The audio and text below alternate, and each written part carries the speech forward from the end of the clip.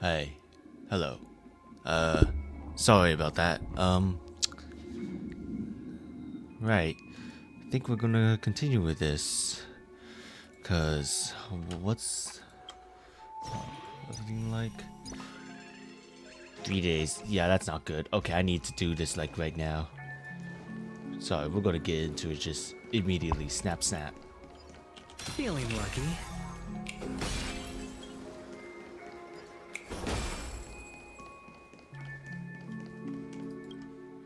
You know, I don't even care about the freaking chests in this area, but I do care about freaking destroying these guys. Wait.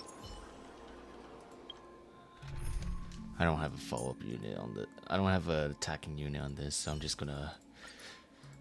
Yeah, technically she has a follow-up. Does that hurt? And a debuff. Wow, the synergy. I'm totally not kidding. Resonate all together.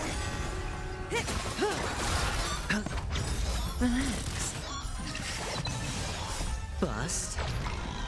Or maybe I'll take it all. The volume is way too small.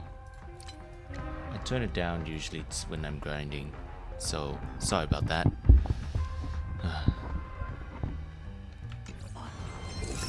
Test. 0 points.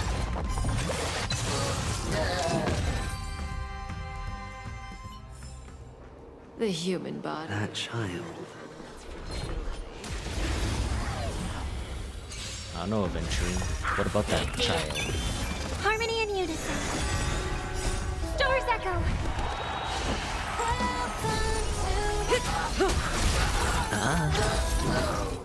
Time to say bye. I know it's been a while since my last stream, but it's a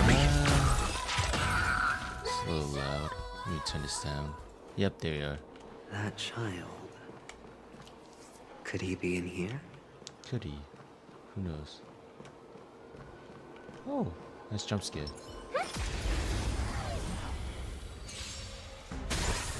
Fortunately, I want to fight all of you, so good luck to your journey. Stand still. Test. Knowledge, the measure of truth and falsehood. Waste all. Do Didn't that. hurt. Time to say bye. Boom.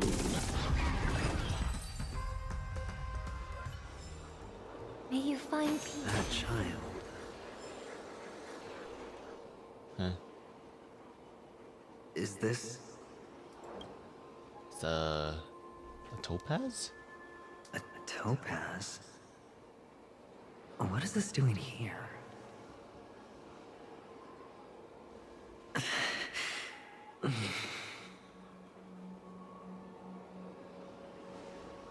Illuminating. What? Does your cornerstone wrench out your hearts? I was merely curious at why it was here. Maybe that winged guy put it here. To taunt you. Just to make you realize that your painstakingly arranged magic show is nothing but a death rattle. The cornerstone's hue is the same as the radiance of Clipant's body. I've got to give it to you. I've heard a lot of baloney, but that lie deserves a prize for sheer nerve. If you were just a little bit smarter, the jig would have been up right there. This is just bait. Of course. That's why Ratio's betrayal was one of the keys to your plan. I have to say, that doctor's acting was perb. Or maybe he wasn't acting at all. All the better for you. Sunday didn't become head of the Oak family by acting sloppy. He's obsessed with control. You have to give him enough detail to satisfy his meticulous nature, but not so much that he gets suspicious. Which is why you had Ratio seek him out and leak the plan on purpose. To prevent the other party from suspecting anything. The intel you gave to Ratio was all true. He spoke the same to Sunday. Finally, Sunday took the bait, found the other cornerstone, and before you know it,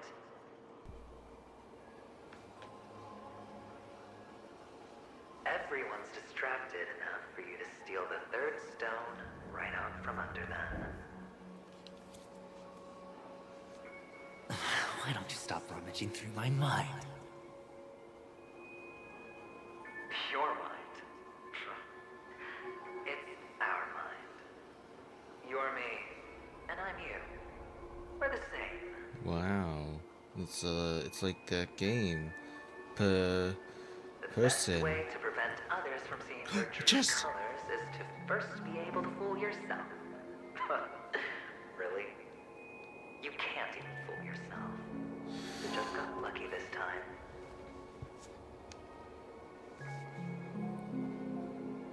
This is the other cornerstone in Sunday's hands. Rather beautiful green. Just like you. Smooth. Cunning. Tell me, what's its name?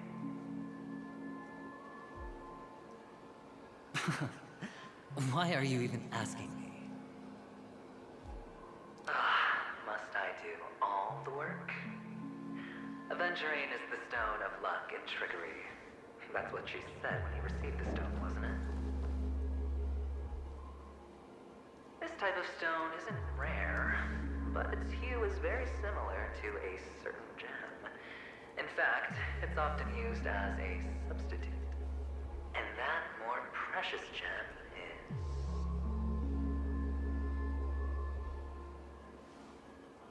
Jade. Wow. Even Sunday can't tell the difference. Oh, looks like jade can be substituted for aventurine, too.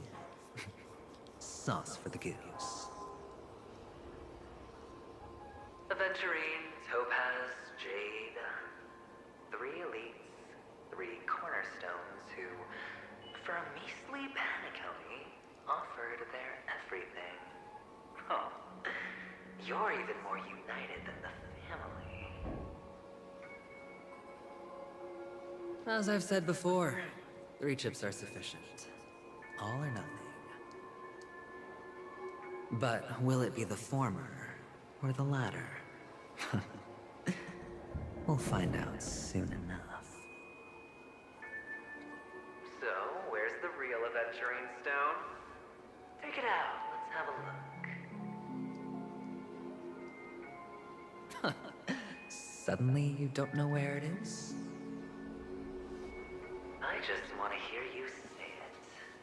After all, it really does resemble its owner.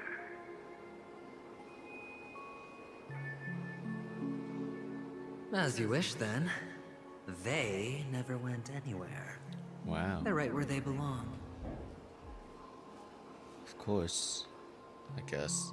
Piled up with these cheap baubles. You smashed the aventurine stone before you left? Oh, just look at it. Shattered. Just like your life. Poor thing. A humble pebble coated in the most lustrous sheen. I take it back. This thing's far more precious than your life. You're absolutely clear about the consequences of doing this. Blasphemy against Clipoth's body. You think the IPC will let you get off scot-free? Well, Diamond has always been all about results. As long as I could create value far beyond the cost, the ends justify the means. How else would the family be fooled if there was no price to pay? It doesn't matter. Even smashed to smithereens, the preservation's cornerstone can still be used. Its effect may be greatly diminished, but it's enough for me. Now I'm really curious. Why does every step you take involve reckless risks and the choices you prepare for yourself? Only Let's come go with a strong gambling. impulse for Oh, dang it. self-destruction? Oh, dang it. Oh, dang it. Do you truly believe that the greater the risk, the greater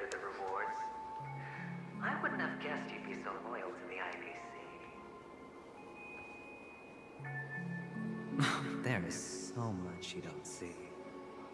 Which is also why you'll never see how I'll win it all. That is, if you can do what it takes. We'll just have to wait and see then. The cornerstone is gone. Another illusion of the harmony. The hell's with these balls?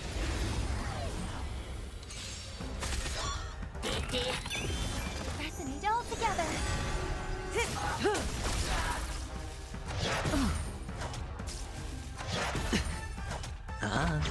Stand still. Test. 0 points. Stars echo.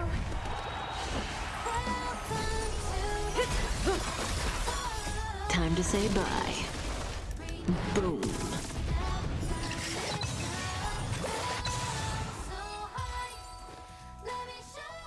The cornerstone is gone.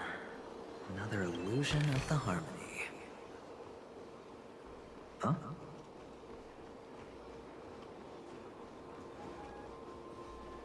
Wait, that's it?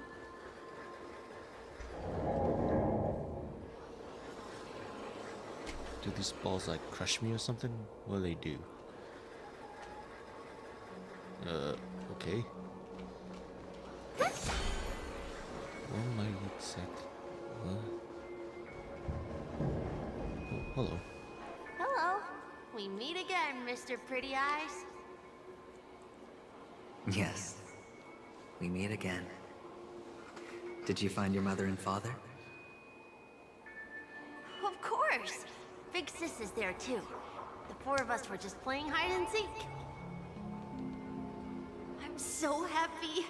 On our way here, Papa even brought me to see a blimp. Yo, a flim! I think you mean film. Yes, that's it. Putting many drawings together and turning them into a moving wall painting. They put me, Papa, Mama, and Big Sis together, turning us into one big family. You should give it a try too, mister. You look sad. The amusement park will cheer you up. Sure.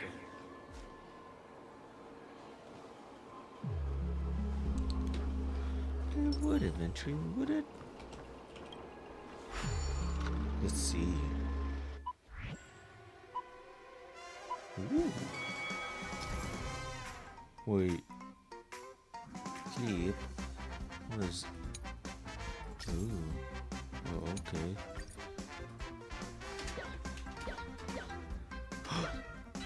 Give me those yummy coins.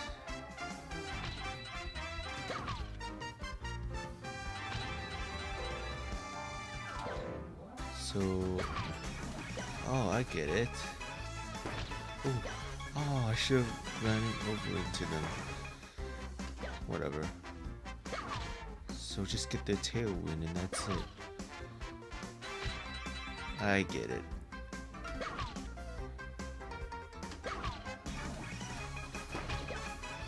Well, that was disappointing.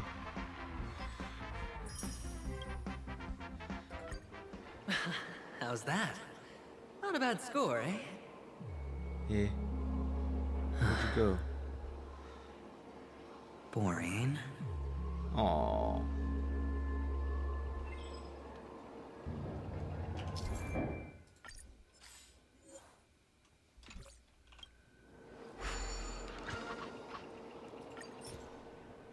Let's do more.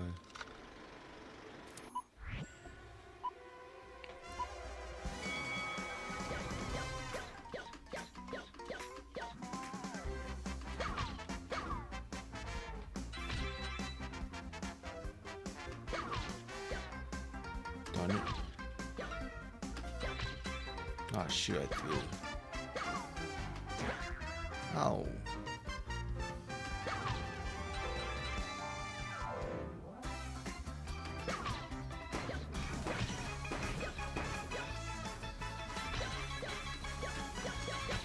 Oh crap.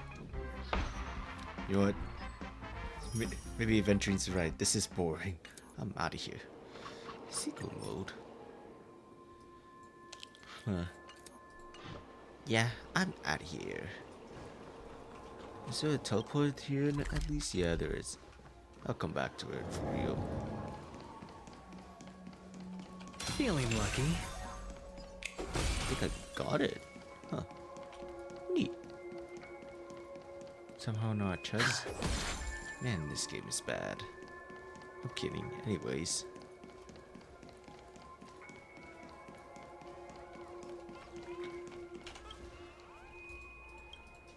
I hear nothing. There are no birds. Chess! Why aren't you talking? You've piqued my interest. I'll admit that there are still aspects of you that I don't completely understand. Well, you sound sincere this time, at least. Well, sincerity is one of my traits that everybody likes. And I have precious few of those. Moving on. See that maze over there? I'll know everything about you before you reach the exit. Our quaint journey through this amusement park still isn't over. And I wouldn't mind stretching this out at all. Okay.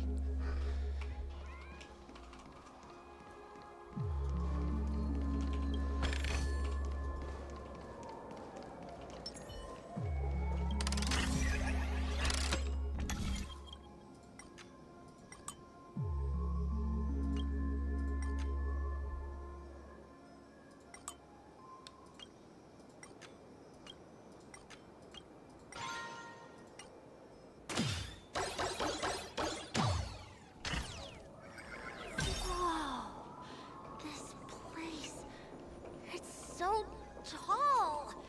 Even taller than the tallest rocks in the desert!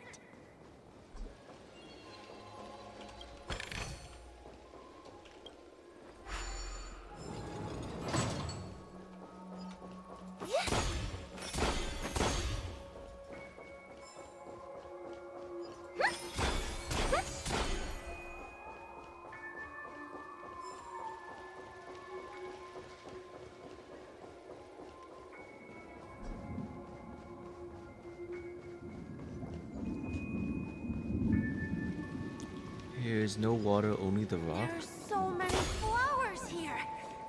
Fix this! This one's for you! Rock and no water. I didn't finish. Come on, man.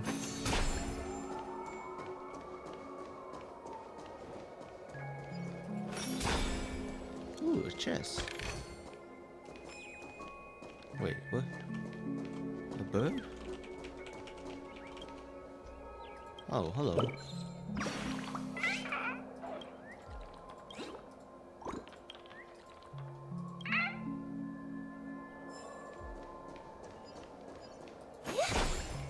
How is anyone supposed to see that? What? Look up? What are we? Freaking not pigs, not gamers, or what? A dead end? Oh, is this the wrong way?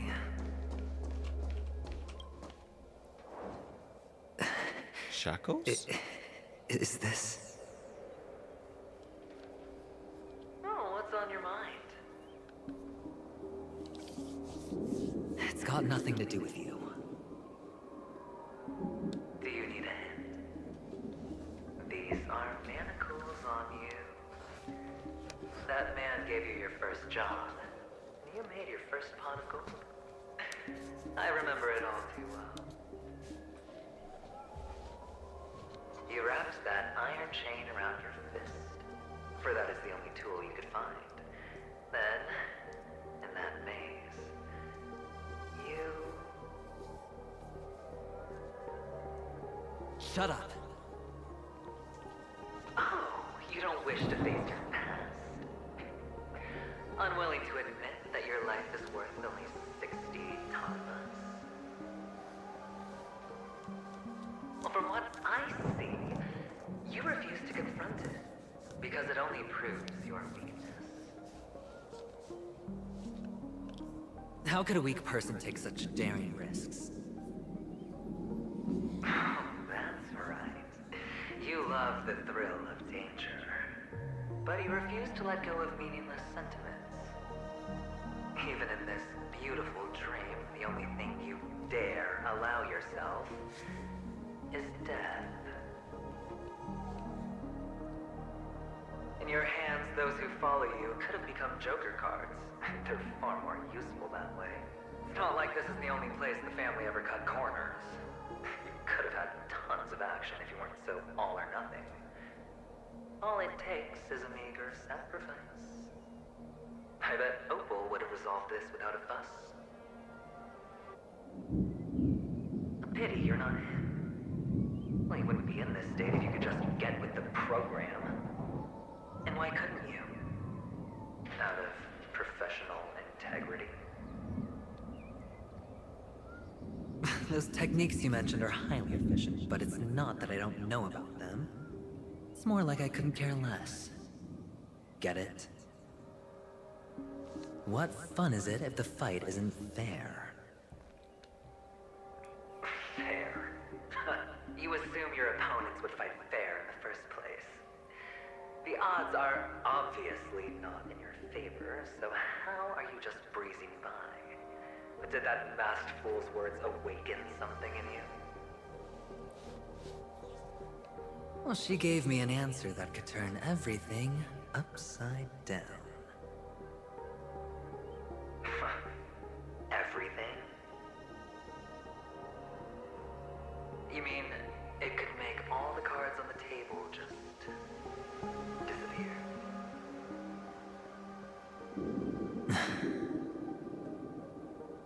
That's cheating. If these leaves could be brought back, would they bloom into new flowers? Why would you assume it's a dead end when there's just more path here? Huh.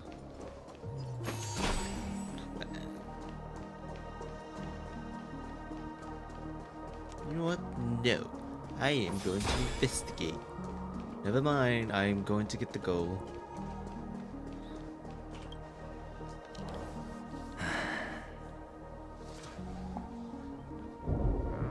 Your expression right now is hard to put into words. The lucky charm Mama left you is made from gold. Why did you never consider selling it? You obviously could have lived a normal life like Big Sis that way. Looking back, that was the better choice. Mama only left us with 2 pieces of jewelry. A necklace and a lucky charm. There won't ever be a 3rd piece. That's what you always say, but you actually regret it, don't you? That you didn't sell them. You can zip it if there's nothing to talk about. I know. You must remember what Big Sis told you. You're a child blessed by Gaiathra Triclops, and can lead the clan to happiness. So always remember to protect yourself and never resent the pain and poverty you're going through. The words still ring in your ears, don't they? You're a good kid, so you definitely won't have forgotten. So, you surely won't forget how tragic her last moments of life were. How the piercing laughter behind you felt like it was drilling into your heart. You ran away without looking back, just as she told you to. Tisk, tisk. A lifelong regret indeed. Enough! Do you not have anything better to talk about? Oh, shut me down like a champ! Well, I guess when it comes to mind games, this isn't exactly your first rodeo. I think I finally get you. And woo! You are nuts! In the end, I'll ruin this beautiful dream and create create the grandest death. Well, you stuck to that start to finish. Think about it. There's a Stellaron in play, the fabulous Robin loses her voice, 2 unsolved murders, cryptic messages from a masked fool, and a chance to go head-to-head with Sunday himself. And the only thing to pique your interest is one word. The last word. A word that's right there at your fingertips. Death. I knew it. But whose exactly? I was just thinking of it in my mind. We'll know when the dice falls. All right then. Reserve a seat for me in the audience. I'm curious to see just how capable you are. Still, you never answered my question. If you could start over, would you still want to be the child who received Gaiaph's blessing?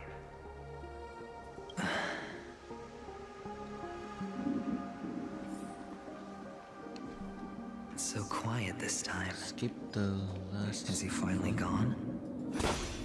Or am I the one about to disappear?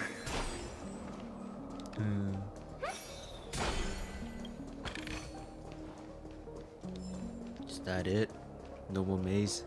Finally, made it out of this place. We're going home? But I don't want to go back there. What the fuck? What the fuck?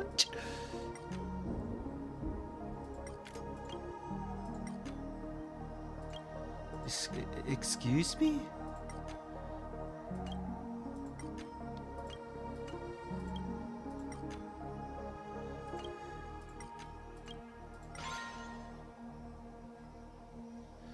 What's the point of that entirely other area, though?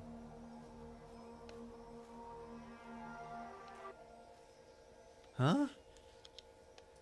What's the point? There has to be a point.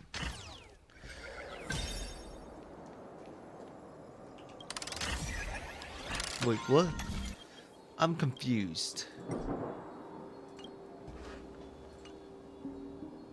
No. I am not doing crap until I know what's on the other side.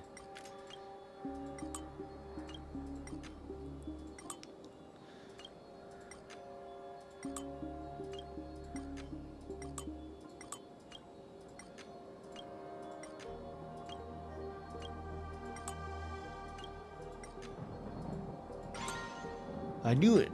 There is a secret. Secret party.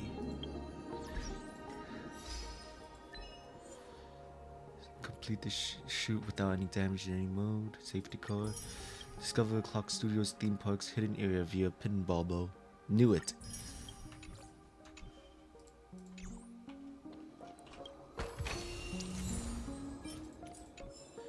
Aww, I don't even get to hear any of Robin's voice lines.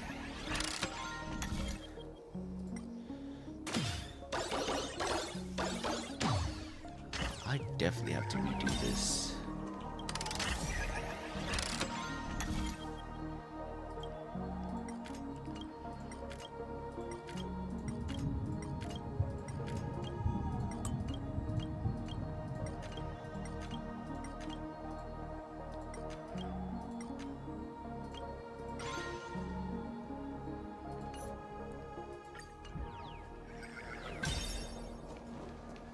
It's so fun here.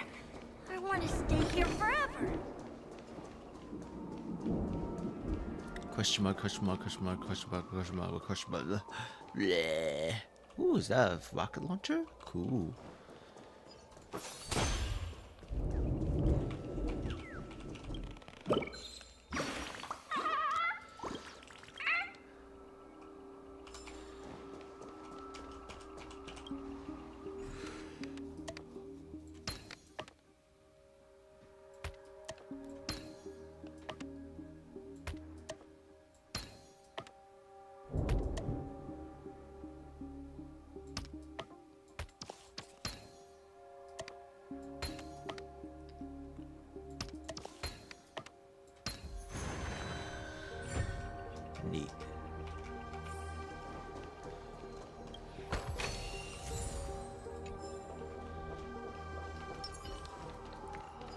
Feeling lucky.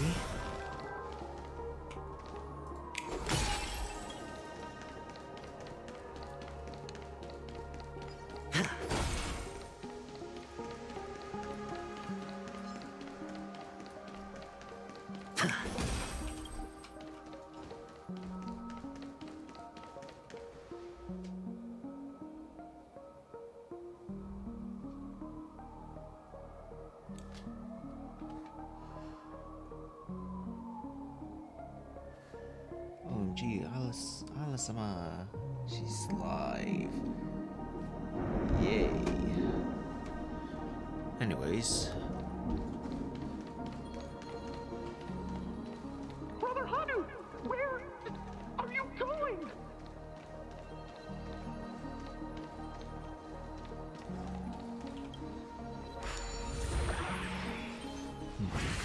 Alright then.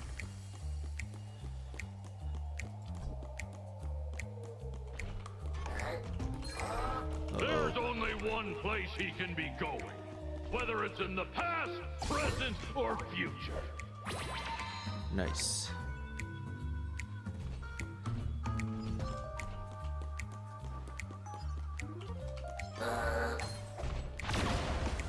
Die.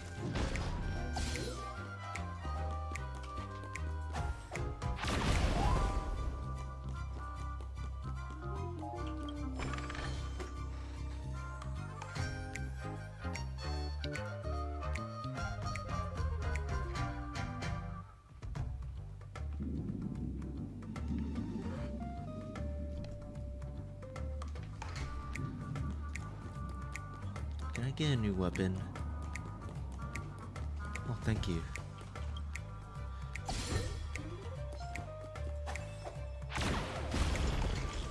Nice. Beautiful dream is about to end. The beautiful dream will never end. Oh, wait. Huh. How about no? That's what I thought.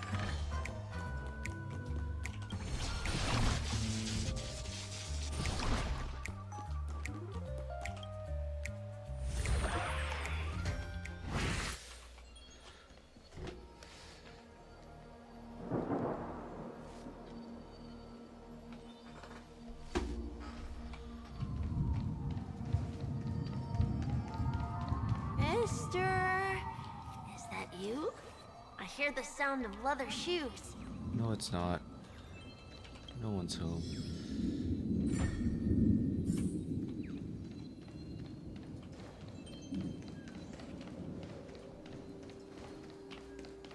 Oh my god, I have to be Hanu.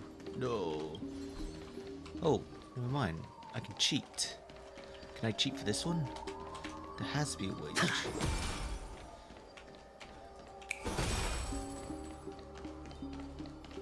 Darn it, why was I able to cheat for that one?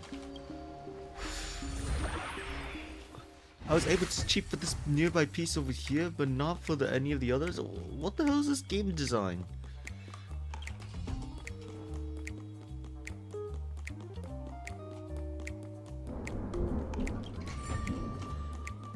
Oh, there it is. That's a clever place. I would have never found this. With the fact that I was so clever. Hee hee. Wait, my gun! Well, there goes my gun.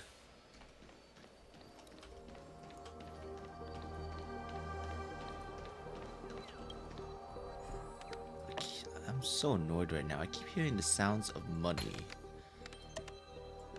You hear that?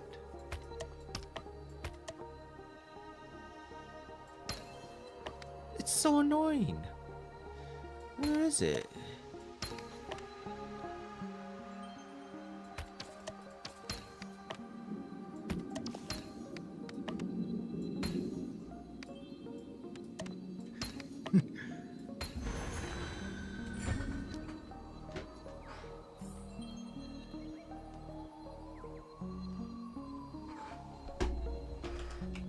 Gimme.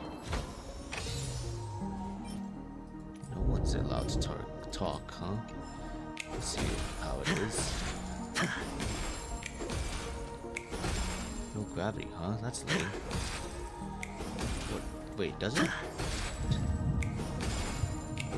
Oh, it does land immediately downwards. Huh. I'll have to try on a higher space.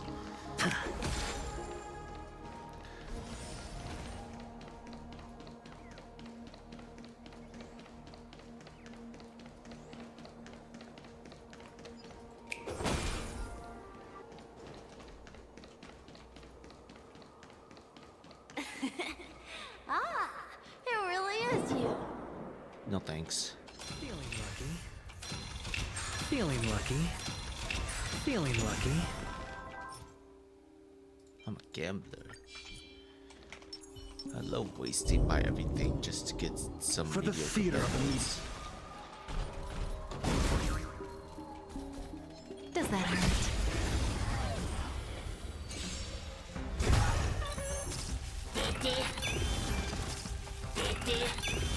Pressing it all Did together. Relax. Yay. Bust. Or maybe I'll take it all. Answer me. 0 points. All Bruh. You fool!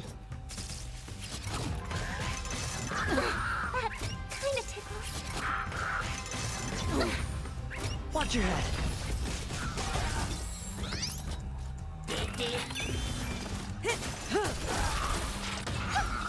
Stand still.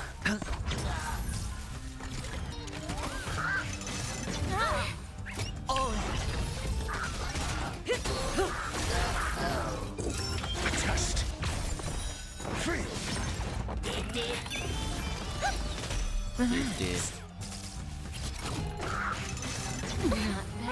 Watch your head.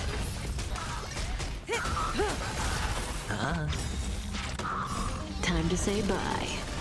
These gold sponges are fairly annoying.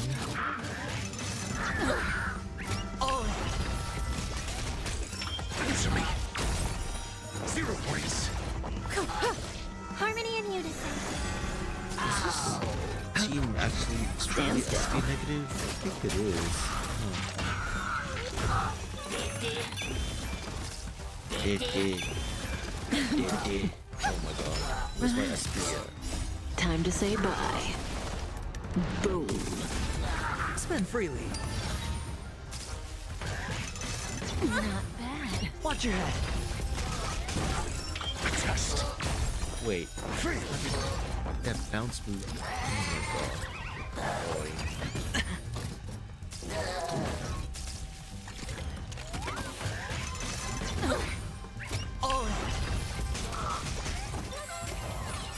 Well, thank you. Stars echo.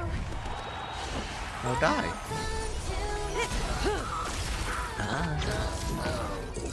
Answer me. 0 points. Stand still. Test. Free. Bye.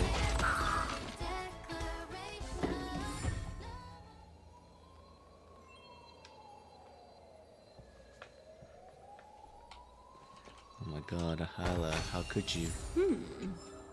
We can use Now it. you talk? What? Kafka, stop breaking the rules.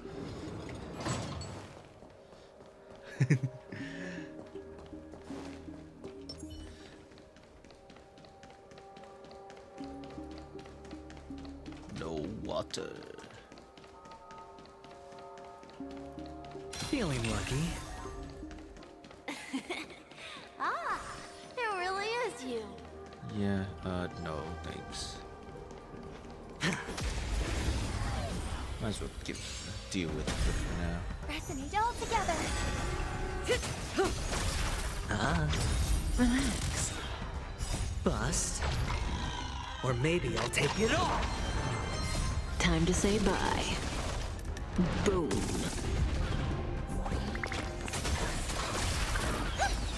Stand still. Answer me. 0 points. Watch your head. Isla, what are you doing?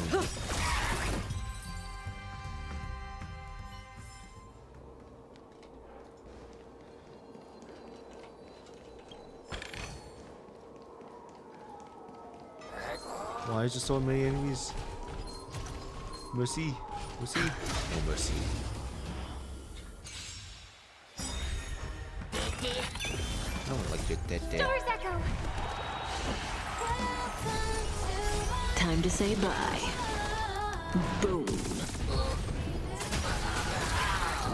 A test. Free. Knowledge, the measure of truth and falsehood. No, I took a bit of a sneak peek at these new enemies that the Robin banners and the Hill banners have. Those new enemies suck. More specifically the dot one. That one just invalidates a few characters, but they encourage more use of useless characters like Chapard. Why do you make me use Chapard? He's so useless. Well, not anymore, but The he's... bigger the risk, the better the reward. Man, Feeling lucky. I'm just upset. I have to use a character I don't care about. Especially a very underwhelming character like Chapard. Harmony and unison. I don't get why a lot of people praise Chapard. Time to say bye. I feel like he just has no place in this meta, especially now that Aventurine is basically a better version of him. Answer me. There's a reason why Yanqi went up a step after there's a reason why Yanqi went up a step after Aventurine existed.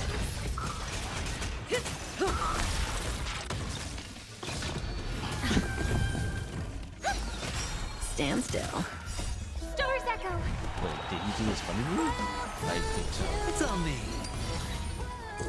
A test.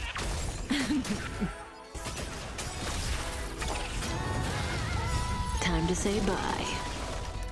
Boom. Bust. Or maybe I'll take it off.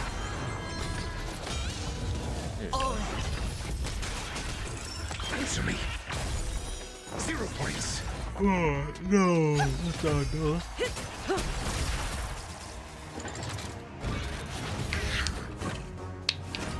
No dirty tricks, alright. Watch your head. Stand still. I always feel bad for this dino. Like what you see? Me too. No, I don't.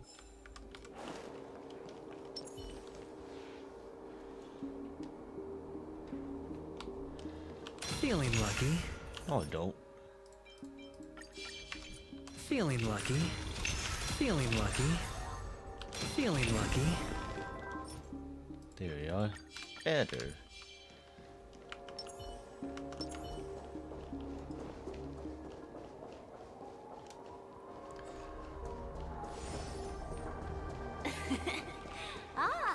You're really it? Small child, what do you want? I don't know why, mister, but you always give me a special feeling that makes me more curious about you. It's sad that I can't get to know you more. We have to say goodbye. Did you have fun? You're going back? Yes. I should go home. The day's getting dark, and it's going to rain. I don't want to worry the others. Aww. You're home. Where is it? What a strange question. It's where Papa, Mama, and Big Sis are. Wait, what? Oh. What? In I this don't get it. dream. Eh?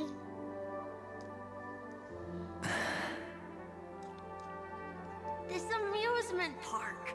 This beautiful dream. They really are peaceful. Everyone loves it. But, mister, why don't you like it? Because they're not here.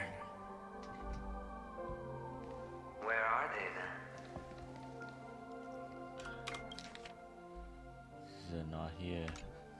Huh? They meet. I don't know. You do know, but there's no point pressing the issue.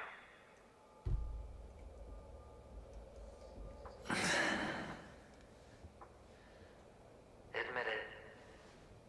You're tired.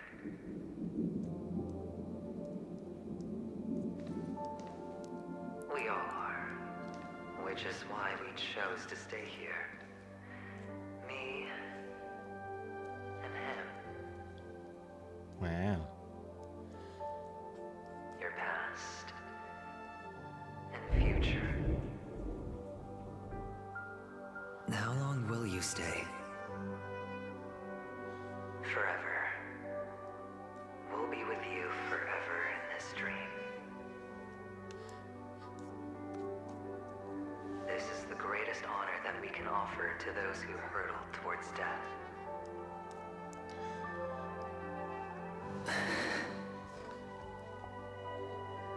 The road less traveled is less traveled for a reason. But you've never gone in any other direction. Your own life is the chip you're most eager to lay down. Always has been. You don't care who the real murderer is, and the watchmaker's so-called legacy couldn't be more boring. What you want, what you need, is to be the smooth operator, the solid gold deal maker who doesn't waste a drop of sweat, even when he's up to his neck in danger, deep inside family territory. You want to be polished up, cuffed with red-hot chains, and spotlit center stage.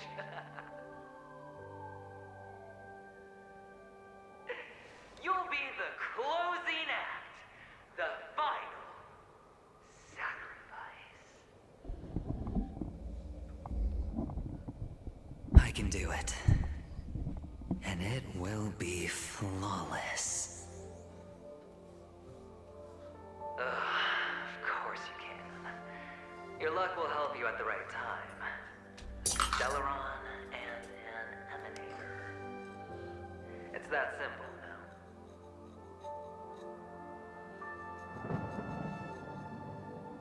That way, the IBC will earn a place at the table.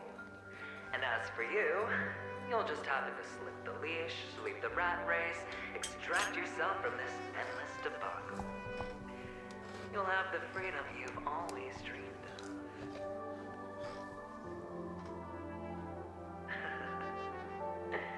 This isn't the first time. You've been an escape artist from day one. This fiasco started with a death, and its curtains will fall on another death. Oh, so that's why Diamond chose you. He's just after Paniconi. No matter the means, no matter the price. It's not personal.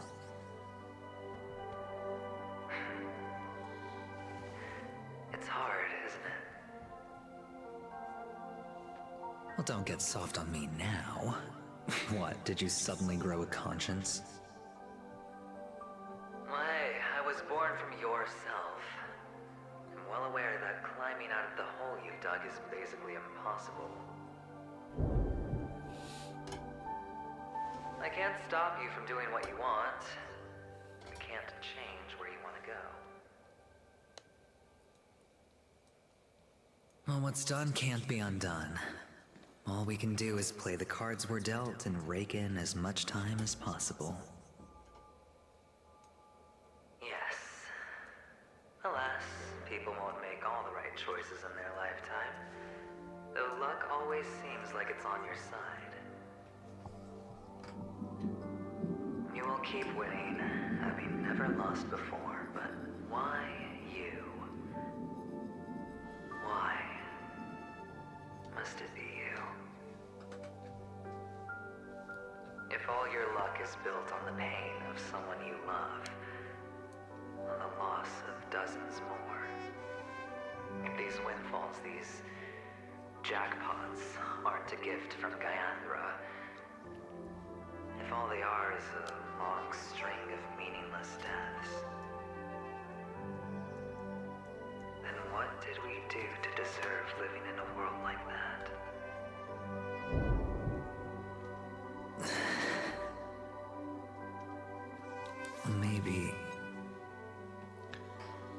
Maybe when I get to where I'm going and look back, I'll know what the trip was all about. Fine. Time to make a move, my friend. I'll be waiting up ahead. I'm sure this is very philosophical. Say goodbye I to didn't the read kid most of before you this, shuffle though. off.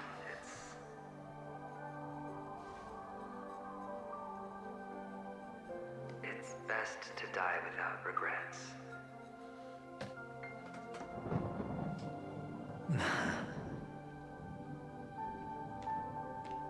And now, only we are left.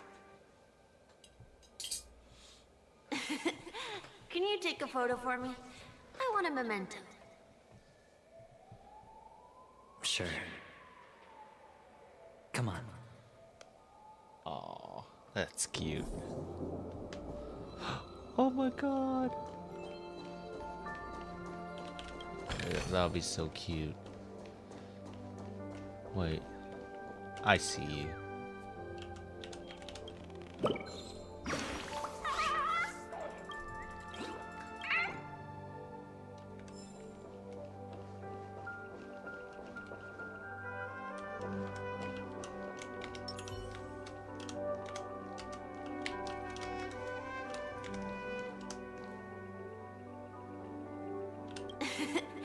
Can you take a photo for me?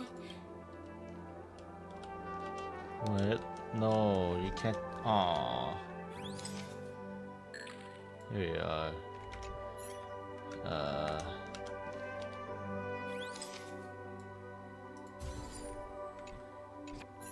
Can't take it with them. What a shame. How nice. Now I can see what I look like too. Look at the lens when you're taking a photo the next time. Your expression will look more natural. Sure, I will. Then, mister, are you going back too? I can't leave yet. I still have a show to do. Oh, you're about to go on stage, aren't you? Let's go then. I'll take you to the stage. Sure. So you're an actor. No wonder your clothes are so stylish. Huh, that's cute. I'm actually a merchant. But I do have a show to do. Are you the same as those men in black in the sky? But you're not wearing black. Only ordinary employees have to wear that. My position is much higher than theirs. Awesome. I hope I can become as good looking as you when I grow up. Aw. Of course you can. You'll be better and stronger than me. Yo, what? Yo, look at that. Tech. Tech. We did this so peacefully. Does that hurt?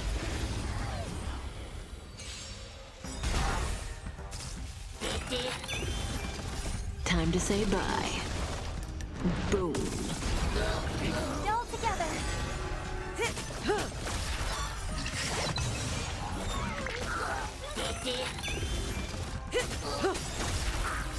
Time to say bye. Boom. Stars echo. That was not necessary.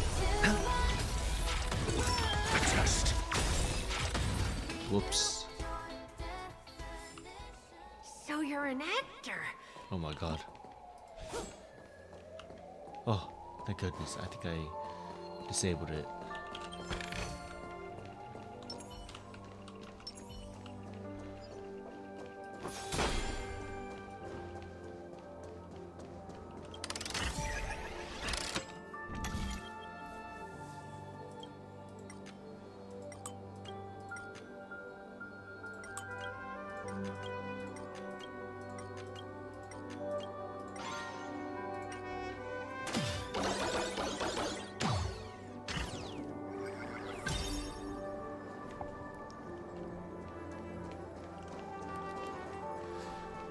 Over plains endless.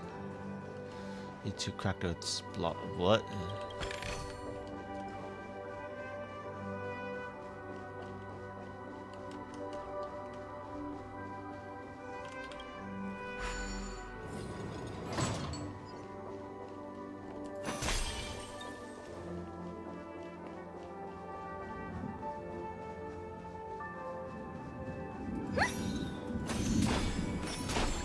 Let me fix you.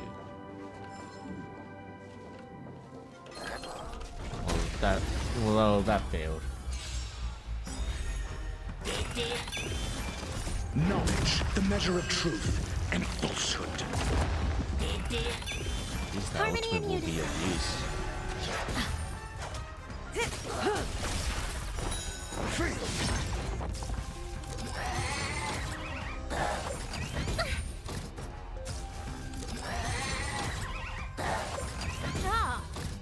Bruh. Didn't hurt. Bruh. Stop hurting.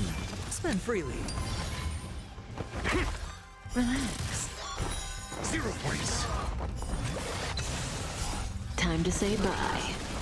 Ooh, that was a nice turn. Gotta love the characters that don't die immediately. Stand still. Watch your head. Sometimes. Only sometimes. Bad. Answer me. Relax. Bust. Or maybe I'll take it all. Watch your head.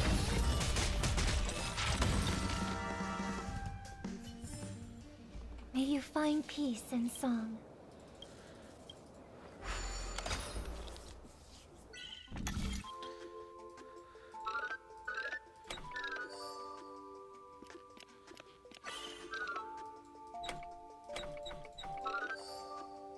Oh, okay.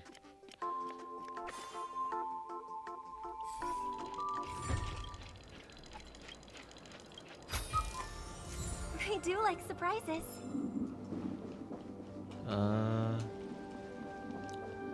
Don't think there's much around here.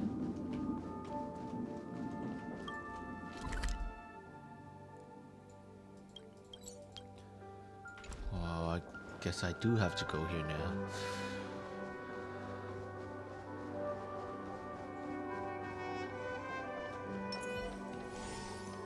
Fear not, never look back.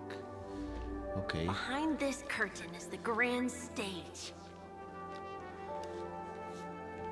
It's almost time to go on stage. Are you ready? Good luck with your show.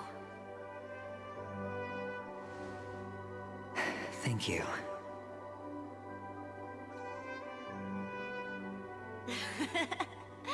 You still seem pretty nervous.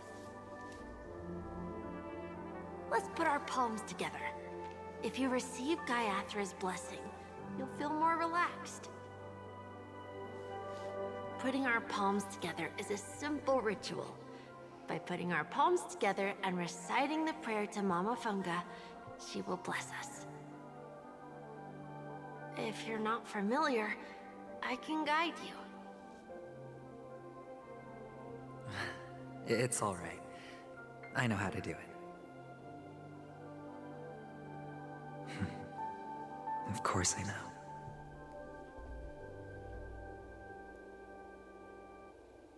This is where we go our own way, Kakavasha. The catechins are coming. No. Why? The catechins have already taken all our money, food, and they killed our parents! What more do they want? Catechins are bloodthirsty, cruel, and insatiably greedy.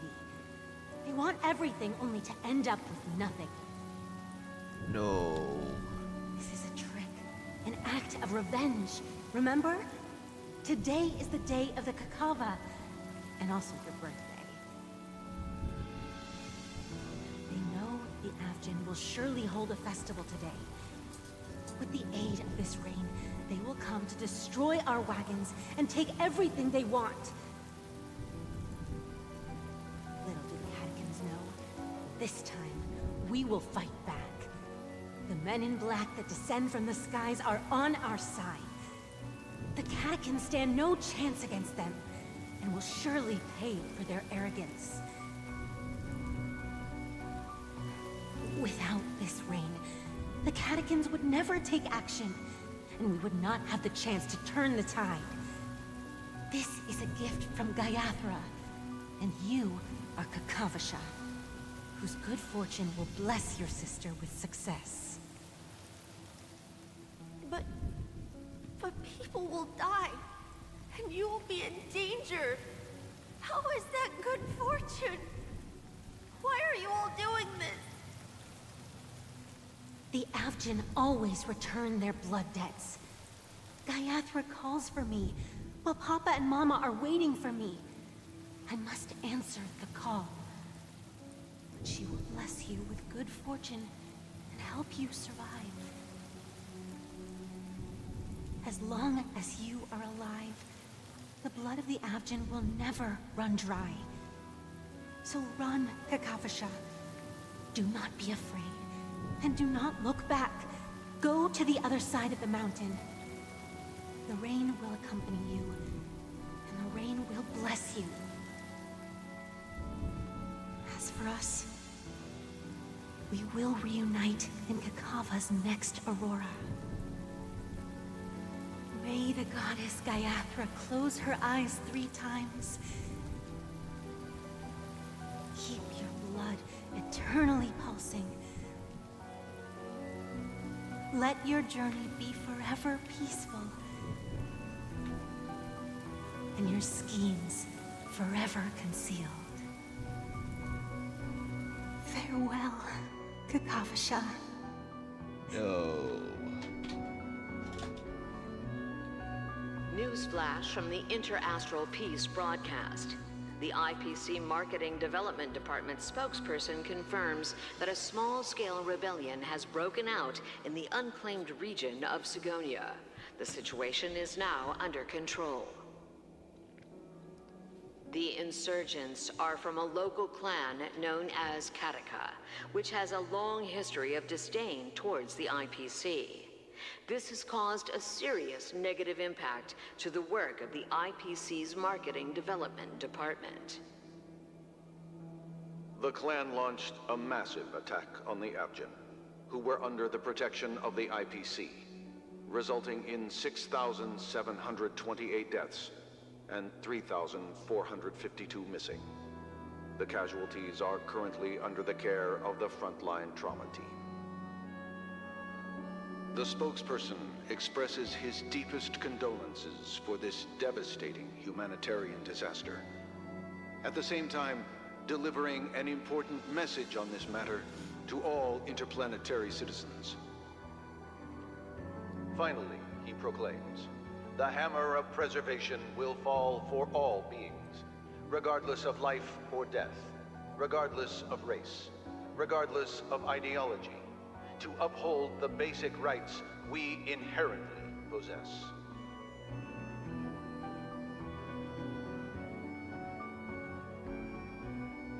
Kakavasha? No more?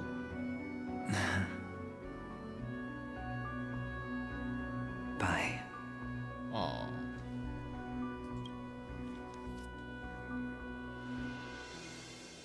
Okay.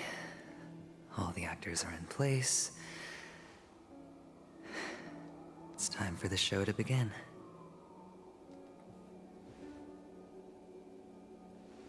This act is dedicated to you. I hope it'll be an unforgettable memory for you.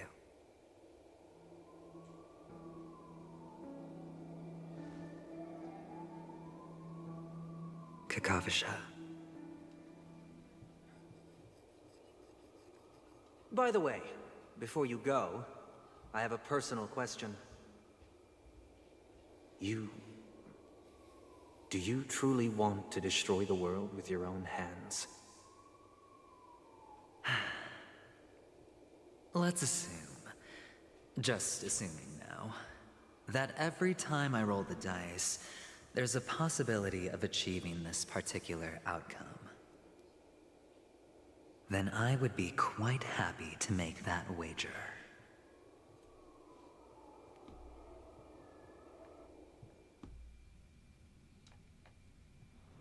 Is this Miss Acheron? Hello, I'm Himiko, the Astral Express's navigator. Hello, I'm March 7th. I'm sure she needs no introduction, as you definitely know her. You can call me Clocky. Hello? None of you seem surprised by my arrival. Since Welt has decided to travel with you, it means that he trusts you, and we trust his judgment. I envy your close friendships. Miss Acheron here doesn't present a danger, and she's of no threat to the Astral Express. Aventurine's prior accusation was based on nothing more than his own subjectivity. Which is why, before we continue working together, he has a duty to explain himself.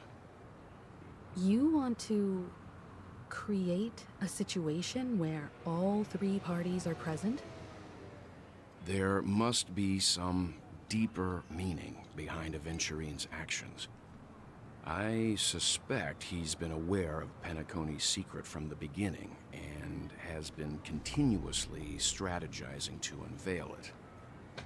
In that sense, the Astral Express's role in his plans would be imperative. In the worst-case scenario, he may use us to do something unexpected. Assuming things do escalate to that stage, having an extra ally is a good insurance policy. Penacony has numerous factions, and the state of affairs is significantly more intricate than that of Belobog and the Xianzhou.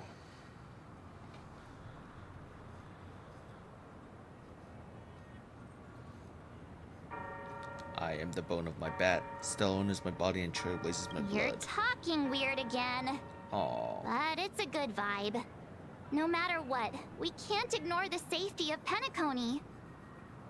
To solve the mystery of the Watchmaker, it is crucial to get the IPC's intel. The path ahead is fraught with danger. But what's trailblazing without a little danger? Sounds like we've reached a consensus. Now, Miss Acheron? I will accompany you, of course. Let's move out then. But where do we start looking for him? No need to rush. If he truly has laid a trap, he will definitely use every means to lure us in. Ladies and gentlemen. Okay. The most wondrous, most magnificent show in Penacony's history is about to begin. Okay.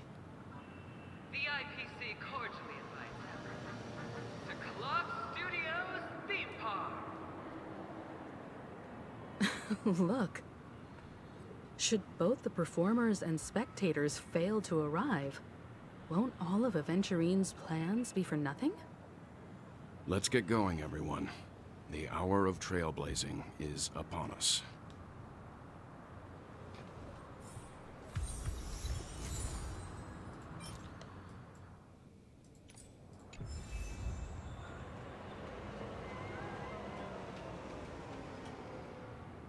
To solve the mystery of the Watchmaker, it is crucial to get the IPC's intel. The path ahead is fraught with danger.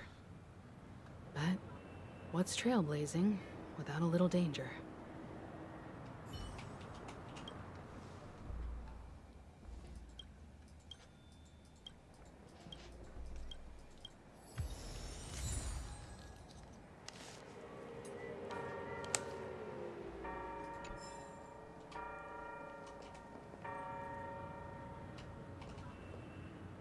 Let's get going, everyone.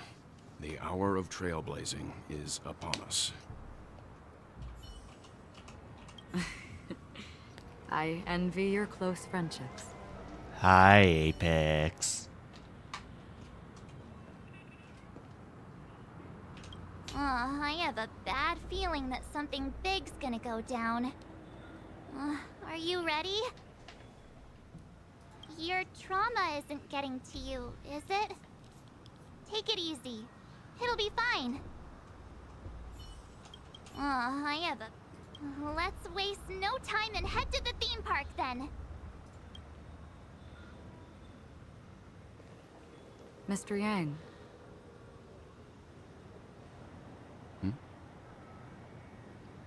Why did you not tell your companions about my true identity? It's just like you said, an inability rather than an unwillingness. Plus, it's a long story, not something that can be summed up in a few words. But I chose to believe you, and my trust in you stems more from my own personal judgment. I also believe that if it were their choice to make, they would make the same one. Thank you. I'm grateful. To reciprocate. In the upcoming confrontation, if the odds aren't in the Astral Express's favor, I will stand with you, if my meager strength is required.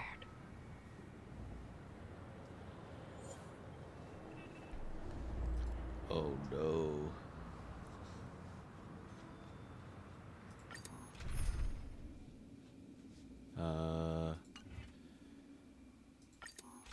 Oh, I've heard things about this boss.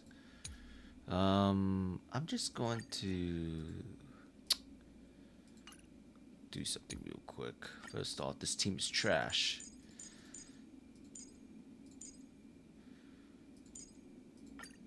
Second,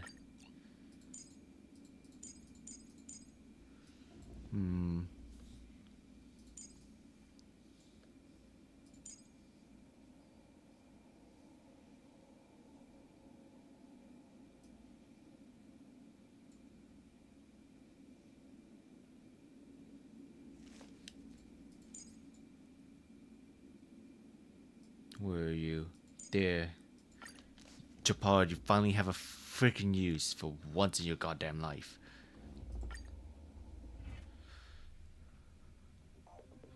We're back here again. Aventurine actually chose a really conspicuous location.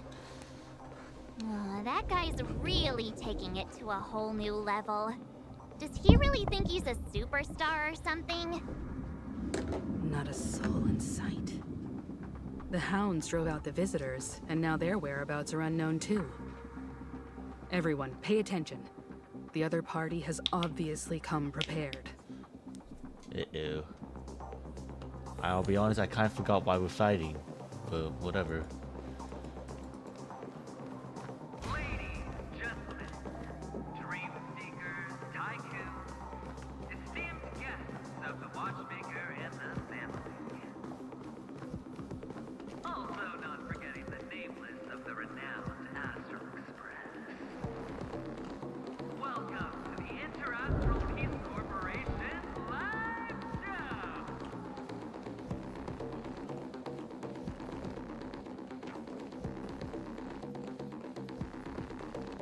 Astral Express, you're late. And this, unsung guest. We've kept your appointment, Mr. Aventurine. It is customary to show yourself as well. I will, naturally. But before that, I've got to introduce our guest of honor. Everyone, give it up for Miss Delaron! Wait. Is this Yes! Mommy, look! I'm on TV! Hi, Miss Kafka. Let me remind you that in all likelihood, this stage and her identity have nothing to do with the wanted murderer. Oh, no, they do. Of course they do. Otherwise, why would I work so hard to gain your trust and then invite you all here? Because she's the only one who saw all 3 homicides. She is the key to proving that the family's death does not exist in Dream's promise is nothing but a sham. 3 homicides? That's right, madam. The 3rd one is about to happen right now, right here, in Clock Studios theme park. Whoa. A truly grand death. You, and you. Aww. All of you are going to die. And it's only all 4 because years. of you, Oh. Miss Stellar. Oh, cool. I'm not gonna die. You will become the personification of death.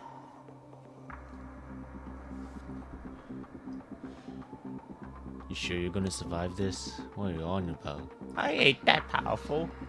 Never underestimate yourself. Like I said, you have the power to turn the tide on the entire game. Let me be a little clearer. I will detonate the Stellaron in you and cause a teeny, tiny accident on Penacony. Bam! The entire theme park will be reduced to a shattered dream. Then, before the family can even react, I'll become the IPC fleet's navigator. So this is how you're gonna Your get that? bluff isn't fooling anyone. You're gonna If commit you could really do that, the T you would word. have done so earlier. You wanna bet? Sure. I'll bet with you. I'm betting that it'll be a sweeping victory for me. By detonating an unprecedented explosion to prove that the vow of harmony is a complete and utter joke. You won't do it. Of course I can. It's just another gamble. I came from the wastelands of Sigonia.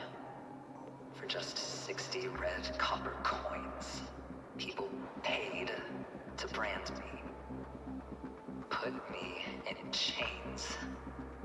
Place me in the gallows and bury me in the golden sands. Cool story, bro. But the sun could not kill me, and the quicksand sent me back to the embrace of the Guild and the IPC. Bear in mind, my victory wasn't just a stroke of luck. I've never been defeated. Have you ever heard the saying, sleep is the rehearsal of death? Why does life slumber? All because we are not ready for the final rest. Every night is practice for the end. You and I are escaping into our dreams for fear of death at this very moment. And death will surface in our dreams. Friends, the game has commenced, and you cannot choose to decline. Nor do you have any reason or grounds to. Uh-oh. I think it's time. The dice are cast. Alright. Ladies and gentlemen, ready to unveil your cards? The architect's flawed stone. Of no value at all. I'm putting down the bet. I'm taking the gamble. I'm claiming the win. I'll invade spin the wheel, a daring gamble. Walking the brink of death for rebirth. Oh. For the Emperor Lord!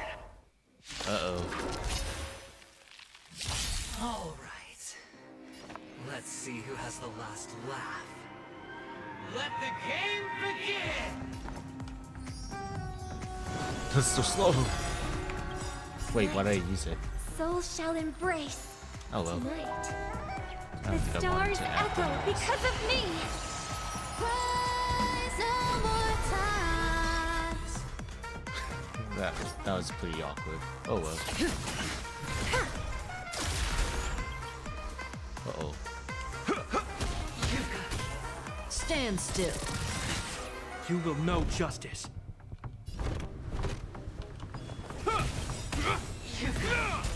Ooh. Good times never last. Time to say bye. Boom.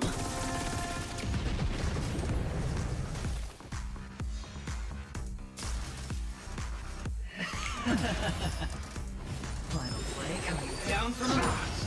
Ow. That breathing sensation. You've arrived, huh? Step up. Relax. Nice like a good brew. You know what? I want more attacks. Indulge yourself.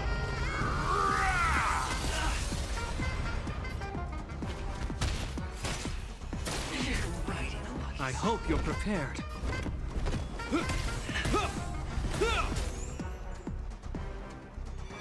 I hope for an end to strife in the world.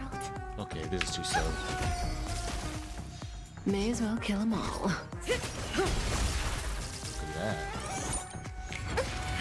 Prepare for some. Stand still.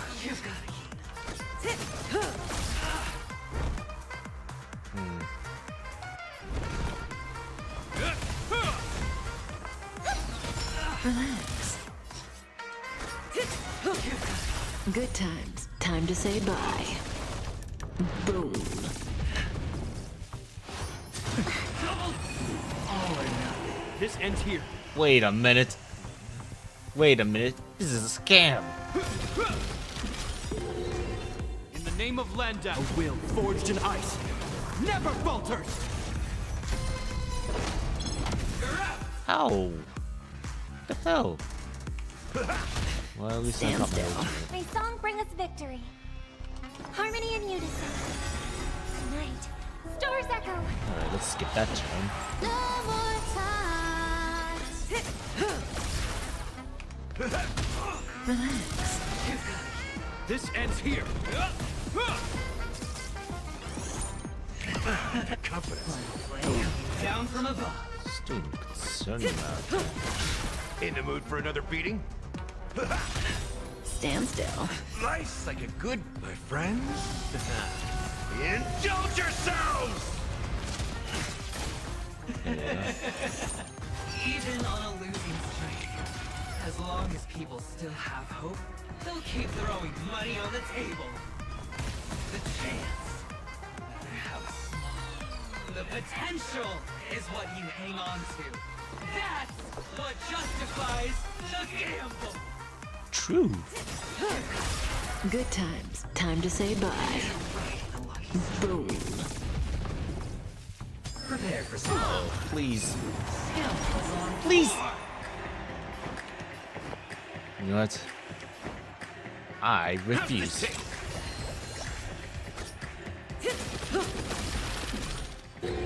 What? This ends here. Okay, now. Relax. Oh. In the name of Landa, a will forged in ice never falters. I hope for an end to strife in the world. Well. This is a scam. It's all or nothing. It's okay. It's okay. Good times. Now time to say bye. Now I see why people say he's hard. Because that imprisonment effect is cheating. Come on, man. Harmony and unison. No, I'm not fighting.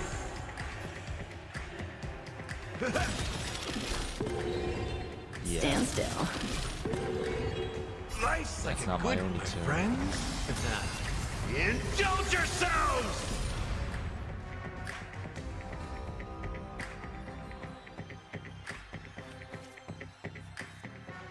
It ain't over.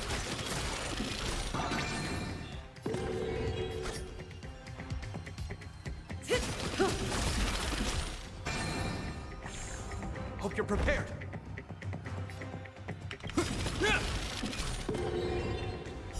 So wait, none of them can like. Tonight, Stars Echo. Okay, this is a bit of a problem. I have 2 characters, no, 3 characters that can just barely make by. Well, actually, no, 2 other characters that can just barely make by.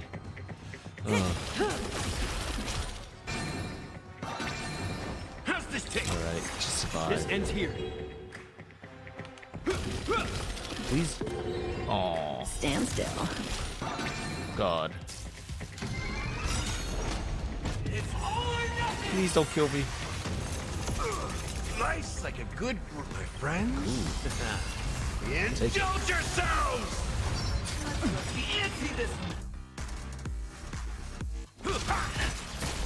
Good times. Time to say bye. Maybe I could just barely keep Robin alive. Just barely. Listen to the final. Relax. Prepare for spawn. Kill you.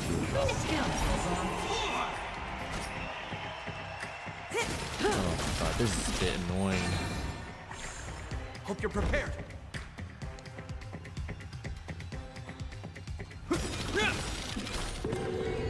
Stand still. In the name of Lenda, a will forged in ice never falters. Pressing it all together. Well, that wasn't enough. Time to mix things up. Thank you. My throat is feeling much better.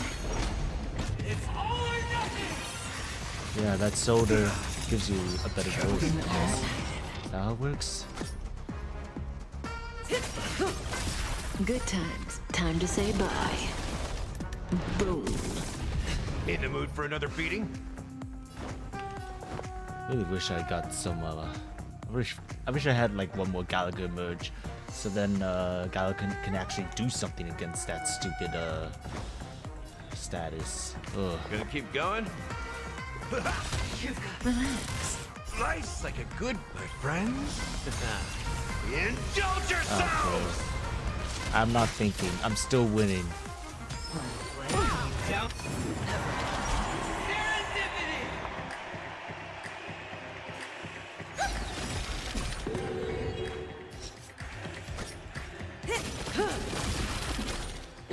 What? This ends here.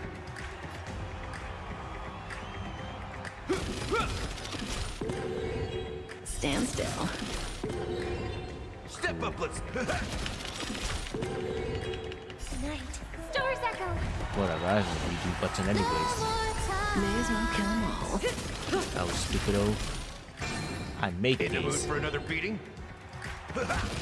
Watch this high roll. Fudge! Relax. You get it, Kafka. You can just make these. Whatever. Good times. Never time to say bye. Cheater. Boom. Oh my Jesus! What the hell, man? Time to mix things up. Nice, like a good, my friends. Indulge yourselves! Stand still. Thank God for the healing. Prepare for some. Yep. Say bye to breathing. Cheating. Oh my God.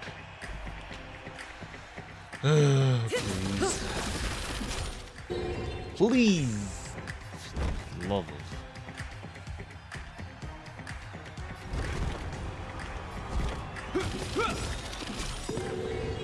Relax. In the name of Lenda, a will forged in ice never love falters. gambling. I love gambling. Step I up, love let's see ya. gambling.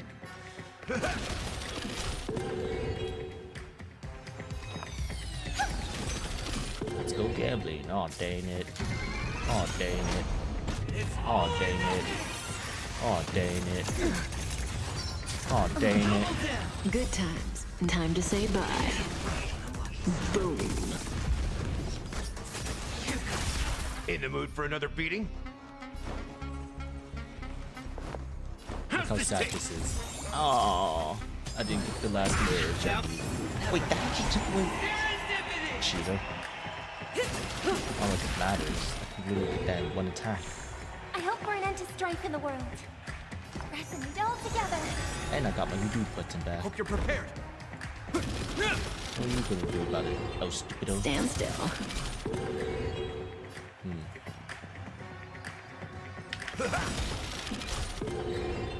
Tonight, I can literally save Galaga right now. So nothing matters really.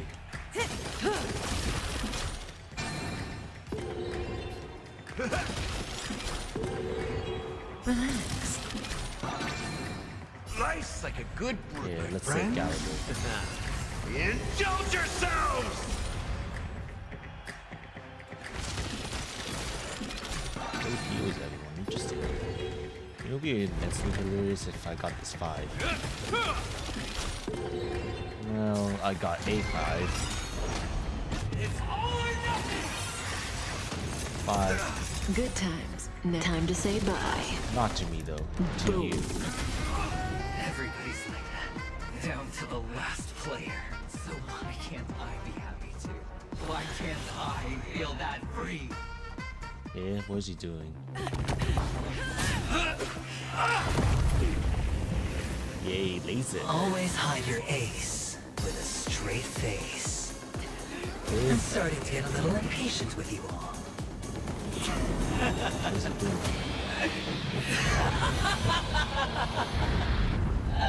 Friends, to fully relish this, I'm betting every last shit.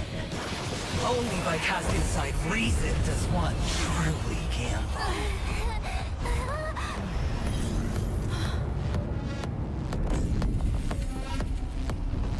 No, it's all or nothing.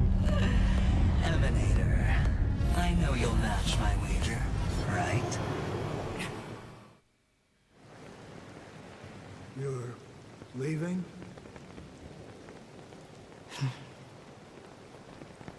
Perhaps. I might pass through the place you mentioned. Penacony. What do you hope to find within a dream? I'm not looking for anything. They aren't in a dream.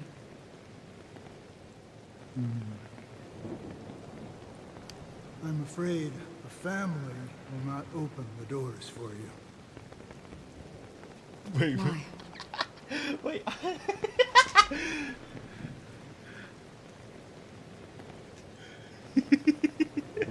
I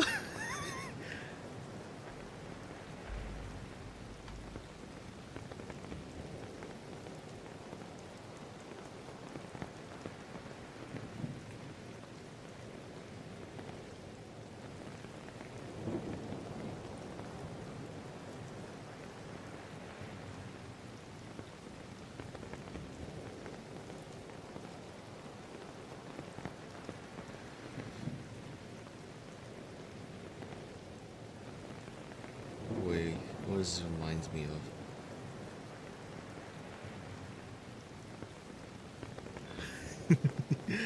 What did Island do?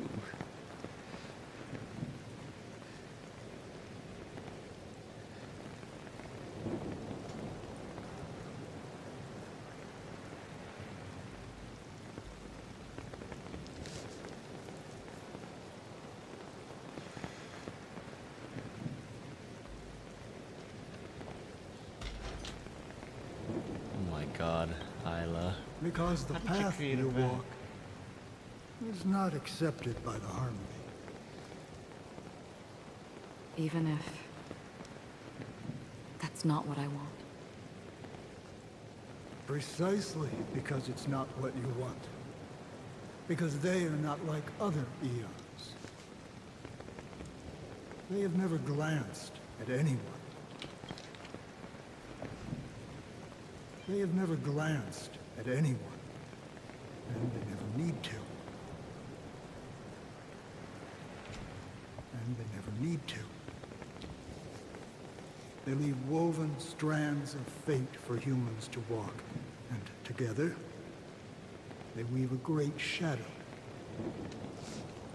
And this shadow silently envelops them. There are always those who rise from the shadows. They mostly become a part of the shadow. In your eyes, am I the same?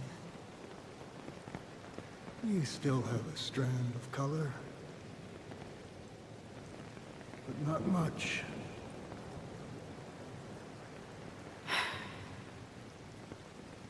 That is enough. Before they vanish completely, I will reach the Nihility's end.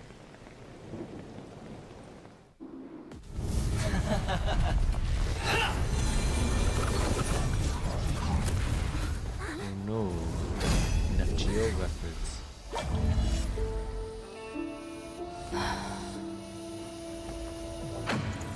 I wish to mourn the departed, weeping like rain, to swell the crossing stream.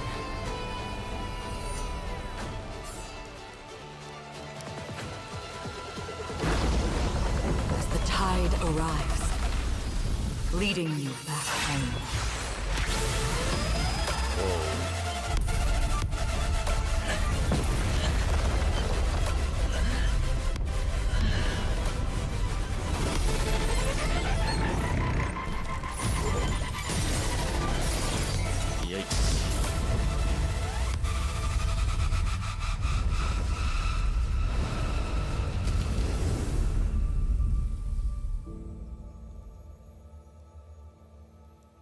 Wow.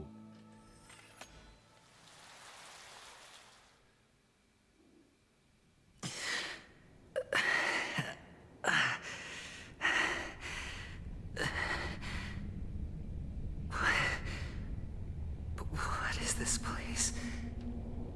A gigantic black hole. And see? Have I succeeded?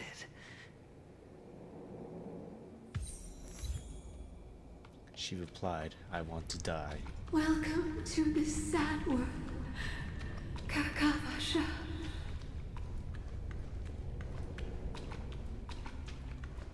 Your good luck is the most precious wealth we all Avgin have. Feeling lucky. Gonna gamble, even in Feeling this hellhole. lucky. See, I want a big in the hellhole. You came out alive after 2 days. It proves that you are the real deal. Wealth, status, power. I just noticed that the left side was telling me messages. Whatever you want, even what you ask for us. Oh wait, come on, sync up messages. We'll reunite in Kakava's next aurora. Reunite with your family. Okay. See you, everyone. It's a pity this is not the place you were expecting.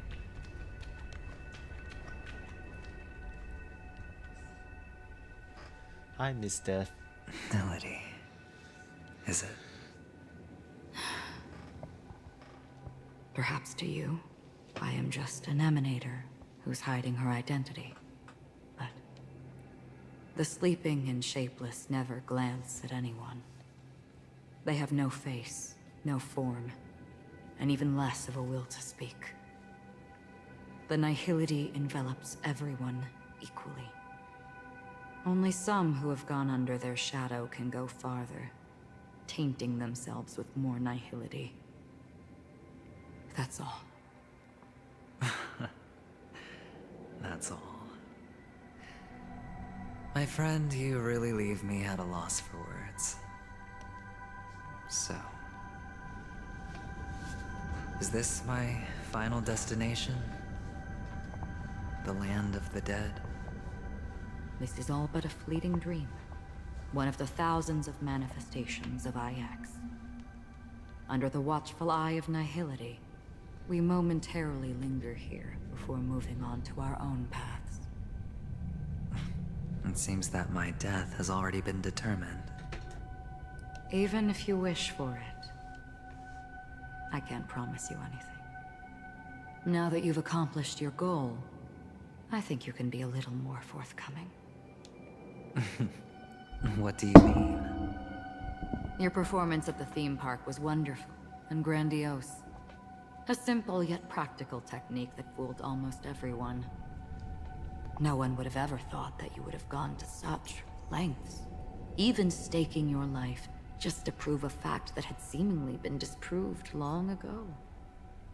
Real death does not exist in Penacony's dreamscape. Why would I do this? Because this is the only way you can uncover a secret that is even more unspeakable than the serial murders. To use this dream death to get there. To that promised land people constantly seek in this grand gathering. Penacony. The legacy of the Watchmaker. The true land of exile. How did you find out? I never imagined that something I learned about unexpectedly would become the key to connecting everything. It's that person's identity, isn't it? I see you're in the know. Let's just say I put money on the possibility. The murder isn't nearly enough to disrupt business as usual. Even if there were 1 or 2 murders on Penacony, most people wouldn't be personally affected. And that won't create any waves. This dream of theirs isn't a boundless sea. It's a lonely island. The family used the Harmony to build a high wall and isolate them from the vast and treacherous ocean of the outside world. That barrier they build keeps death out. But it also keeps the secrets that are lost in that watery abyss from floating to the surface. In a beautiful dream, free of suffering, who would want to go fishing for those secrets? No one. Unless someone goes to the other side of the barrier and lives to tell the tale. Someone already has. I got the idea early on, chewing on that masked fool's little hint. If a mute isn't someone who cannot make a sound, then it has to be someone who cannot speak. Someone who survived the treacherous depths, but is unable to take the stage and speak the truth. Well, I'm happy to know she's safe and sound, and still on Penacony. Hint? Is that not proof? Well, proof is the one thing I don't have. The only thing that can prove these conjectures is for the family to come clean. And with the way they buttered up these outsiders, it seems pretty clear they're intent on covering their tracks. But you don't need proof to have a suspicion. And for me, suspicion is enough. I didn't need to find the Memory Zone meme. I just needed for someone to kill me like it killed that silver-haired girl. You don't sound very confident to me. Going out of your way to make citywide broadcasts in an attempt to involve more people. You are simply betting on the possibility of someone being able to break down the barrier. You're very lucky that fate has decided to let us cross paths. I happen to be equipped with a very sharp blade. Sharp enough to slice through the veil of dreams. I can also carve the Harmony's brand off of you. You possess great cunning, deliberately setting us up to be on opposing sides, constantly repeating the words of the Emanator in front of others, leaving me no choice but to draw my blade against you. And that's how you win. Opportunity and strategy, both are essential. And in your plans, the IPC always wins. Even if you lose the bet. To the family, the life of an ambassador is still invaluable. Well, it's a huge gamble, isn't it? But allow me to point out a mistake. The IPC's success is not guaranteed. I, unfortunately, have no contingencies for such an important matter. Detonating a Stellaron. I can't do it. The Aventurine Stone is too broken to even safeguard my escape from the stage. If, at the end of the day, you did not unsheath your blade, I would have lost the bet. It is pointless to discuss what-ifs. You have won. Your prize is an entry ticket into that deep sea. And after this, whether you can return from the abyss is another gamble of yours. Have you never wavered? Wavered? Of course I have.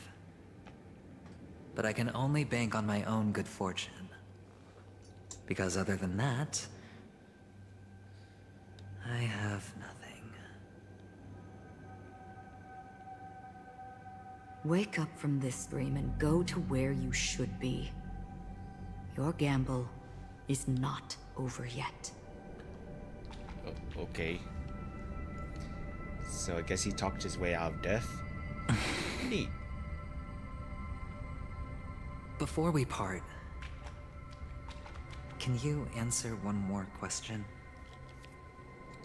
As someone who has traveled on that road, can you tell me, why are we born into this world?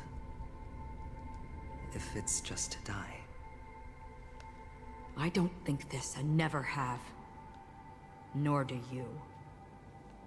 But the nihility envelops you and I. And everyone. And because of that, it's pointless.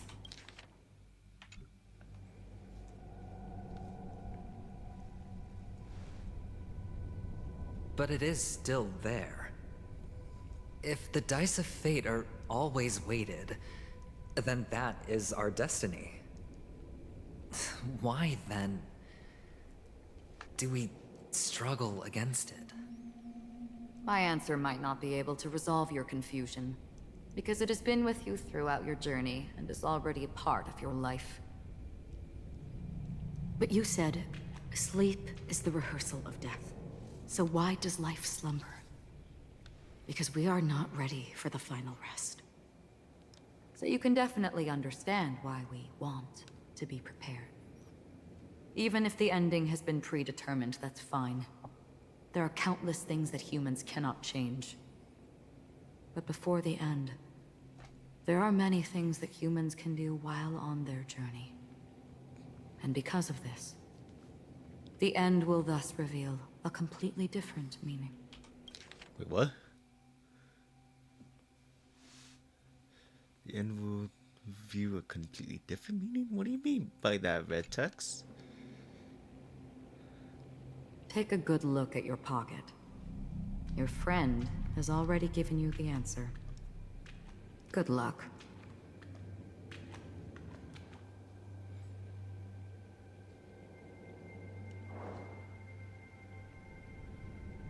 Ooh, she knew.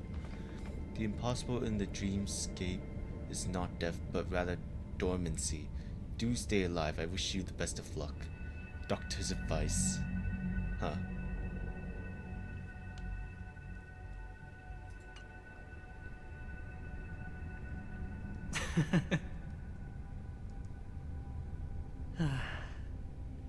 Then I shall get going.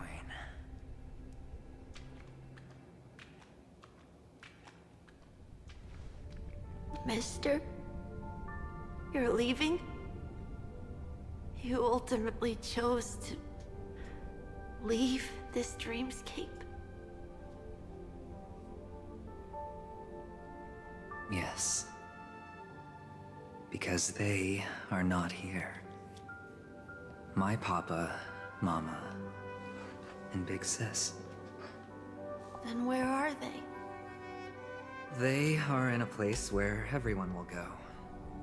A very, very distant place. Then are you going to? I'll get there one day. But not now. There will come a day when the sky will drizzle, and I will hear the call of Gaiathra Triclops, know that it is time for me to go and be reunited with my family. So, until that time comes, I should be preparing. Preparing? For what? Well, preparing to face them, Kakavasha. And to make them proud. I know you'll be able to do it. Good luck. I need him. I Well, know of you course. do.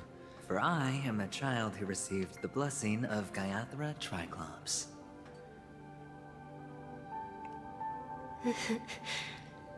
But you still seem nervous. Well, I seem that way because I am nervous.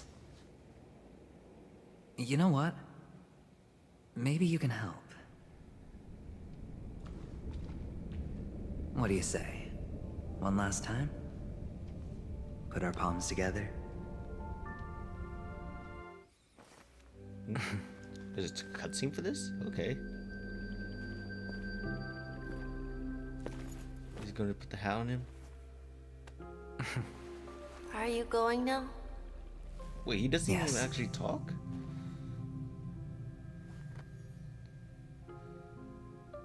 May the Mother Goddess thrice close her eyes for you, keeping your blood eternally pulsing.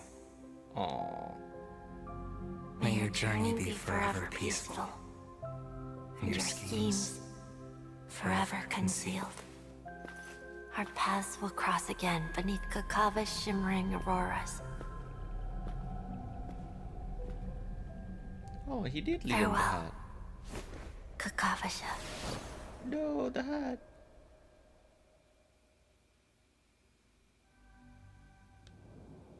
With hope for the more nestled in my heart, I descend into the slumber of tonight, until the denouement of all moles kisses me. Whatever. This man is different. He lives in the past, present, and every sinking night by daring. Oh my God! Let me read this. His life knows not quality. There's so many freaking words. Whatever. Now in the unfathomable depths of dream, the once fallen die has at last landed him somewhere, quietly, peacefully.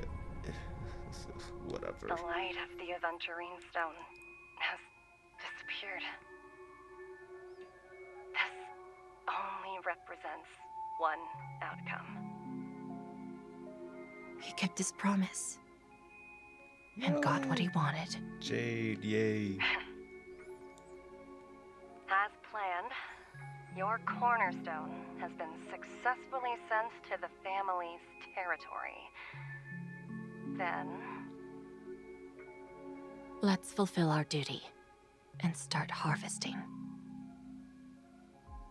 Thereafter, in the cradle of slumbers, deep within the sweet dream of the planet of festivities, another stone begins to I radiate come for light. an audience.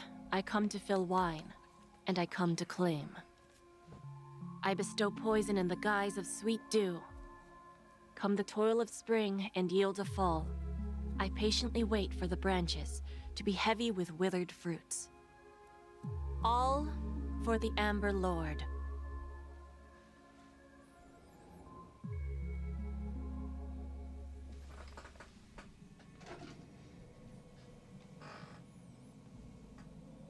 You already find only blackness before you. And whose POV is this?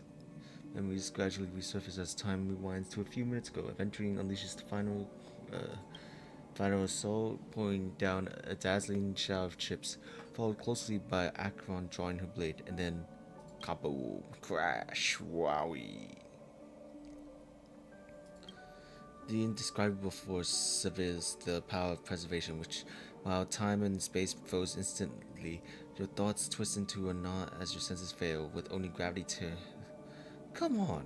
Until a fire engulfs you in its embrace. Someone save me. Doesn't matter, I need to get out of here. Hi. Lampy Des. You're awake.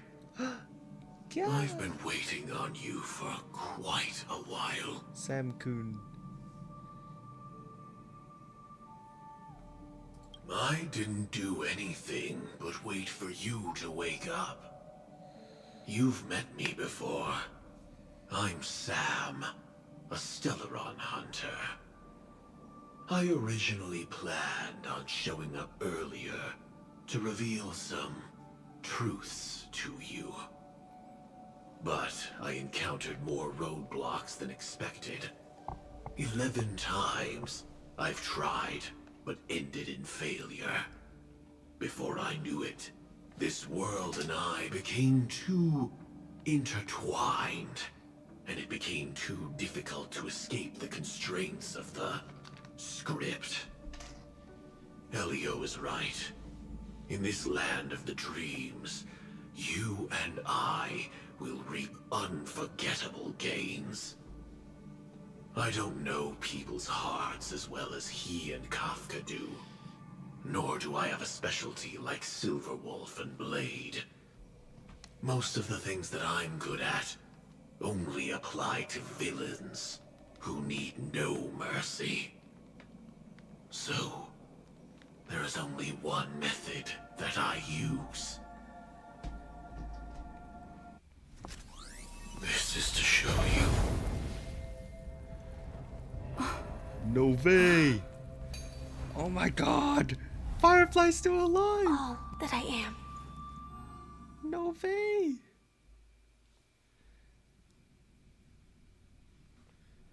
Labyrinth-like corridors and halls? Traps everywhere? The owner of this mansion must be a bit paranoid. You are so funny, Mr. Security Officer. I hope that sense of humor of yours has helped you find the serial killer. Just expressing a personal opinion. Why? Did I hit a nerve? Mr. Gallagher, my patience is wearing thin. Neglecting duties will only make me more suspicious that you and the real serial killer are connected.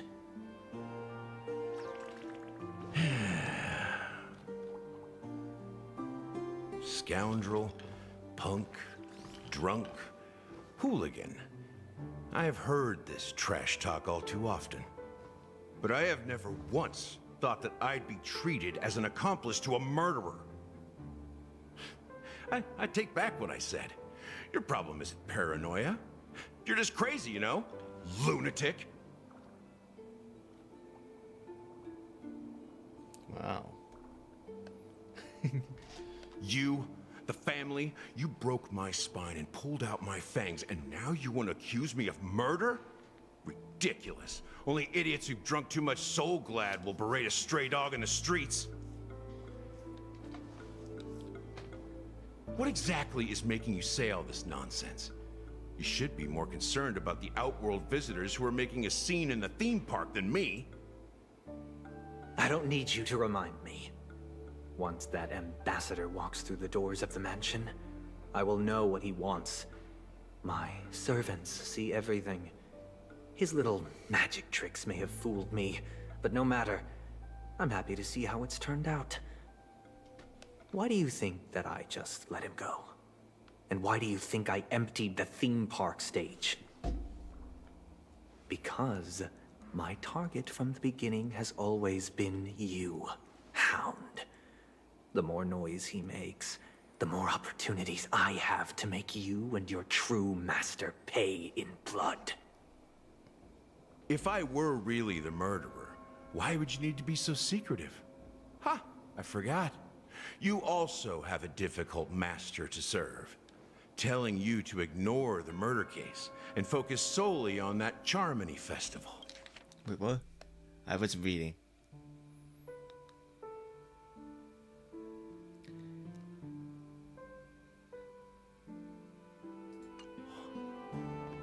Isn't that right, my brother? Wow. Looks like your disguise has helped you successfully understand every facet of the family. Disguise? You must be blind to be accusing me of being a fake. Open your eyes, take a good look.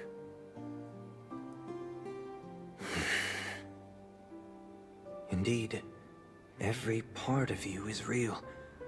The brown hair, soft and curly like Benny's. The orange eyes, which make me miss the gaze of Sir Whitaker.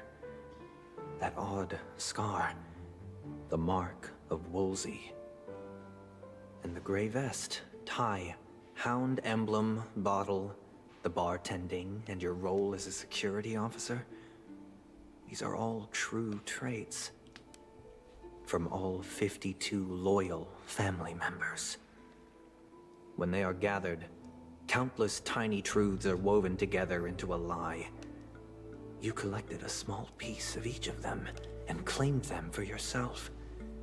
Then you invented this facade, a complete Gallagher. Tell me I'm wrong.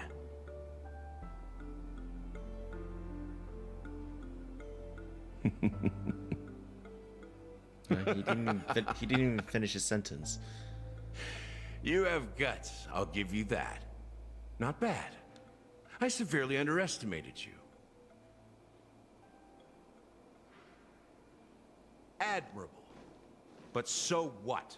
Can this prove that I murdered your sister and that stowaway? This proves that you and the Memory Zone meme death are linked. And that's enough. Listen up. I don't care how you did it. I only care about one thing. The answer to a question. Hold up. I didn't get any of this. All I know is that apparently Gallagher was the real murderer. So I'm just gonna show this and then I'll look through this next time. Huh.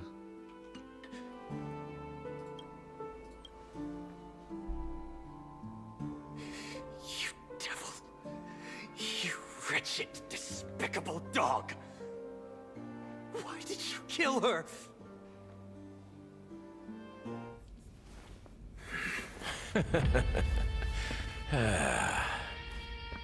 You know, in the thick of things, people are blind to the grit in their eyes.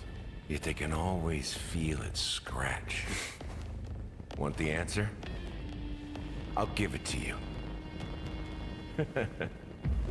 The whole thing is just fate playing a cruel joke on us. Yeah. Oh, okay. Cool. Thanks, Gallagher. Newsflash! Penacony's Charmony Festival has entered its countdown phase. Accompanied by Clocky's TikToks. After 12 Hello? system hours, this grand celebration will commence with much fanfare. I already told you. Okay then, that's a bit. We can talk things out. I'm sorry, Fluffy. I really have something urgent to attend to, so I had no choice but to resort to asking this favor of you all. Since you already know what you're doing, I'll also have to remind you of its risks. Hey, partner, what's with the hostility? I thought pulling this thing out was just a way of saying hello. For the last time, state your identity and purpose. My name's Boot Hill, and I'm a Galaxy Ranger. A Galaxy Ranger? Oh boy. You look like you seen a ghost. Did you think we all went extinct? Well, that's the price you pay for being off-grid for too long. The righteous heroes of the hunt would never hijack the Astral Express. I ain't hijacked anything. What, chatting with someone while holding the gun is considered a hijacking? It probably is. Pardon my frankness, but there are plenty of rumors in the cosmos regarding the Galaxy Ranger's current status. And none of them are pretty stories. I have a hard time believing you. This is hilarious. The tale that this bunch of fools spin is getting out of hand. There's even a bit about the Galaxy Rangers being turned into gibbons by Dr. Primitive, and they're in some valley screwing around on swings. Of course. I know you won't believe me. Which is also why, similarly, I have a hard time believing that you're the real Nameless. See the bullets in this gun? 9mm. An eternal classic. I may need the Astral Express's help right now, but if you're an imposter just like that one, then this bullet might just end up in my head. I can't allow myself to be exposed to danger. That's just the way it goes, so... You all have to first prove yourselves, Huh? Where are you going? Oh, okay. That was so... Huh. Recognize this? It's a model fudger. The Jade Abacus of Ally. He definitely wants to swear. The CN Joe really gave this to you guys? Model fudger? No, don't teach This Bob is those the words. Jade Abacus gifted to the Express by the Shenzhou Luofu's general, Jing Yuan. Its presence on board serves as the Shenzhou Alliance's official recognition of the Express. Is that enough? Not bad, kiddo. And across these sprawling stars, a gentle squeeze is all it takes. Oh, well. To rustle up a whole legion of Cloud Knights. Now, I reckon that'd be one fudging sight to behold. Now it's your turn. Been ages since the Galaxy Rangers had the spotlight shown on them. We ain't equipped with such fancy gadgets. But I've been around the block enough to know the way to handle these types of situations is easy as pie. All right, then. Feel free to toss any questions my way. Let's see if my answers can't turn your trust. If your gut tells you otherwise, still ain't too late to show me the door. And why would I play along? If I truly am a real Galaxy Ranger, you stand to lose nothing. All right, then. Tell me, what kind of organization are the Galaxy Rangers? My friend, this question is a hard one. I don't think I can even consider us an organization to begin with. Everyone's on their own fated path along the hunt, with their own resolute sense of righteousness and not so welcome among such so-called universal values. This reply does not instill trust, and only makes your predicament more precarious.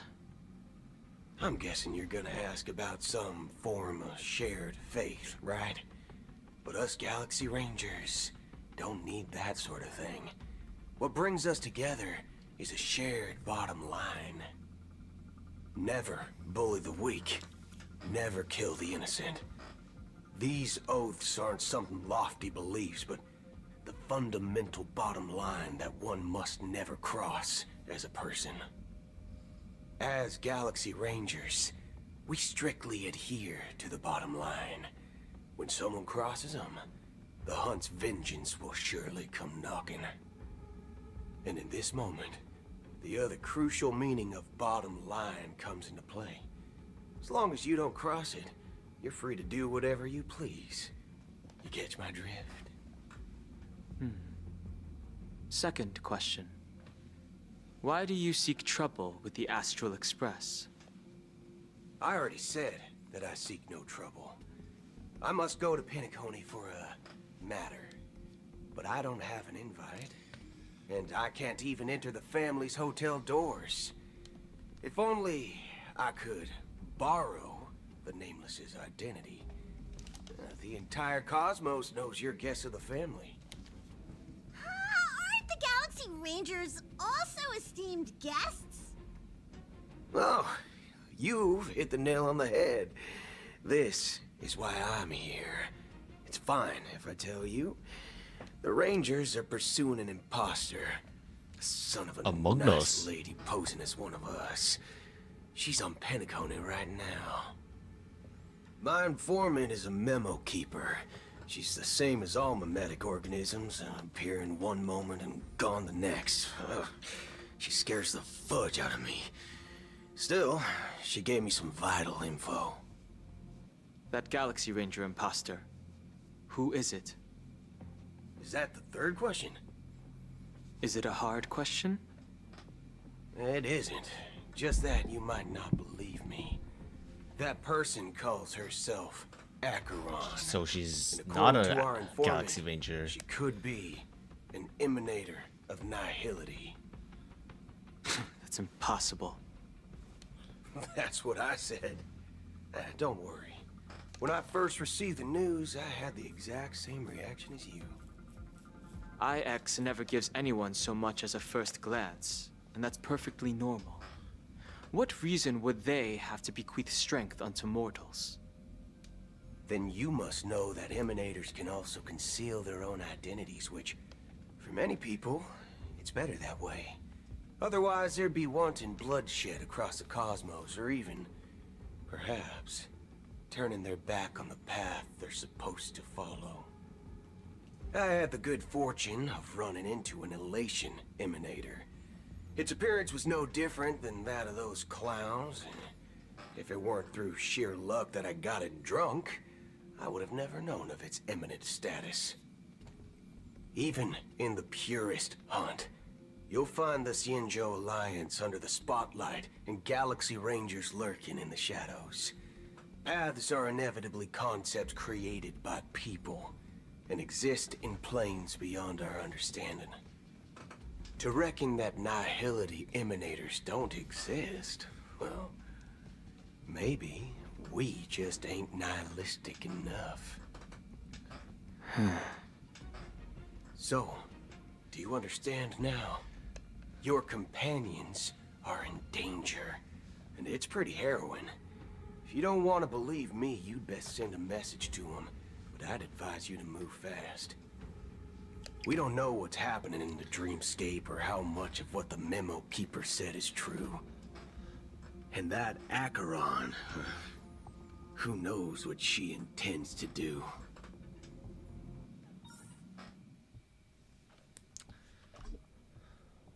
Wow. I don't intend to do anything. That's not up to you. Okay. Did you know? People who come to the land of dreams for the first time, they'll subconsciously stop to reaffirm that they're still walking on solid ground.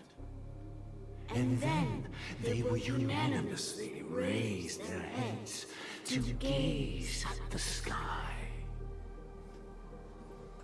Be it reality or dream, staring at the sky is instinctual for humanity. Since the day that the golden hour was completed, it's always been there, watching over every single night of decadence. But now this night sky has been mercilessly severed, dyed with the mist of nihility. And this whole event happened within the course of a single slash of a blade. A single slash of a blade isn't really accurate. It was actually 2 blades, just that the second one was faster. I guess so. That's not the point. Many guests who weren't supposed to be invited have gathered at this banquet. Even if the harmony is all-embracing, I have no choice but to show some of them the door. For the sake of Penacony. Wait, is the and the peace. Is the harmony like God or whatever is actually talking to her? Festivities has no place for you, a puppet of nihility. Those who live in the shadows do not bear the right to tread the illuminated stage. Speaking of living in the shadows, there's probably not much difference between us. It's only polite to reveal your true self, at least when speaking to others. Penacony's Dream Master. Oh, it is. Dream Master, wow. That's just another reason that you can't stay. Whether you believe it or not, this is the real me. We are one. Whoa. That's spooky. Is this the unity that the family espouses? My mortal shell has long since dissipated. The Oak family's 107,336 offspring are now my eyes, ears, and mouths, spreading joy across dreams when required. And in times of essential need, exiling evil from this haven in my stead. Spooky. From the sound of it, it seems like you're asking me to leave, Penacony. I am glad that you're an understanding one. Alas, I'm not asking. If you think you can. Are you threatening me? I ended it with a period. It was a statement, not a threat. What's Knowing an who I exclamation am mark? and still showing such malice. You're not the first, nor will you be the last. This scene played out many times before. And usually, when faced with my questions, most people retort, "Why can't I?" The result has invariably been that they can't. You are confident. But be reminded, the family is forgiving, but not weak. The cords of the harmony extend across worlds. If you do not comply, when the blade is unsheathed for even a hair's breadth, you will never be able to escape the eternal Centurion's wrath in all of your lifetime. Jeez. 137 individuals. That is how many heathens I have exiled since I became Dream Master. Among them were those who once severed my wings, and those who immolated my body. And here I stand again, about to add another mark to the tally. And you will die. I mean, all of you will.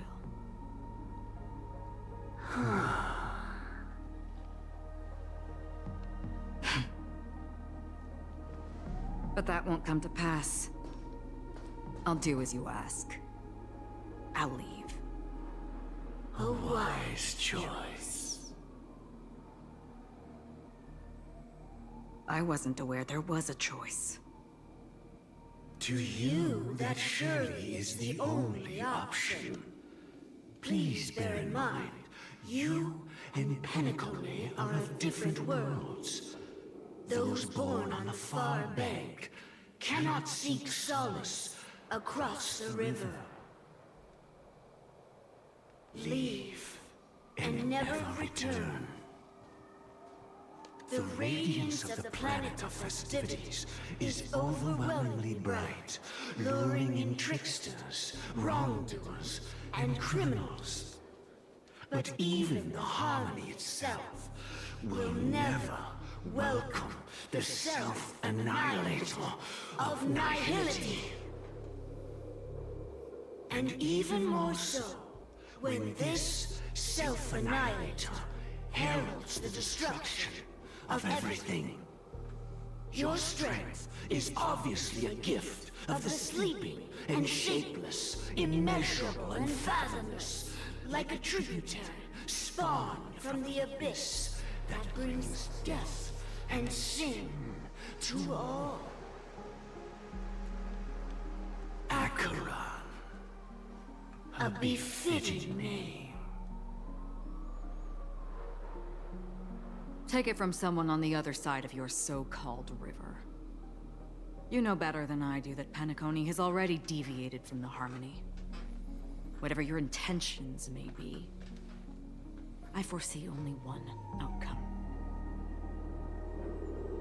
Its future holds nothing but nihility. Just like all the worlds that have drowned in their shadow.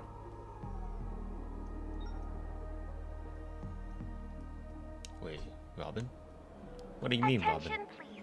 The unusual event Oh, that occurred moments not ago was Robin, due to a technical right? malfunction at Clock Studios theme park. The family has promptly responded to secure the area, and we're happy to report that there have been no injuries. Oh, I swear that was no movie shoot. So many chips fell from the sky, and I even caught one of them. But it vanished in an instant before my very eyes. Excuse me. Are you talking about the Clock Studios theme park incident? Yeah. Hmm? Yeah, what about it? Oh, Miss Robin! Am I seeing things right? No need to worry. I apologize for any inconvenience caused to your delightful dream journey. What you just mentioned about the chips really piqued my interest. Would you mind providing more details about the incident? Oh, it was just those chips you normally see everywhere. The green ones? They fell from the sky as if it were raining. And then those chips simply disappeared. It appears to be the dream sim tech the Iris family has been developing. Huh? Miss Robin, you mean those chips were all part of a performance? But I really... Shh. This technology hasn't been made public yet. It was originally planned to debut at the Charmony Festival, but it seems it's been leaked. Is she Can doing you help me damage keep the control? secret? The raining chips were supposed to be part of my act. Oh, I see. Then it all makes sense now.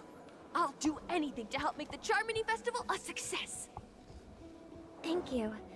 As appreciation, Oh my I'd god, like that's to give you a definitely not token Robin. gift. Sparkle, what are you doing? This button is... Press it at just the right moment in the celebration, and there could be an unexpected treat in store for you. All right. It looks like there are other guests who are also confused. How manipulative. I'll have to excuse myself. Please, enjoy the dreamscape. So many people Oh, nice. talking about it. This commotion at the theme park definitely made waves. Wow.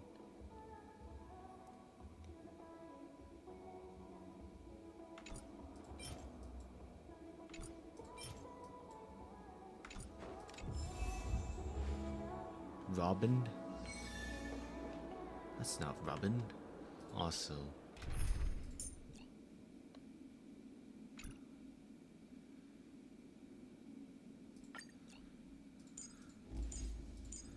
Well, if we're gonna do Robin, I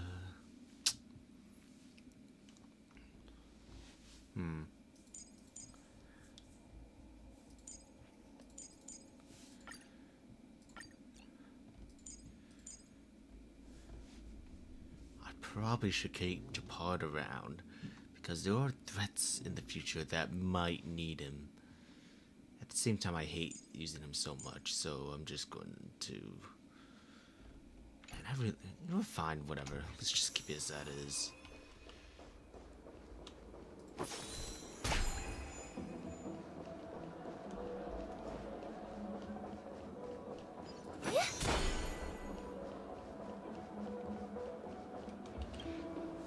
The family promised they would protect the guests within the dreamscape, but I witnessed a group of organic life forms making their way to the theme park. And soon after, a rip tore through the sky, and black rain started leaking out of the void. The family needs to provide a reasonable explanation, or I'll take my loved ones and return to reality. I thought the dreamscape was supposed to be a paradise. If it's not, then there's no point staying here. It appears the good sir has seen many great events. And it's true that an uninvited guest has unexpectedly entered the dreamscape. However, their target is not the ordinary guests, but the ambassadors of the IPC. The family will certainly ensure that the safety of the guests is of the highest importance. Miss Robin, I know the Bloodhound family has already sealed off the theme park and has control over the situation, but it won't resolve the problem. The family can try their best to protect their reputation, but as a guest, I don't wish to gamble with my life. But as you can see, sir, no innocent bystanders were affected in this incident. Perhaps the dreamscape is not as perfect as promised, but there's no place safer than dreams under the family's rule. I believe you know this better than I do. If this incident happened in real life, how many people would be able to walk away from it? I could stay here, but keep in mind, guests come to Penacony to enjoy the dreamscapes. They do not wish to be entangled in a conflict between the family and the IPC, so let's not have any more unnecessary incidents. Of course. With the Charmony Festival about to commence, Damn, we will okay, spare she's no just effort giving in our everyone preparations. the fun Rest button. assured. To express our apologies, the family has arranged this gift for the guests. Thank you for understanding. I guess she didn't even explain. Whatever. She didn't even explain what that thing's for.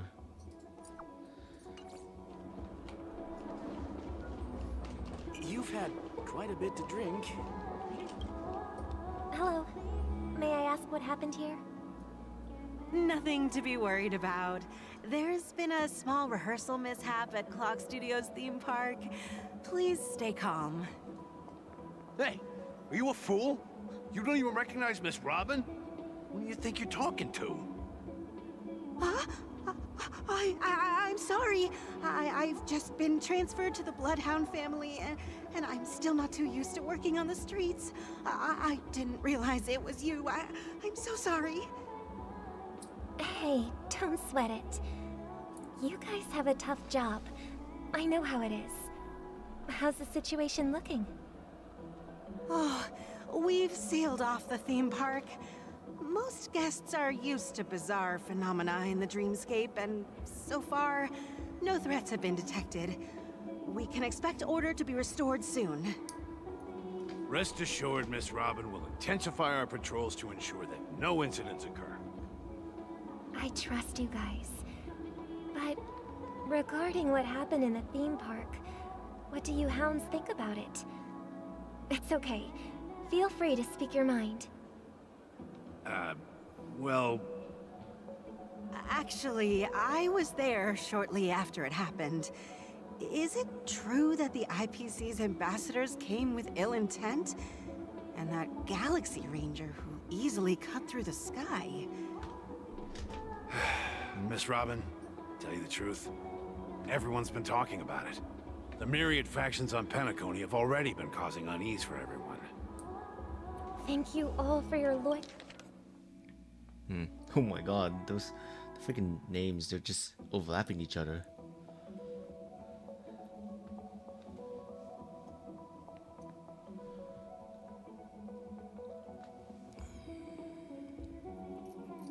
loyalty towards the family. The planet of festivities has indeed run into some trouble. The representative from the IPC, he's trying to regain ownership of Penacony and is prepared for a hostile takeover. Of course, the family did not agree.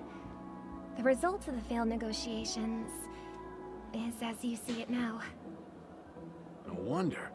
So this is the main reason why the IPC staff are banned from entering the dreamscape. Did they apprehend the troublemaker in the end? Don't worry. Mr. Sunday is currently tracking his whereabouts, and he'll have something to show for it soon. However, given the situation, the IPC surely won't let this go easily.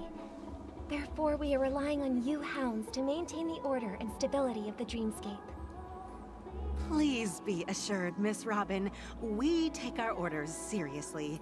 We won't let those IPC cronies get away with this. Thank you for your hard work. If there are any other members who still feel uneasy, please tell them on my behalf that protecting the dreamscape requires everyone's help. This is a small gift prepared by the Iris family for the guests. Okay. There's one for you too. She's just giving everyone the Please, button. open it at the Charmony Festival for an unexpected surprise. I can't believe I received a gift from Miss Robin. It feels like I'm dreaming. Wait, I am in a dream. If trouble comes knocking on our door, we're not afraid to go to war. Rest assured, the Dreamscape's peace will be protected by the Bloodhound family.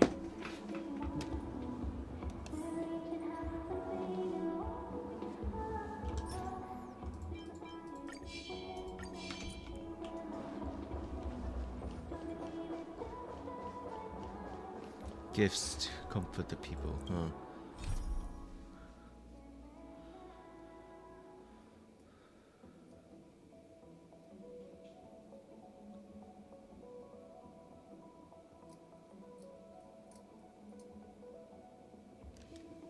Hey, hello, welcome to the stream. I'm doing catch up on the story, and I have to do it like in less than 2 days, otherwise I won't get some free stuff like a free merge for Harmony Trailblazer and that one light cone.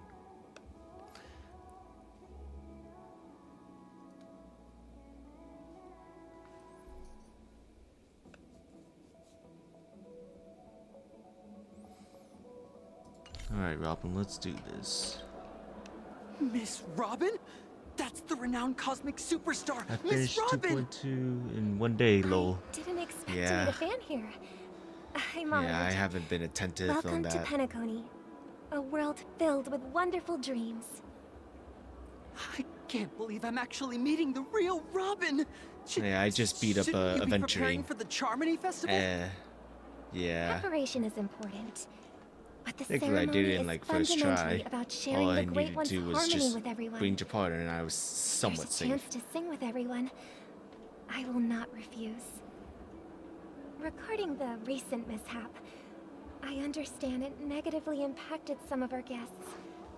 As a member of the family, it's only right for me Oh, to come sorry forward about that. and offer It's my also because I apologies can't to speak so everyone. loudly right now.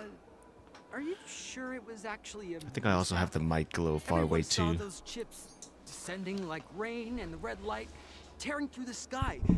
Claiming it was merely special effects seems a bit far-fetched. Plus, I met that generous gentleman. He looked really out of it and kept talking to himself. Is this also part of the performance?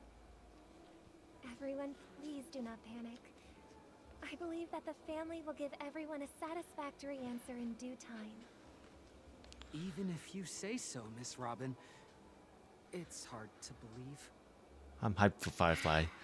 Yeah, I'm. Oh man. People just never listen, do they? It's never ending. Good for you, Robin. Yeah, I'm hyped for Firefly as well.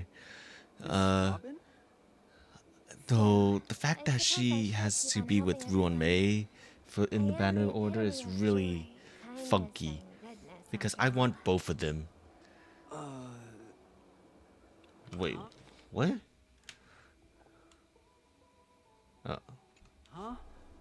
What was I just doing? And, Did Sparkle literally just do a freaking MIB on this guy? Take this, Oh. Blue Ghost. This Hi, gift Sparkle. has been specially prepared for you by the family. Wow. Make sure to take good care of it until the opening of the Charmony Festival. Then, when the show reaches its climax, press the button together with the others around you. You never know. Something very exciting. I don't have one May either, but if I don't have enough polls after getting my Fireflies, I'm gonna skip one May. Yeah. We're back to where it all began. A bit of a hard skip. I mean, not a hard skip in the fact that you're not in the fact that it's a bad like character. It's the fact that it's very painful to skip because she's so powerful. I'm not gonna comment on the stories to avoid spoiling you on accident. Don't worry about it. But yeah. I also go by another name. Stellaron Hunter, Sam. Wow. Are you Firefly soul? I know you have many questions. Do you remember when we encountered death in that strange dreamscape? When I was caught by that meme? In that instant before it killed me? I saw the reflection of another dreamscape in its ghastly pupils. So, following the clues in the script, I came up with some theories about the meme. That's why I instructed Silverwolf to issue invitations. Drawing 222 polls? Damn. Well, you're prepared. I'm not exactly as prepared. I only have like one single 10 poll. But I did get a Yanqing on like roll 17 apparently. So I'm basically guaranteed for my next 5-star. Savings and Sparkle. Hot damn. Good on you, man. How you see now. I was impaled by the bladed wings of death. The heavy pressure 40 pity. Nice. I think you would definitely get her. Was actually reality. But after the momentary numbness subsided, I found that my body was absolutely unscathed. I was still alive. And it was just as I thought. I had arrived at a place starkly different from this beautiful dream. Beneath the dreamscape of Penacony lies another, more chaotic, more primal memory zone. Its name? Land of the Exiles. And so I hope my Firefly polls goes as well as my Sparkle polls, because my Sparkle polls were insane. Oh. Yet I could not reveal my own identity. Yeah, my Sparkle polls were...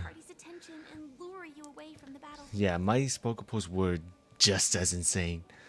Initially, it was like pretty bad because I got a... Ooh. Not nice. Oh, you're definitely a saver. Yeah, I'm not really much of a saver, unfortunately. I just kind of rely on my own luck to just get stuff done. But my Sparkle polls were also equally insane. So like I got basically. So initially it started out pretty bad. When I got to like the pity, I got screwed over by Japard in like 70 polls. It was really bad. But then I put in one more 10 poll, and out came like a. Out came a Sparkle just immediately out the gate. It was pretty insane. And then for some reason I think I like put another tempo on like the character banner again and not her light cone, and I got another Sparkle, and I got a Bailu on the same poll. Hold up, let me see if I can like pull up the image. I think I still have like an image of that somewhere. Like, it's really insane. Unfortunately, I did not like record this. The only way I recorded it was just through a photo. Where is it? Oh right, it's been a while ago. Oh, there it is. Let me see. Let me add this real quick. Image, whatever. And then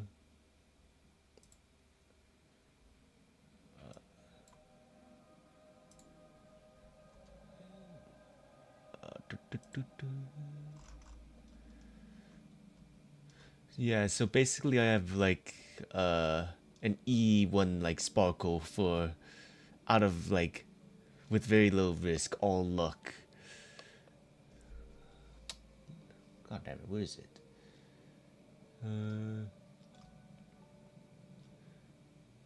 It's so hard to just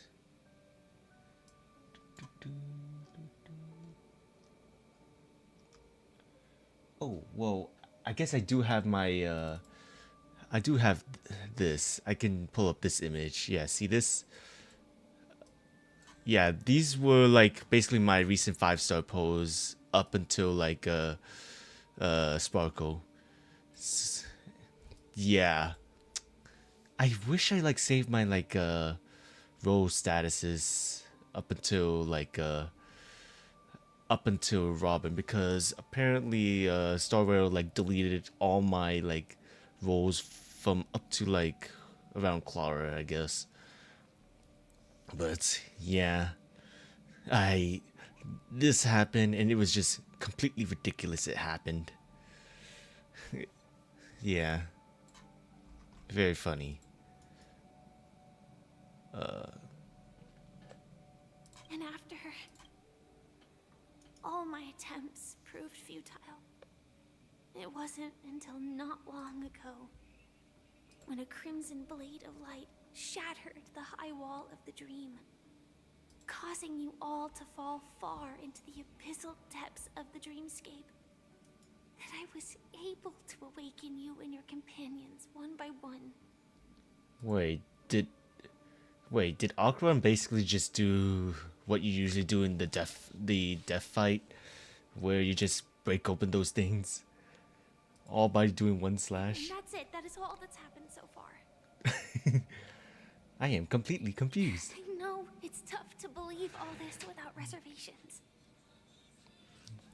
I just want to say, you are very close to the final answer. Just one more thing needs to be done.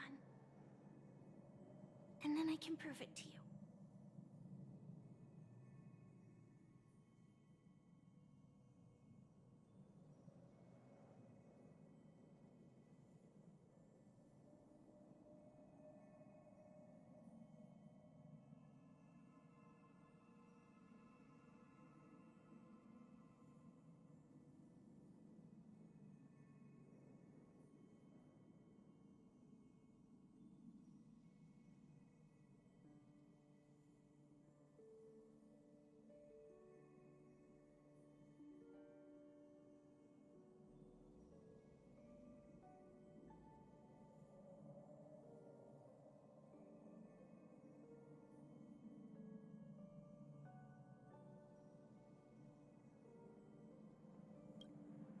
Now, let's leave this place. Please close your eyes. Take a deep breath and visualize the dreamscape's outline in your heart. And remember, you must not open your eyes at all times. 3, 2, 1. Don't be afraid. The one who has come to greet us has arrived. Okay.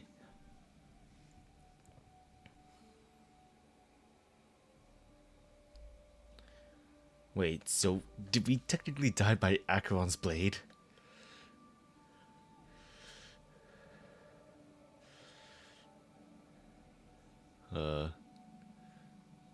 You know, whatever. It'll all make sense eventually. Trust the process. I never knew you could do this. Death doesn't exist in dreams. Huh. Also, Blade, you sure you know how to drive, man? Do you have a driver's license? Do you, Blade? Do you? Well, I wonder if he's ever tried a car crash. He's always been very, you know, wanting. I do. I guess he does. Surprising. confusing. Why?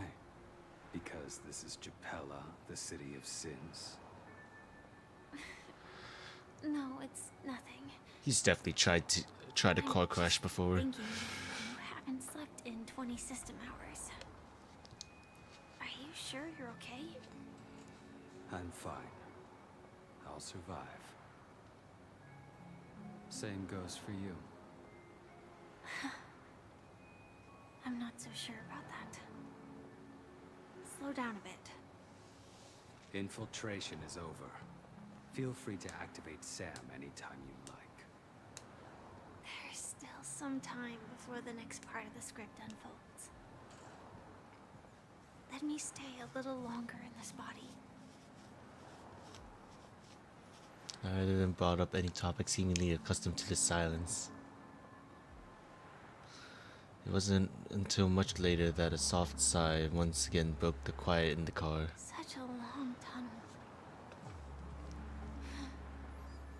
Didn't feel this long when I set off. In half a system hour, it will lead us to Kafka. And then comes the downfall of the Japella Brotherhood. Is that also part of the script? It's in your script too. Sorry. I didn't notice. Their destiny won't change just because of your selective ignorance. I told you before, it's a bad habit. What about you then? Is this the moment you finally find the death you've been looking for? As always, it's a blank slate. It's not on this planet. Why the sudden inquiry? Because I'm currently in a car with a sleep-deprived driver. I just want to get there in one piece. This car has full self-driving capabilities. I'll just put my hand on the steering wheel. Will that do? Wait, is he... Hey, don't take everything so seriously. Was he putting this on Elliot autopilot would the always entire say time? There's only one type of destiny. The inescapable type. He can see the future, and we, likewise, are aware of our predetermined end. But before that moment arrives, we can still choose what we do. We all have this right, don't we? After today, Japella's name will disappear from cosmic history, and the Everflame Mansion will take its place. In the not-too-distant future, you'll receive an invitation. That's your next stop. Land of the Dreams. Penacony. I hope you find whatever you seek there. Be it answers or salvation.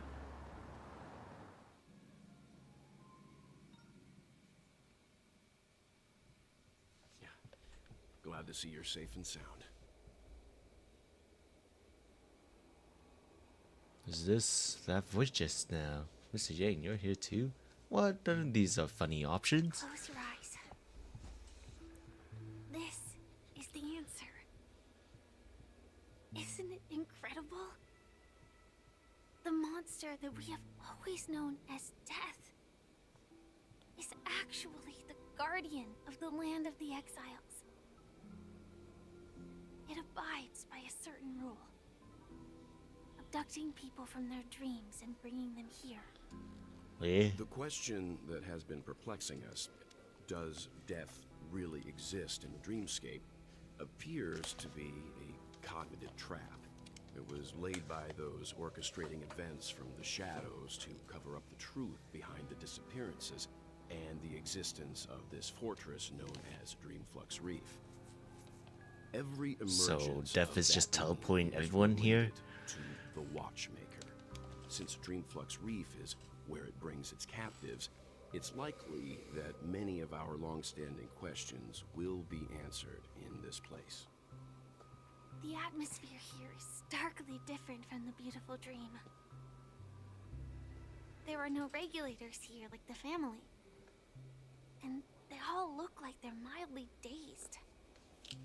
But from the whispers of the residents, they've heard a familiar name. Gallagher. He's the sussy among it's us. That man again. There Always he in is. the right place at the right time. Though that does save us the trouble of looking for him. Himiko and March have already made a move. Get ready. We're about to set off. The real dreamscape. The land of the exiles. Before we go, should we speak to everyone first?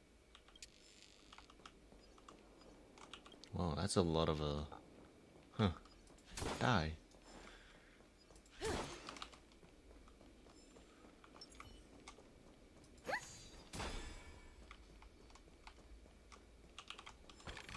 I probably should do a certain event before I continue.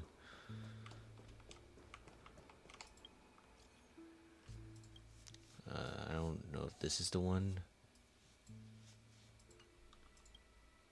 This is, I think this is the one.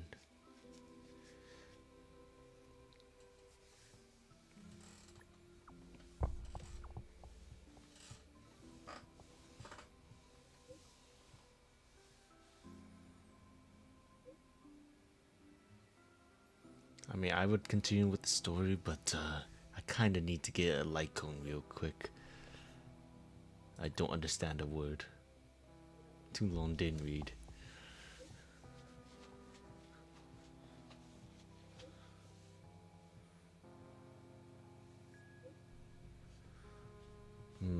Charge.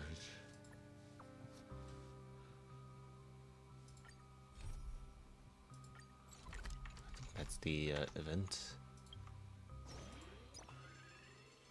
Never mind, this is not the event. Never, you know what, screw this. I need to continue the freaking quest then.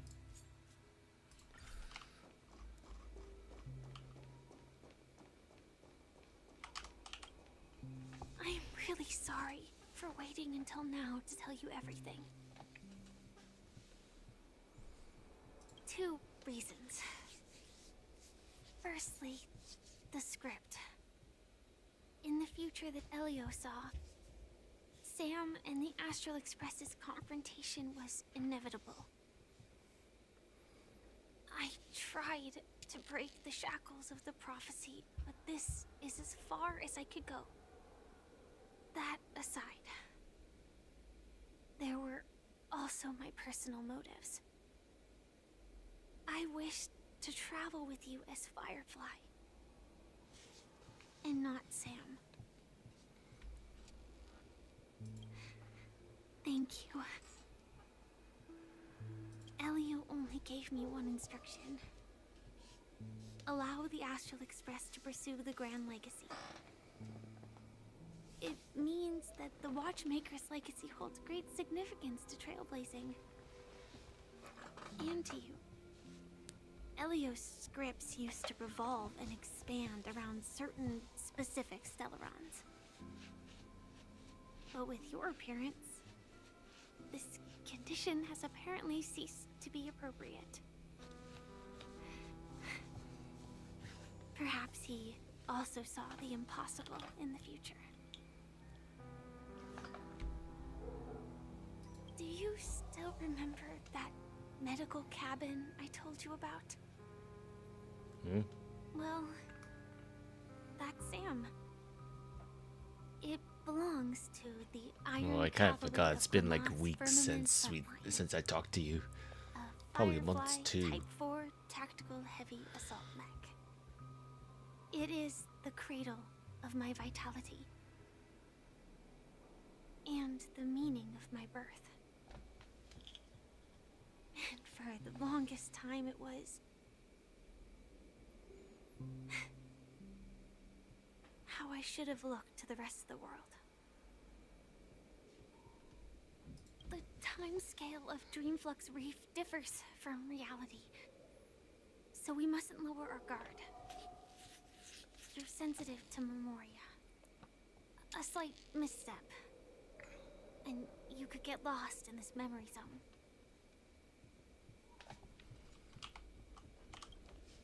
Something on your mind? Let's talk about it. No wonder Miss Acheron is so averse to drawing her blade. It's hard to imagine such terrifying power could reside in an ordinary sheath. If it weren't for the fact that Aventurine's power originated from the preservation, the entire dreamscape would have been affected. Don't feel burdened by this. Even without that Stellaron inside you, Aventurine would still have found other methods to accomplish his goal. Let's just believe in Miss Acheron, and given her prowess, I don't think we've got anything to worry about. During your investigation, he shared a vital piece of information. Mikhail, the former watchmaker who collaborated with the family to construct the Penacony we're familiar with today, had a falling out with the family for specific reasons. But this is precisely where the problem lies. You were clearly investigating a murder, so then why, as a security officer, is he changing the subject to talk about his past with the watchmaker? And now, with Firefly mentioning his name again, it's hard not to be suspicious. Before we found you, she'd already revealed her Stellaron hunter identity and shared a lot of information. Who would have thought that the Molten Knight's true identity was actually a young girl? For her, this is a secret that she cannot allow others to know. That being the case, I think we can believe she's willing to cooperate. But she didn't reveal all her secrets. I just can't shake the feeling that her situation is different from that of the typical dreamer. And I hope that doesn't lead to any dangerous predicaments. I hope you've regained a little composure. We'll move out when you're ready. Alright, let's get out of here. Hi, birdie. This trash bag is mine.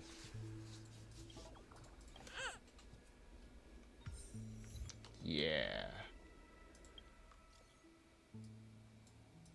Oh. Outside the hotel VIP lounge in front of the giant clock? Eh? Okay, you know what? What? The giant clock? What, you mean the clocky statue?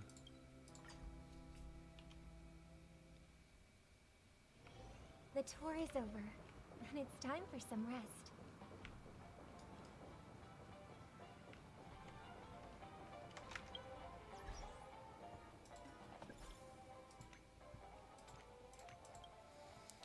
The hotel, the VIP lounge in front of the giant clock.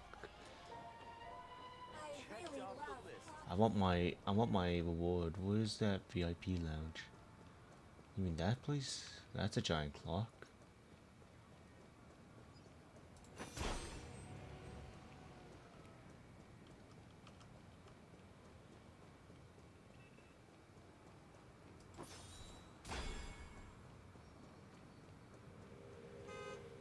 Ow.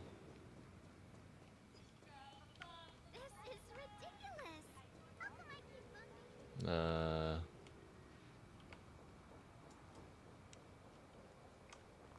Is this ever open? No. It's never open. And yet people walk out of it, I guess.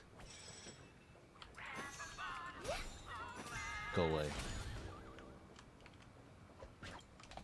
VIP lounge in front of the clock. I mean, I could just look it up right now. Could it be on Dream's Edge?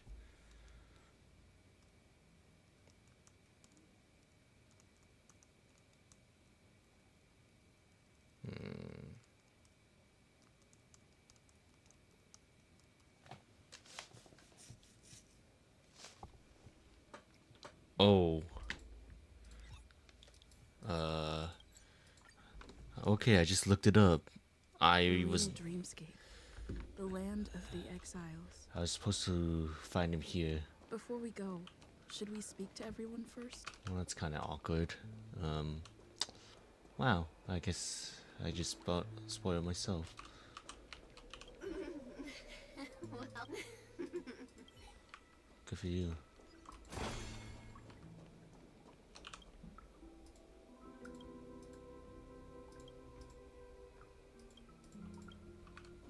Good for you. Keep going straight down this alley and it'll lead to an elevator. It'll take us to the center of the land of the exiles. Wow.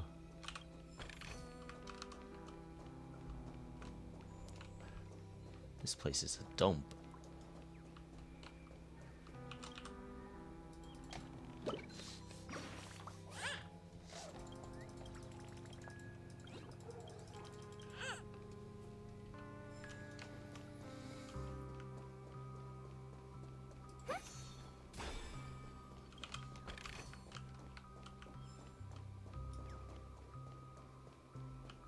There's another bird.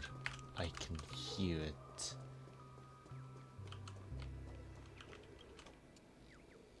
There it is.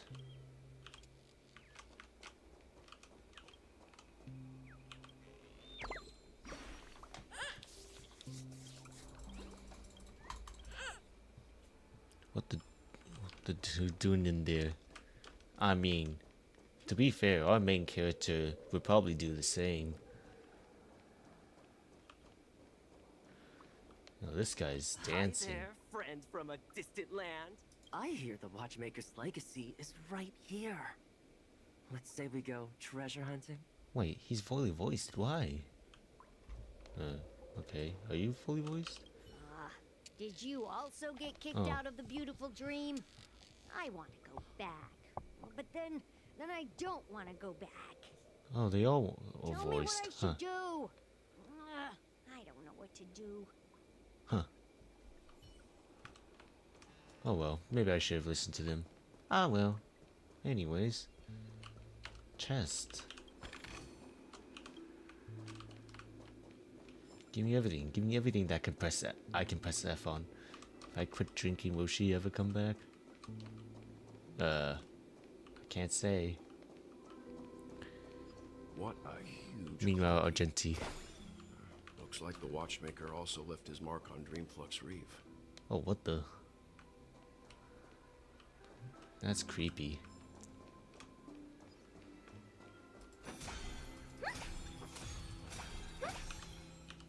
Get out of here. You're a ghost?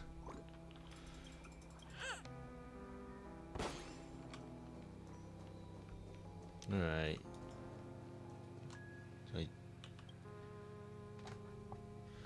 Clocky points at the finger towards the sky, but the skies of Dream Flux Reef is nothing but dreams. Does he want you to look up in admiration, or is he mocking their hypocrisy?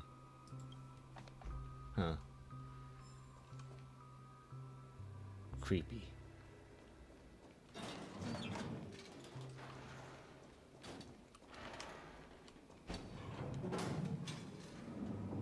How are your character builds? Terrible. I mean, oh wait, this is the wrong button. Terrible. And by terrible, I mean one time I got one of the best HP pieces for like speed for Kafka. In reality, they're mostly alright. I think Kafka is probably one of my most well-built units, although there are a few substats I would like to change. But at the same time, I want to keep that speed. But then there's something like this that is a humongous disappointment. Basically, I just want that 3000 attack. But you haven't seen my 5. My 5 rolls into defense in a row. Hot damn, hot diggity. I mean, I tried to keep it like... I don't know how I can describe my like relic rolls. I tried to keep it as the best as possible, but they're not optimal, I guess, or like at its best.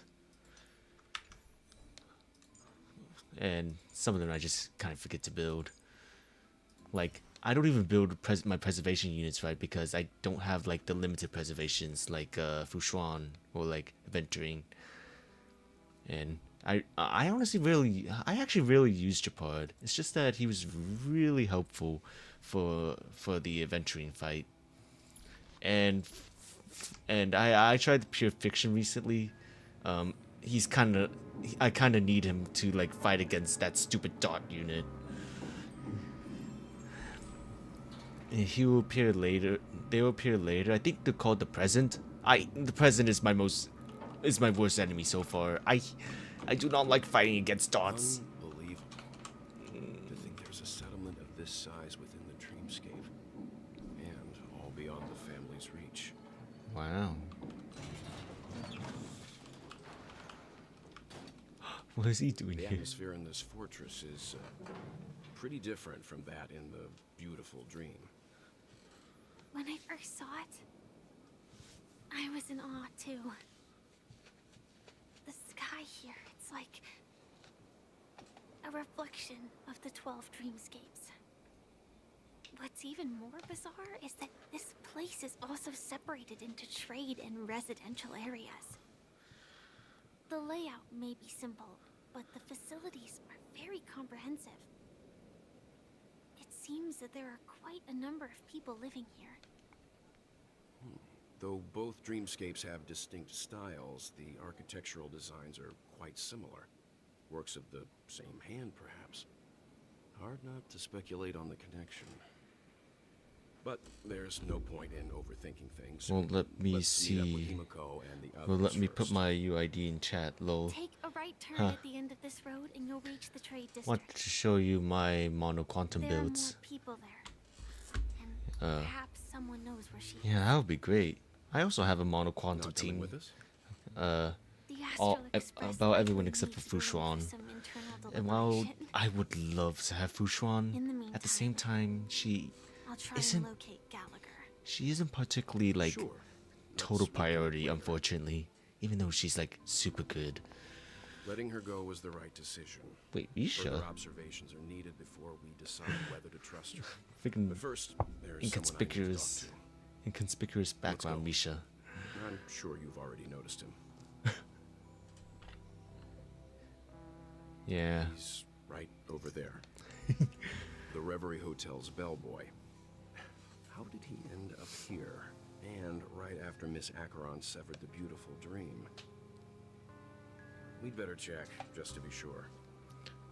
Damn, you really have to like put it down like a code. For me, and perfectly legal for me to stay in. Hey, buddy, you're stealing the job that's meant for me. Wait, hold up.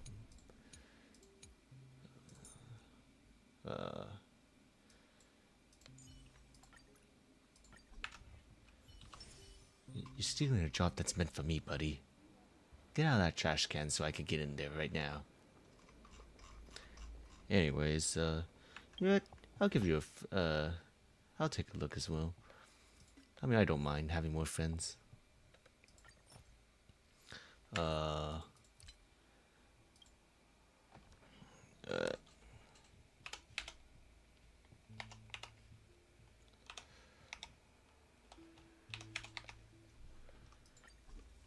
Player not found. I'm an Asia server. Well, that speaks a lot. Well, I'll believe you on that. Actually, yeah. Here's my quantum team, by the way. It's alright. Granted, there's only really... You can check my builds in mobile meta. Yeah, I think I'll take a look later. Yeah, this is my quantum team so far. Shut up. Shut up, kid.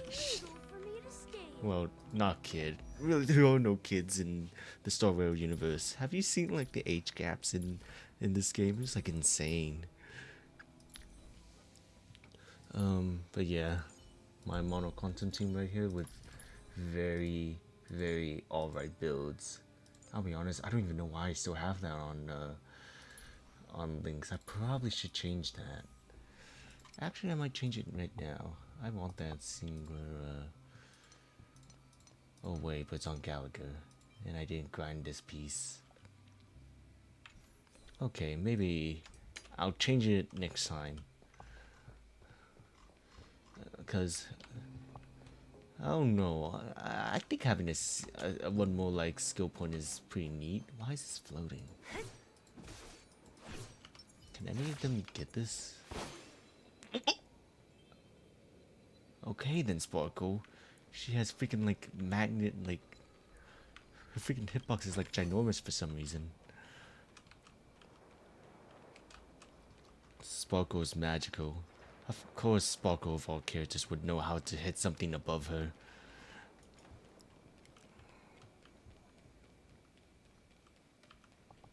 I heard a bird as well.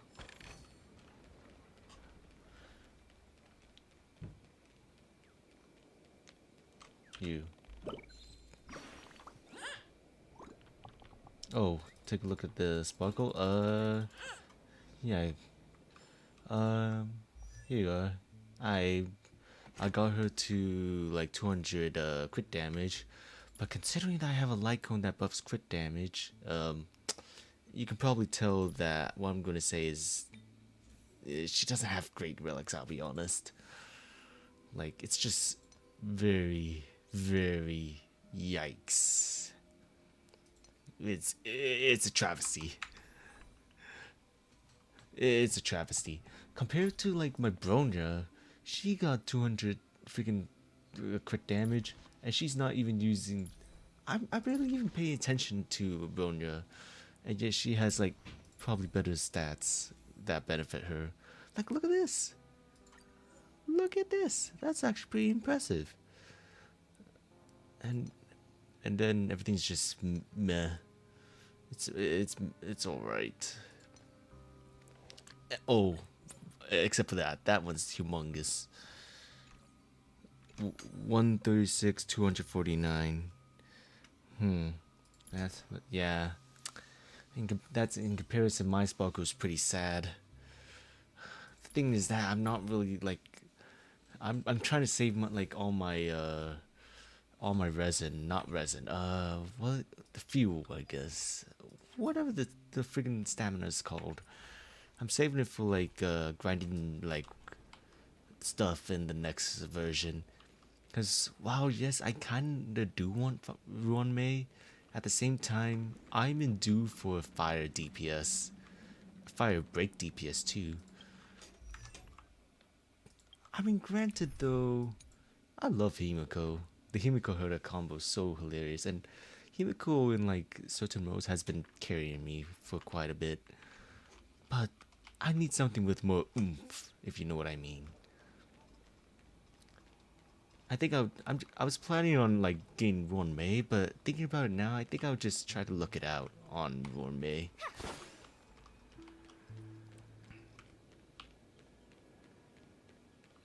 I mean, I trust myself.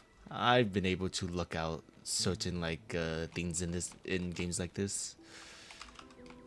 I have the adventuring mentality right now. She's sad.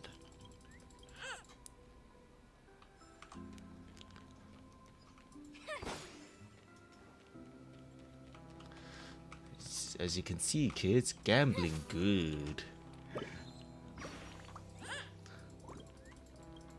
Why is there so many birds here? Get out of here. Bust, or maybe I'll take it all.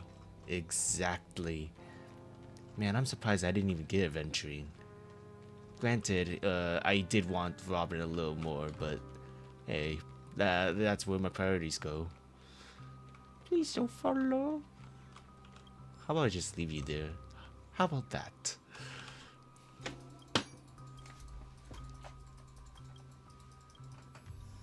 Give me that calm.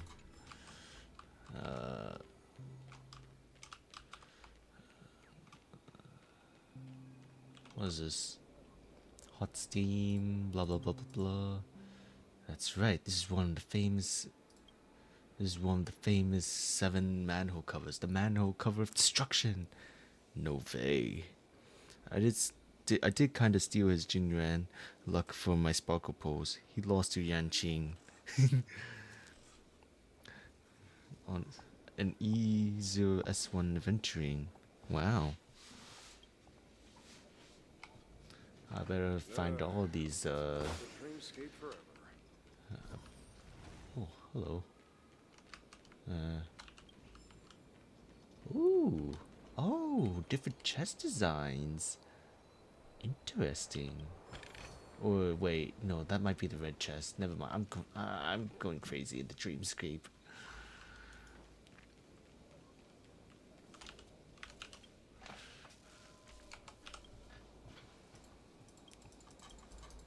How dare you, ticker? Wait. Maybe I should not say that word again. That sounded not right.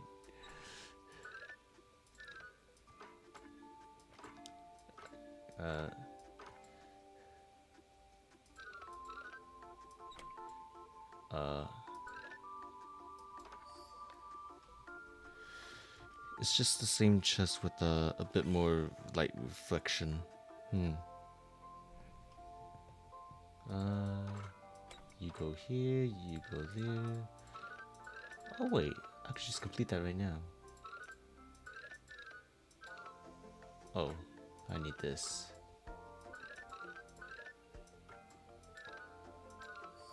There we are. I remember there was like one of these puzzles that like destroyed me. Man. You know, these puzzles should like end quick, but like, ugh.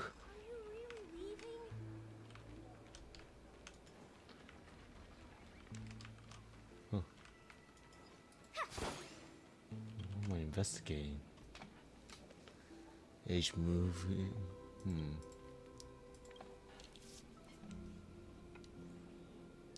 I guess they really hate that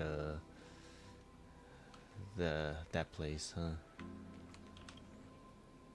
Wait, oh. I'm just a wallflower. Whoa, you can travel between areas. Funny how people struggle on dream tickers. Yeah. It does remind me of like, I remember there was like a puzzle game on like the mobile phone that I played. Yeah, the dream tickers like remind me of that. Oh, what the? What? Okay, give me a moment.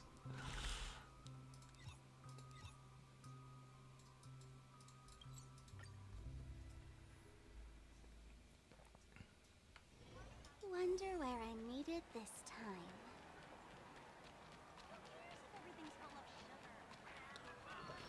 Grab a bottle of You give me all your freaking thingies.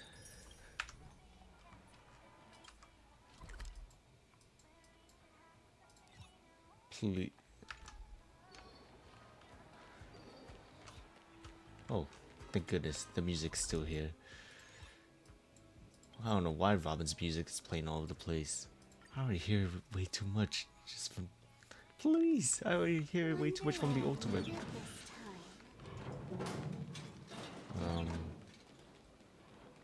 Sorry, Misha. I don't feel like doing the main quest. I feel like cooking a barbecue.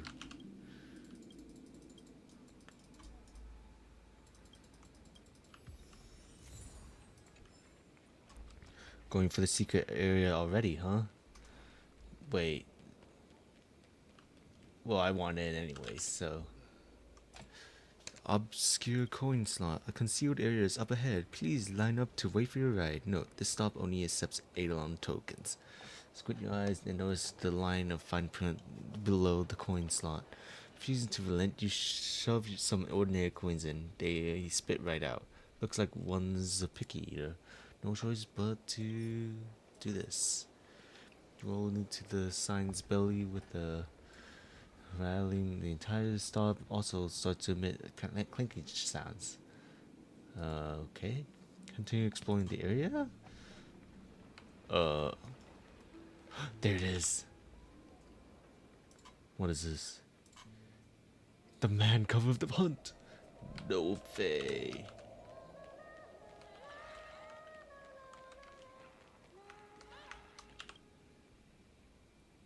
Yeah, let's go.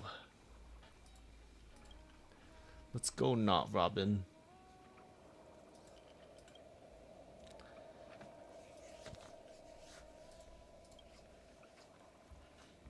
You missed. Wait, was I supposed to go?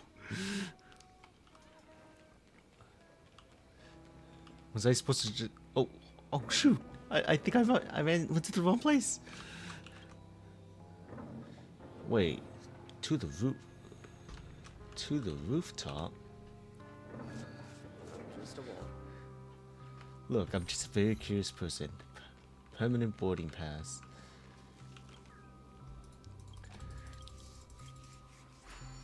Can't believe it. I have to like continuously buy those stupid. Oh. All right then. Freaking vomit with all this crap. All right, let's see how the hell we're gonna do this. This might be easier than it looks. Oh. Okay.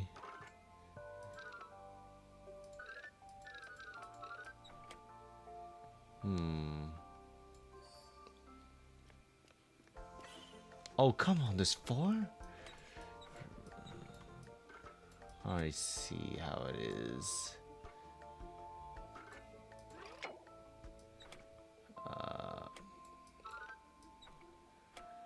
Right. How do I connect anything here? Alright, really giving me a doozy with this one. I see how it is, game.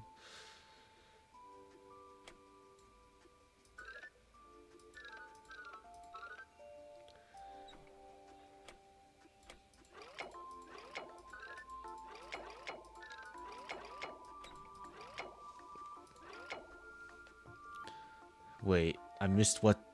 I missed what twice? Oh yeah, the rooftop. Don't ask. Never ask. Trust the process. Right. Oh boy, I feel like I'm gonna hate this puzzle real quick.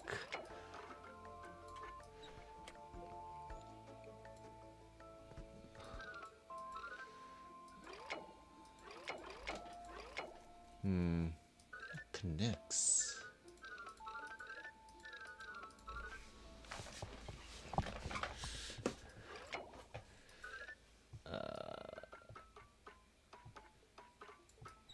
You yellow thing. Wait. Oh. Oh. That connects, but does that give me anything? Does that do anything for me? Huh.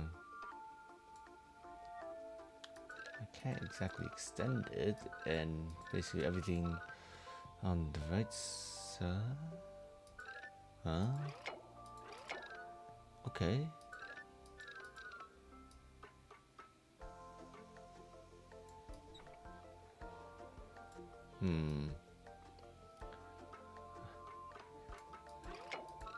How much do I have to think for this one?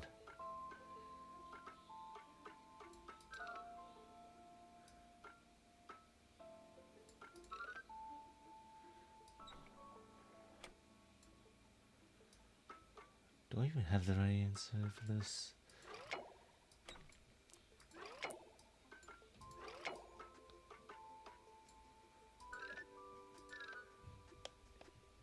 Oh, there's just a humongous gap there.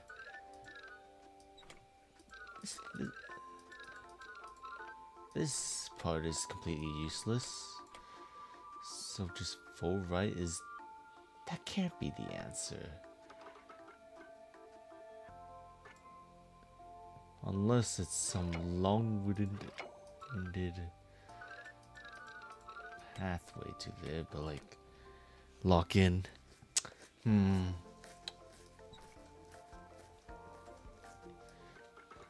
The answer could be anything at this point. There's only one way I know how to connect to this path.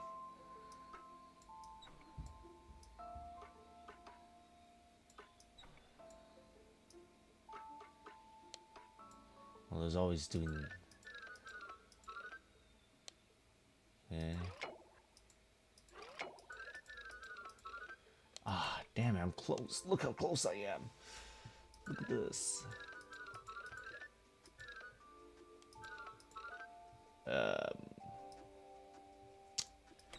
Hmm.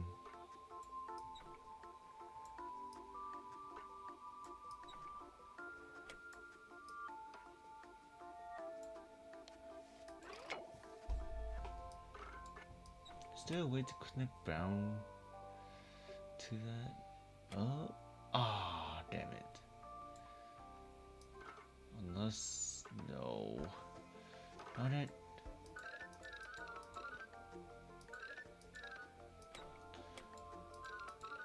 How's this going to be useful?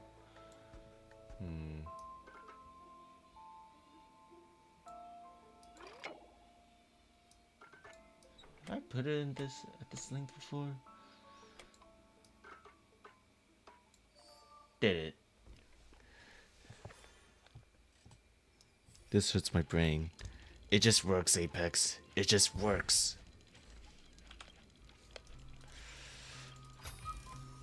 Finally, this game is starting to give me hard ticky puzzles.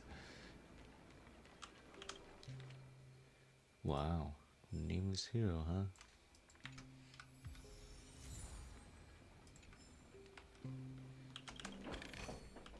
That's it.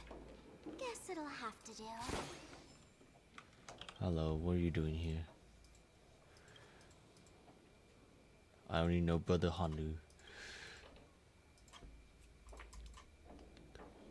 It's planet. Oh no. You need to reduce the difficulty. I want a Brother Hanu thing. Huh? Ensuring that the name Hanunu is etched. It's not made yet. Come back next time. Aww. What the? Look at all these.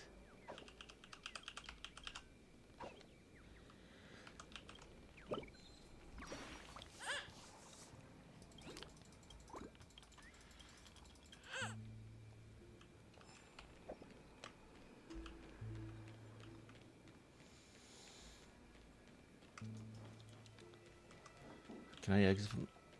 Huh. Well, I guess I'm stranded here. Oh well, I'm out of here. I'm just a wallflower. Good for you, man.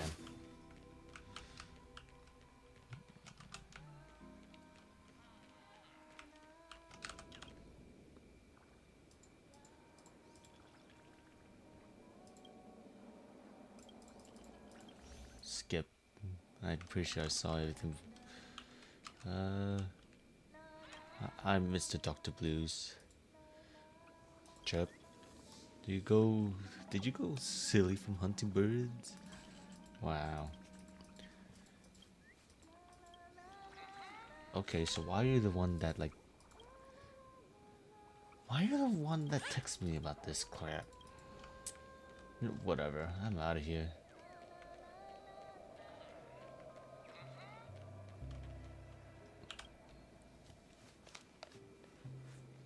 Wow. Spooky.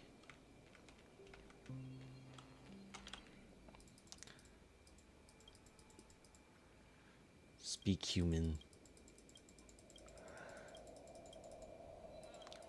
Just let me open my chest. Isn't there more? I know, right, Sparkle?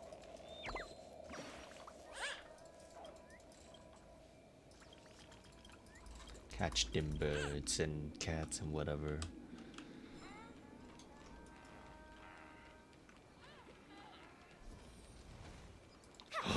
No way! Is that...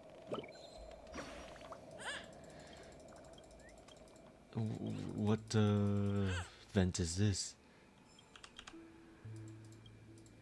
The manhole cover of abundance! Yay! So this is the so-called freedom of light. Anything here? No. Aww.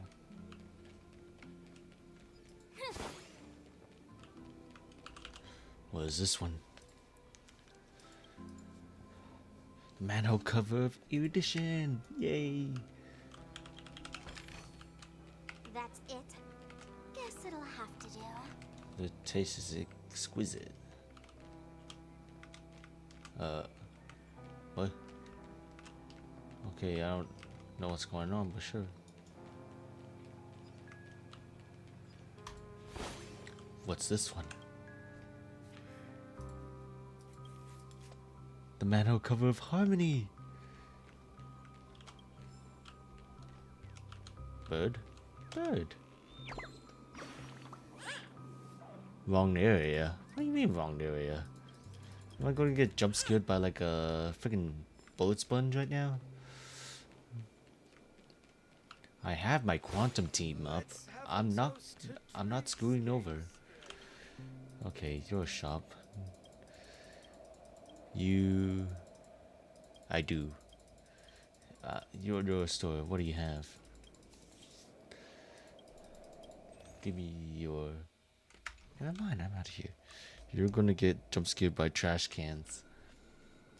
Okay? Oh god. Nah, I'd win? Wait. For a second, I thought that JPEG moved.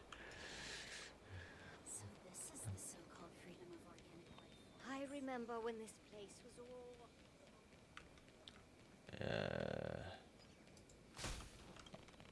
Oops. Your hair color is different. Now give me that chest.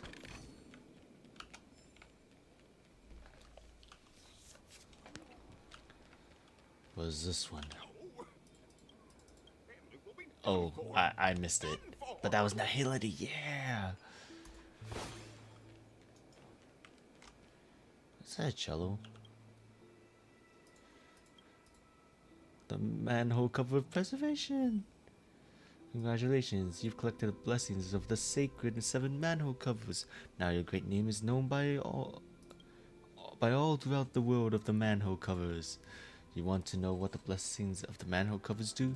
You're hitting the nail on the head. They're cool, and they're very cool. That's worth the celebration. Sparkle, disappear for us, like right now. Sparkle.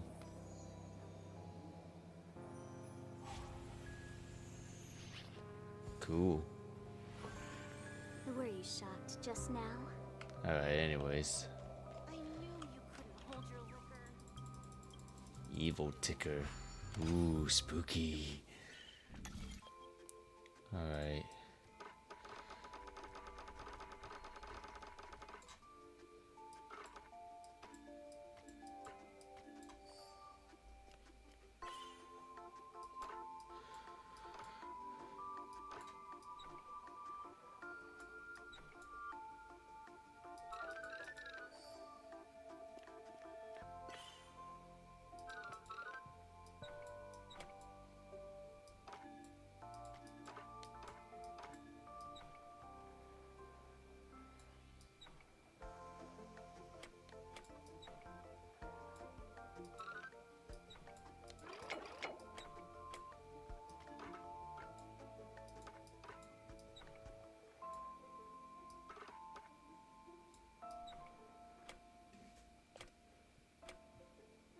Oh, there it is.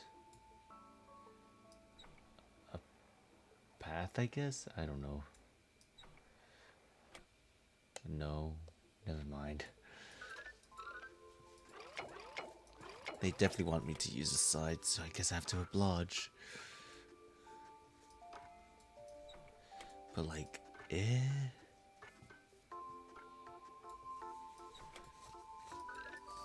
Oh, what? Oh, yo, a double whammy. Hello, Morgan.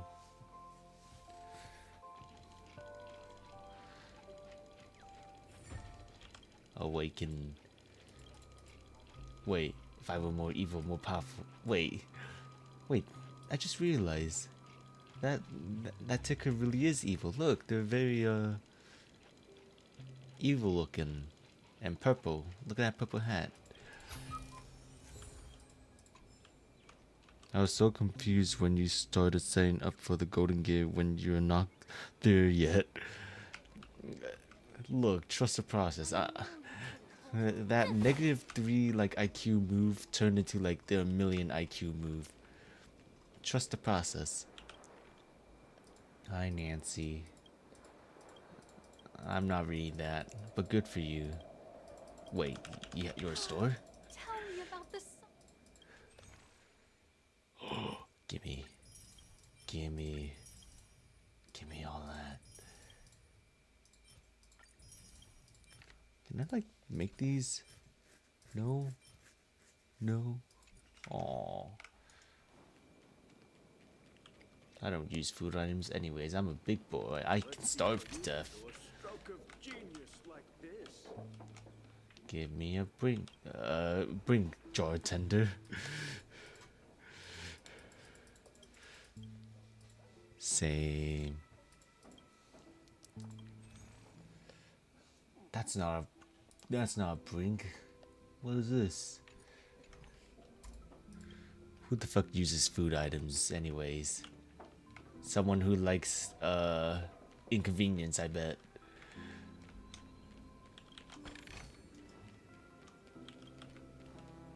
What did I just collect? Oh. Give me your items.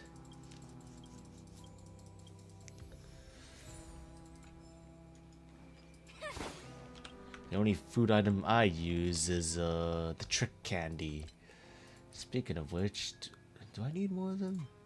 Nah, I'd say that's enough. No, I will not save that trick candy. I could have used the skill there, but I would not.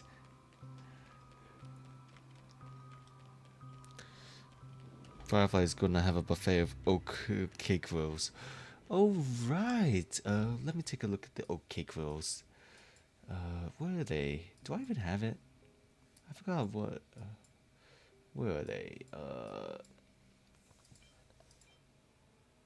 Oh no, that's a nutrient bar. What the hell?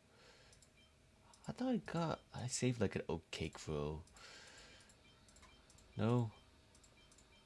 I mean, I'm pretty sure you know what it looks like. But remember how they spoiled Firefly's identity through oak cake rolls? Yeah, me neither too. You get 9 of them. Yeah. Oh, there it is. Yeah. Break effects on the next battle. Wow. I wonder what Firefly's gimmick is. Anyways, hi Misha. You were the guest from before. We meet again! And a new friend.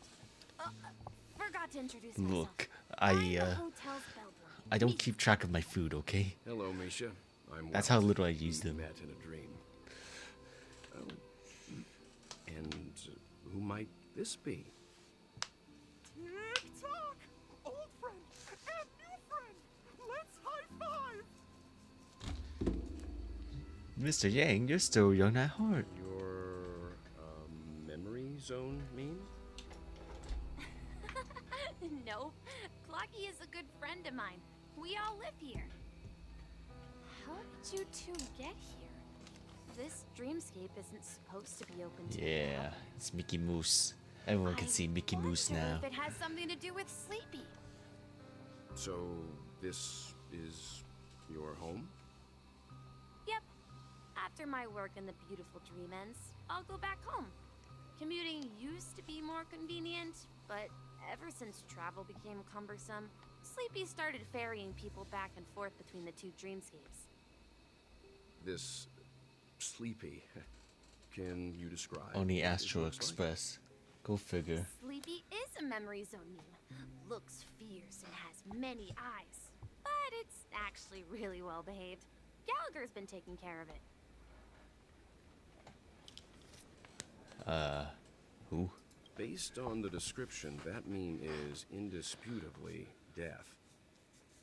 A nightmare for the family, but for the people who live here, well, that couldn't be further from the truth. Death? Not in a dream, surely. Sleepy's just a little aggressive, and sometimes messes up by fetching the wrong guess. but it would never hurt anyone. That see. monster's called Sleepy. Has it brought back any guests recently? Death is literally say, called Sleepy. In the last day or two? We're currently investigating a missing person case that occurred within the beautiful dream. Baller. Then you'll have to speak with Gallagher. But he's currently busy hosting a visitor from the Oak family and specifically asked not to be disturbed. Mr. Yang, the person you're looking for, is it Miss Robin? Just as I thought. Considering what happened with Miss Firefly, this doesn't come as a surprise. If you're looking for Miss Robin, I can lead the way. She told me that she'd be willing to meet with outside guests.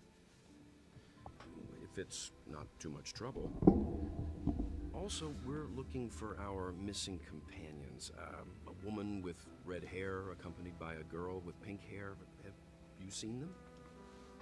Oh, I haven't. But please, rest assured. Dreamflux Reef is a small place, and it's not as bustling as the beautiful Dream, but its safety is unmatched. How about this? Since it's your first time here in Dreamflux Reef, I'll be your guide and help you find your companions. And then we can all go visit Miss Robin together. She's gone to Mrs. Grace's to visit the children. She won't be leaving anytime soon, so there should be enough time. All right, then. We'll follow your plan. Well, we now know the answer to both murder cases that have caused such commotion in Penacony. As for the intentions of the mastermind behind it all, we're still none the wiser.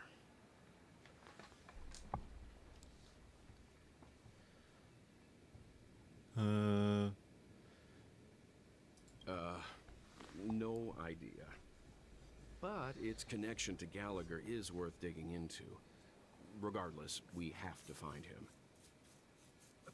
Say, you mentioned before that you saw Clocky that only you could see, right? Yep, he's right here. I can't shake off this strange feeling.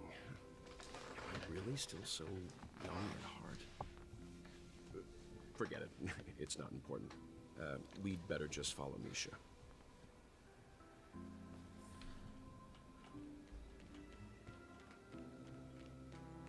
I'm not sure if there's any more left, any more I can explore around here. Maybe there is. Maybe I'm just blind.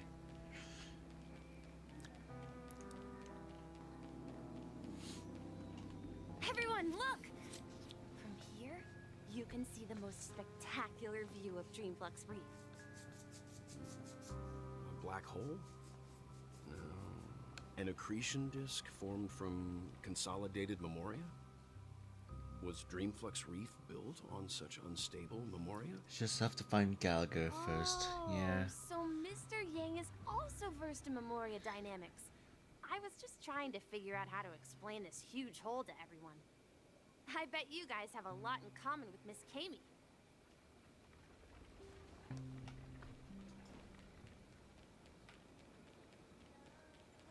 Look! There she is! My calculations are finally done. In another 10 system hours, the above dream will swallow the dream below. My hypothesis was correct. This place will cease to exist as the dream devours everything. Well, that's harrowing. Who are you all, and why haven't you left yet? This place is about to disappear. Then why aren't you leaving? Counterpoint. Kami, a dreamscape surveyor specializing in Memoria dynamics, and this is my life's work that I'm researching. See that huge gaping hole?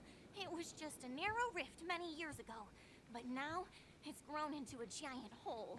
The surrounding Memoria has been flowing towards the other end of the hole at a constant velocity, slowly but surely.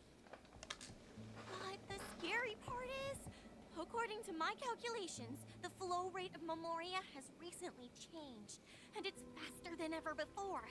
It's almost as if something is sucking it in from the other side. By constantly improving upon Madame Rosalina's Memoria measurement method, I've finally obtained accurate results.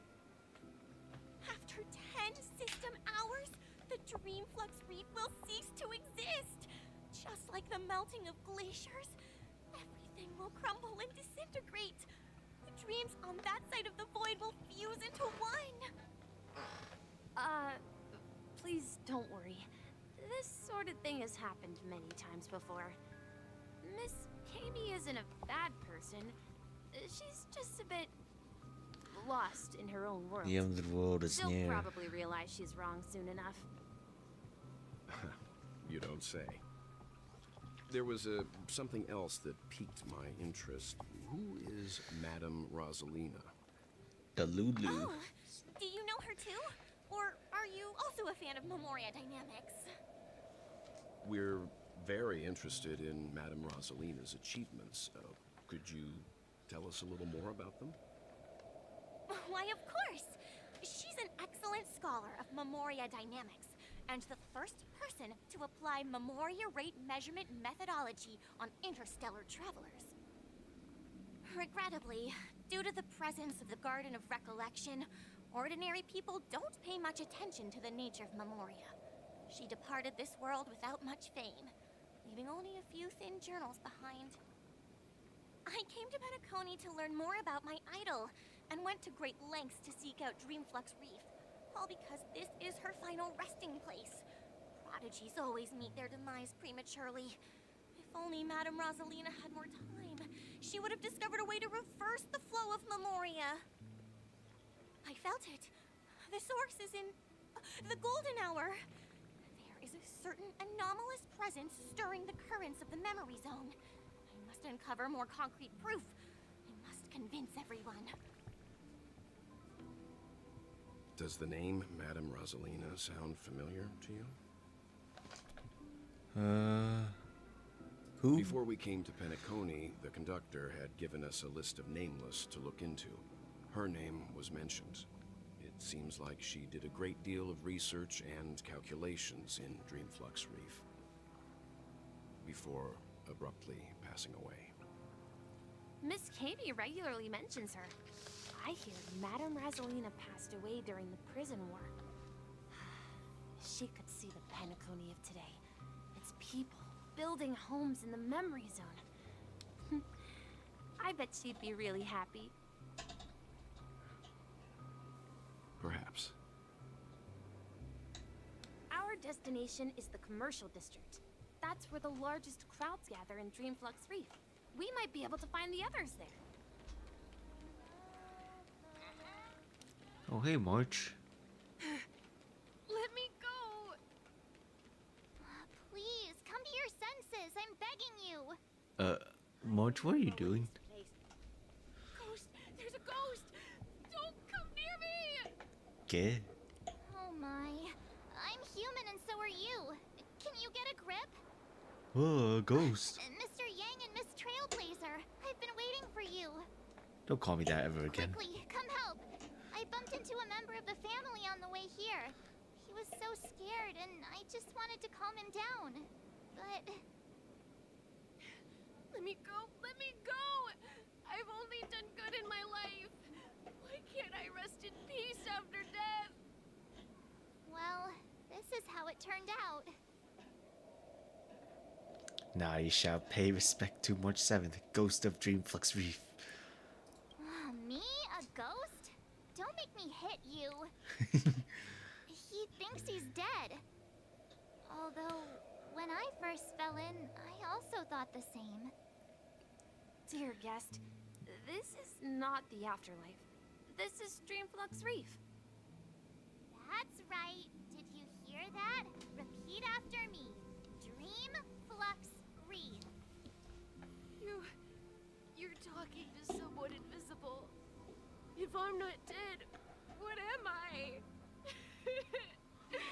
I shouldn't have pushed my luck and tried sleeping in my dream. Curiosity kills the Papashi.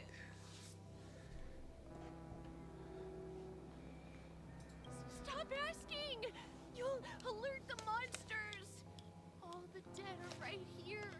All of them. You're not talking about the memory zone meme, are you? Don't show him Mickey. Don't say that name. It's all your fault. They're coming. Wait, what?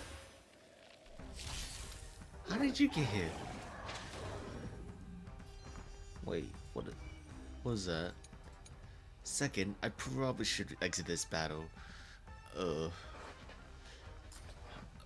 I probably should exit this battle. I am not gonna fight these with this team. I'll be honest. Wait, no, come back. I can restart that challenge. Wonder where I made it this time. What? It's fine. You think the mono quantum can carry? You really think so? Well, if you really think so, then I'm just gonna do this before then.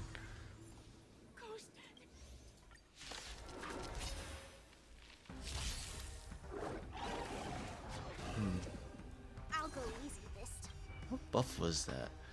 Restores HP after being attacked, but additionally gain more weaknesses and takes increased break damage. Broke dispelled after being weakness broken. What's healing going to do for you when we just kill you? You know what? You don't even deserve my respect, all of you. You deserve the auto button. Feeling spiffy? Can you find the answer? Oh god damn it. No, that's inefficient. Don't do that. Disappear among the sea of butterflies. Illusions of the past. Hot diggity. He passed out. Oh. His intense negative emotions attracted the nearby memory zone memes. Oh my god. He fucking died. I see. But why aren't the other people around here scared? Unlike in the Sweet Dream, people here don't see memory zone memes as dangerous monsters. And even if they pose a threat, people can easily escape by forcing a wake-up call. Huh. But we can't just leave this man here. Can we take him somewhere safe? We can ask Jessie for help. I've gotten to know many locals while waiting for you guys. I remember when everyone here is living a self-sufficient We have to cook, life. Jessie. I don't know how to describe it, but this place feels like the real dreamscape. Ooh, bird.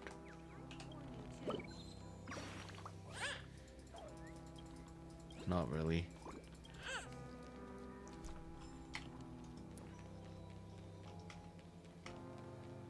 Wait. For a second, I thought I was hearing a treasure chest. I think that's my ears playing tricks on me. Hi, Jesse. Wait, no, not you.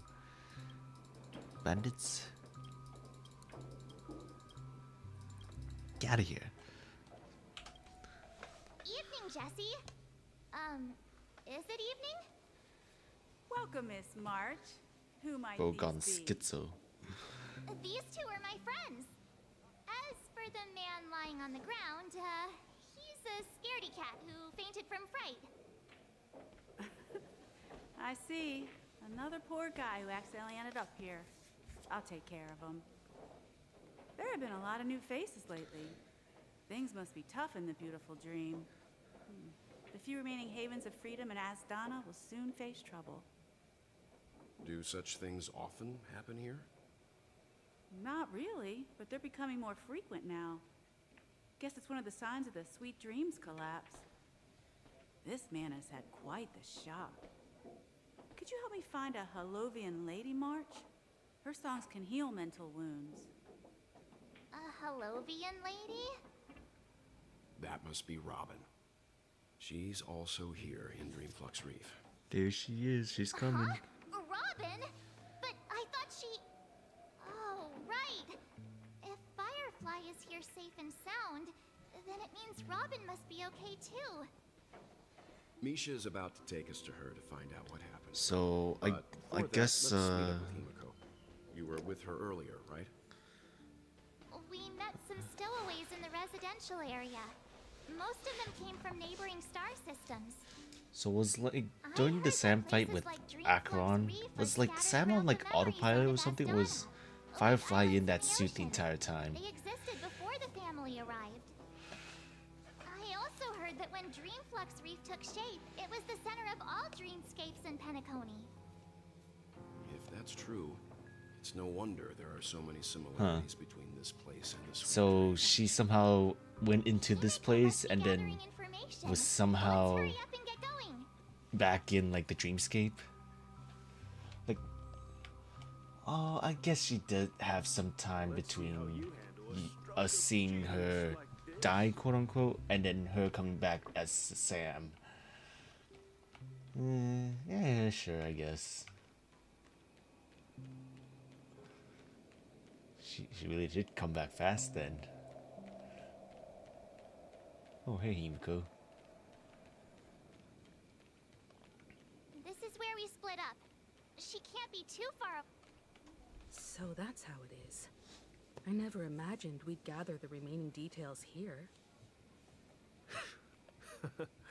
To borrow Gallagher's catchphrase, what an unpredictable twist of fate. Himiko, here they are. Ah, perfect timing. Now that everyone's here, I'd like to introduce everyone to Micah, who's partly in charge of the Land of the Exiles. Micah, these are my companions. It's a pleasure to meet the Nameless. You know us? I've been keeping an eye on you since the day you arrived in Penacony. We would have met under more appropriate circumstances if Dreamflux Reef hadn't been isolated from the 12 dreamscapes. Please, allow me to formally introduce myself. I'm Micah, the Gravekeeper of Dreamflux Reef. Gravekeeper? Life in Dreamflux Reef is pretty liberating. Everyone here mostly keeps to themselves, without meddling in others' affairs. My daily task involves cleaning a few tombstones. You're too modest, Micah. When lost dream chasers stumble upon this place, you're the one who takes care of them, guiding them back to the sweet dreams, or showing them how to survive the wild dream chaos. So, guardian of sorts. Were you talking to me, Mr. Yang? Huh? On that note, Mr. Mika, which tombstones are you referring to? We didn't come across any graveyard when we arrived.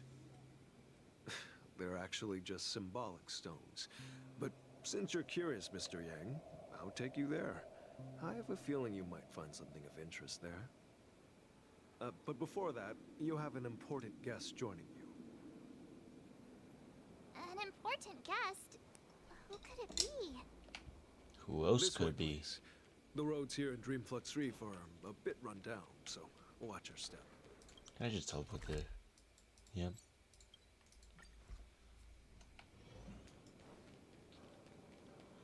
There she is. Everyone sang so wonderfully. It's not often that I tried this music style, but I've gained some valuable insights from it.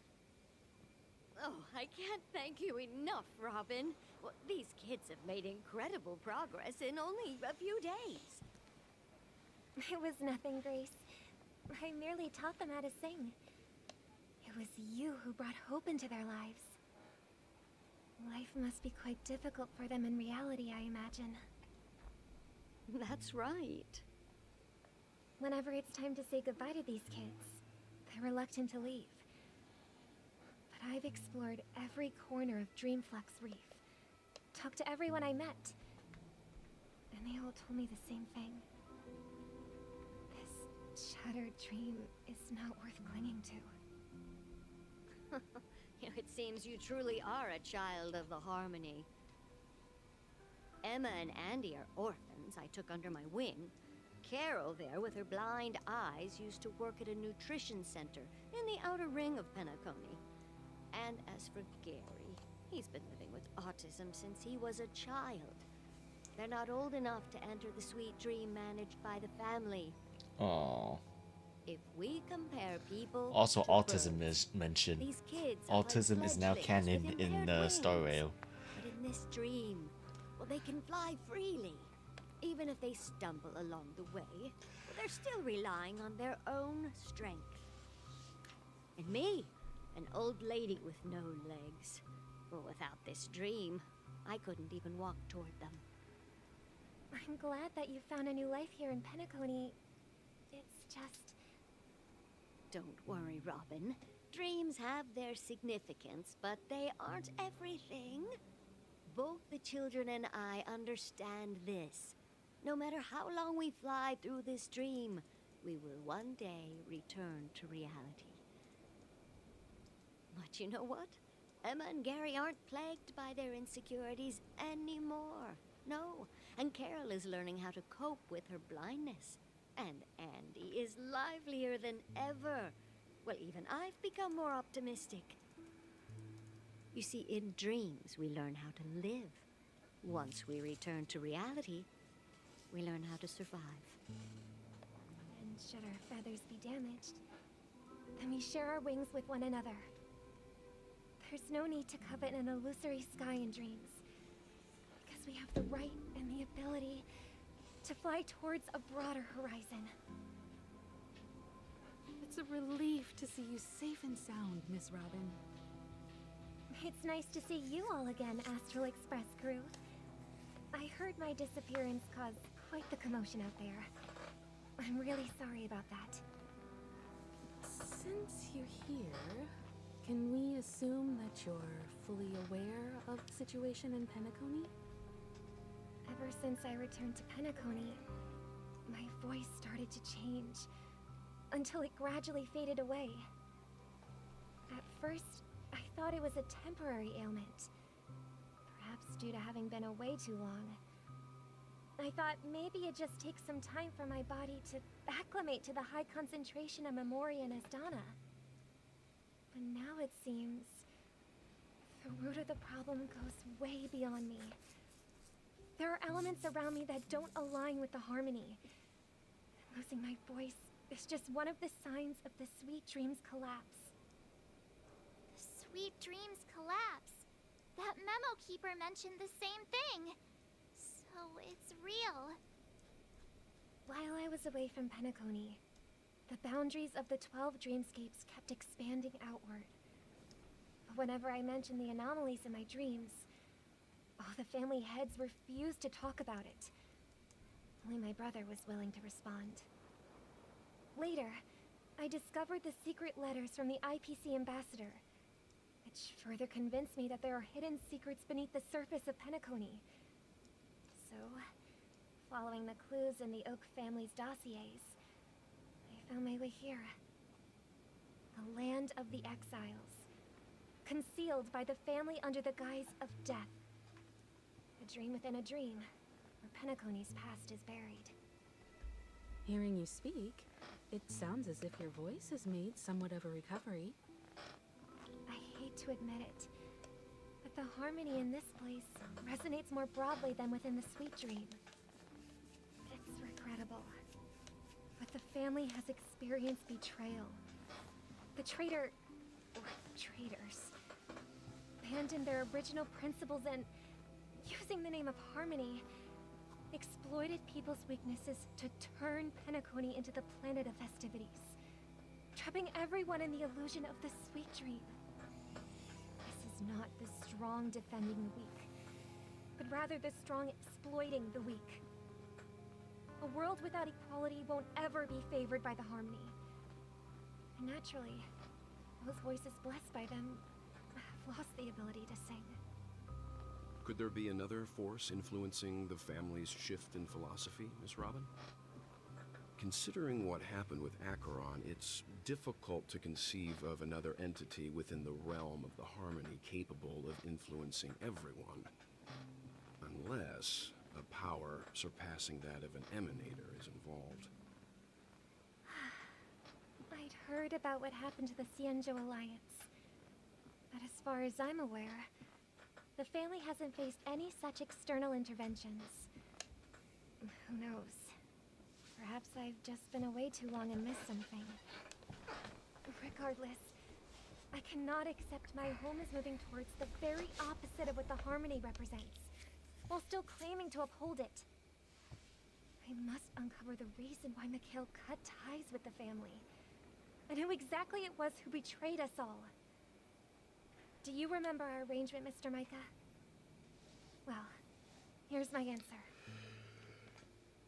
I've decided to forgo my role, and never step foot on the Charmony Festival stage again. Aww. Look here, brother. The little bird. Looks like a fledgling Charmony dove. But Charmony doves don't live here. So how did this little bird get here? Maybe its parents abandoned it? It looks weak and frail. Why don't we find something soft and make a nest for it? This place is too dangerous for a fledgling. Let's take it with us. We can put it on the wooden shelf in front of your window. Okay. A bird like that must have a beautiful singing voice. But where will it live? I'll ask the family head to build a cage for it. A cage? But then it won't have the freedom to fly, right? Let's see. What is it that has captured the attention of the two best interpreters of the Great One? To the point that they've forgotten how to enjoy their dessert. Oh, poor little thing. Doesn't look like it's doing well. Do you want to rescue it? I do. But I don't want to lock it up in a cage. Why? Even if it's small and not fully feathered, and can't sing, it didn't come into this world just to be locked up in a cage. Birds, they should be flying free in the sky. That's quite the romantic idea. And what about you, a young scholar? Do you agree with your sister? I think she's right. But if we leave it out in the wild, it won't survive for more than a few days at best. Ah, I see. It seems our little scholar is still a bit unsure. Well, let me tell you youngsters a story. As you probably know, Charmony doves can fly through the air. When they fly really high, the friction caused by the flapping of their feathers against the atmosphere creates amazing lights, so that they look like shooting stars. We've seen this spectacle so many times that we think it's just something they can naturally do. But that's not the truth. Their radiant display is the result of countless struggles against nature over generations. Their ancestors were too weak to survive on the ground. So, to escape predators, they started seeking new opportunities in the air. After countless attempts by many generations, one of them finally figured out how to fly. It soared into the sky and never looked back at the ground again. So, you mean birds aren't born to fly, but they find a way to do it through their determination, right? Well, that's an idealistic way of putting it. So, what are your thoughts, Sunday?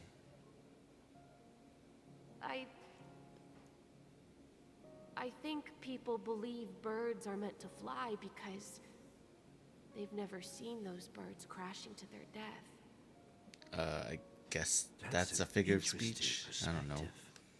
So, Have you decided what to do with the bird now? For now, I'll keep it in a cage until it can take care of itself because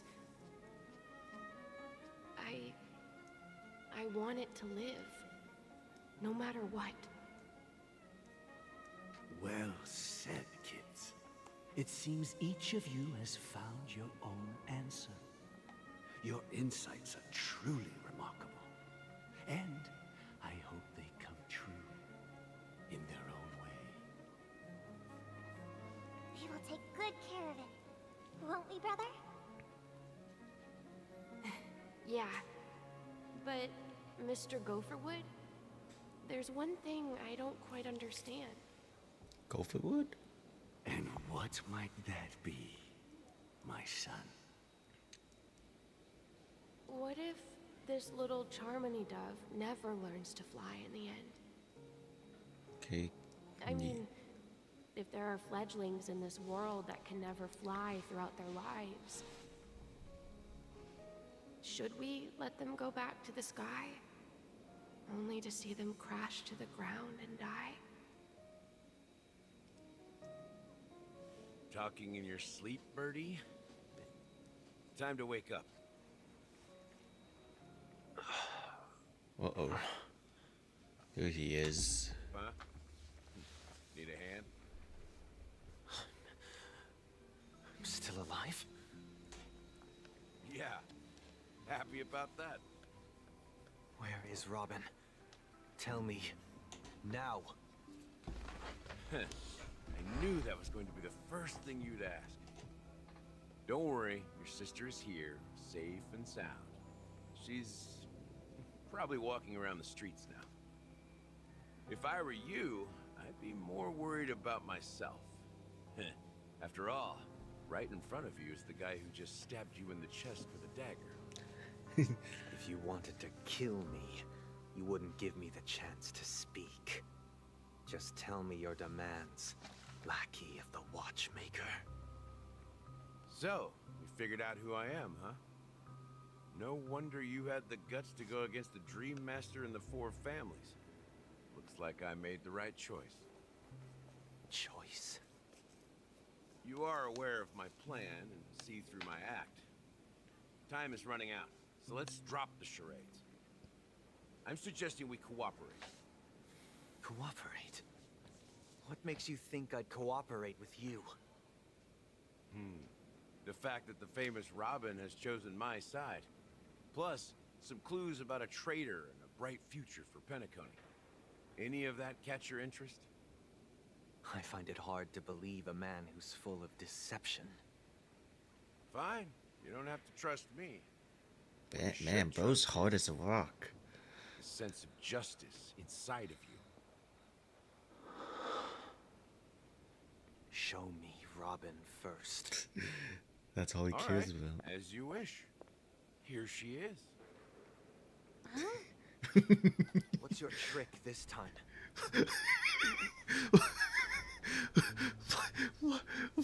Gallagher, what's this about? Okay, I guess that's Robin now. Just kidding. I mean, this lady will lead us to Robin, right? Lame And the cook. crew, too. There are too many people who you owe an explanation. That'd be great. Please follow me, Honorable Oak Family Head. Now, all the actors are on the stage.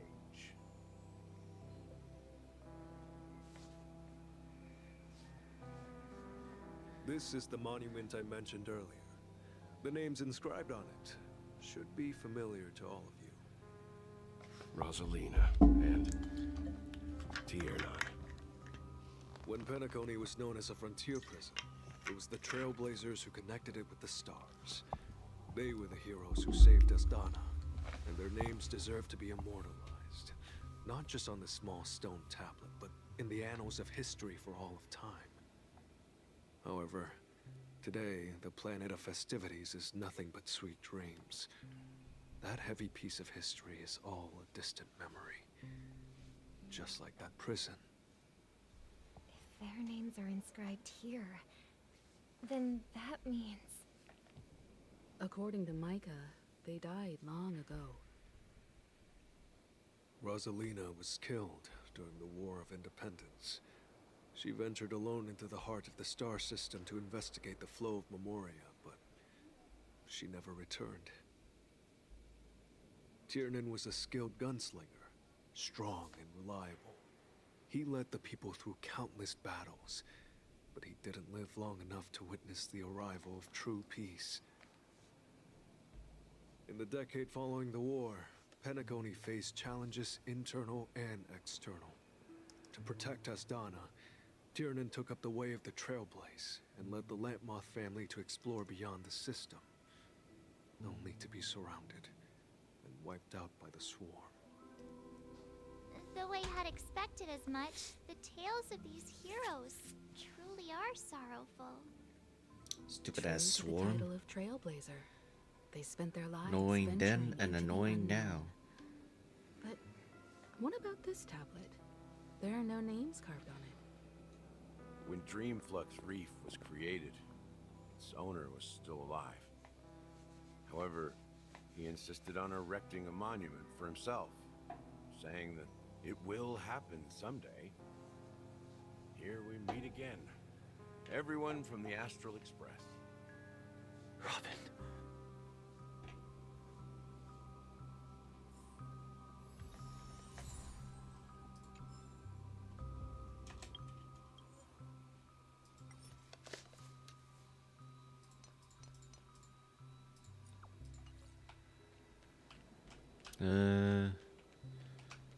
Well, I guess I'll talk to everyone first. I gathered everyone here. Gallagher will explain the rest to you. Take care. I brought Gallagher here. It's time to face the truth. Huh. The atmosphere sure is livened up with all these people in here.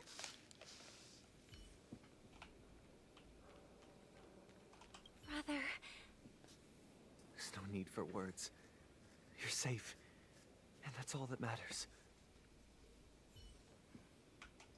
You have nothing to say? There's no need for words. Alright. What do you want, Gallagher? I promised to give the siblings some privacy, so let's talk about our business first. What do you say? That sounds sensible enough. Since you went through the trouble of gathering the family head, the crew, and the Stellaron hunters, I'm guessing you have something important to say, Mr. Gallagher? Oh? Is it that obvious? The look on your face is practically screaming, I'm the one behind all this. You're right, Mr. Yang. It is indeed time to come clean on everything. The siblings already know what they need to, and they've made their choice. But you, Nameless, arrived a bit late. So it's only fair that I answer your questions. Before we begin, let me reintroduce myself. I'm the founder of Dreamflux Reef, the deputy of the Watchmaker, and the one who sent out that invitation. As Gallagher, the history fictionologist, I humbly extend my greetings to you all. Wow. History fictionologist? So what, everything you told us was made up? Well, don't worry. Almost everything I shared was true. Well, except for the part about the family accepting me back. I double-checked with Micah, and everything he said about the family, the Watchmaker, and Mikhail is true. Thank you for your understanding. Now let's get down to business. I'm sure you're all wondering why I went through the trouble of setting up this battle for the legacy. Inviting different factions, and stirring up a ruckus all over Penacony. Well, it all boils down to something very familiar to all of you. The Stellaron. The Stellaron? But how is that possible? Penacony is a free-flowing interstellar hub. There are no signs of contamination whatsoever. You're totally correct. So, care to take a guess at what that means? You're pulling our leg again. The sweet dream doesn't come out of thin air. If you think of the memory zone as the sea, creating the land of the dreams is like filling that wild ocean with earth to make an island. To achieve this feat, without the help of an emanator of remembrance or enigmata, the only way is to use a Stellaron. And that's not something you can achieve with a simple wish. It requires vast quantities of knowledge, time, and manpower. I'm sure you get what I'm hinting at. In Azdana, the planet of festivities itself is a Stellaron disaster. Way. The planet of festivities itself is a Stellaron disaster? It all started a long time ago, back when the Watchmaker and his crew liberated the frontier prison. They faced countless challenges as they began building Penacony from the ground up. That's when the idea of using the Stellaron came into play. The Stellaron first entered the Azdana system during the war. The Nameless warned everyone against the folly of attempting to tamper with such a power, and most heeded their words. But there are always people in the shadows with ulterior motives. The turning point came after Tiernan's death. With two of the Nameless gone, the Watchmaker had to go to the front lines. It was at that moment his rivals saw an opportunity. By the time a representative from the Montour System's family arrived at the Watchmaker's call, the Stellaron had already been activated and was seeping into the primordial synesthesia dreamscape. And I suppose the family happened to possess the knowledge to seal the Stellaron? Not just that. They knew far more about the Stellaron than the average person. They helped Mikhail swiftly quell the civil unrest and played a part in building Penacony under the disguise of the Harmony. Those three eras were known as the Age of Dreaming.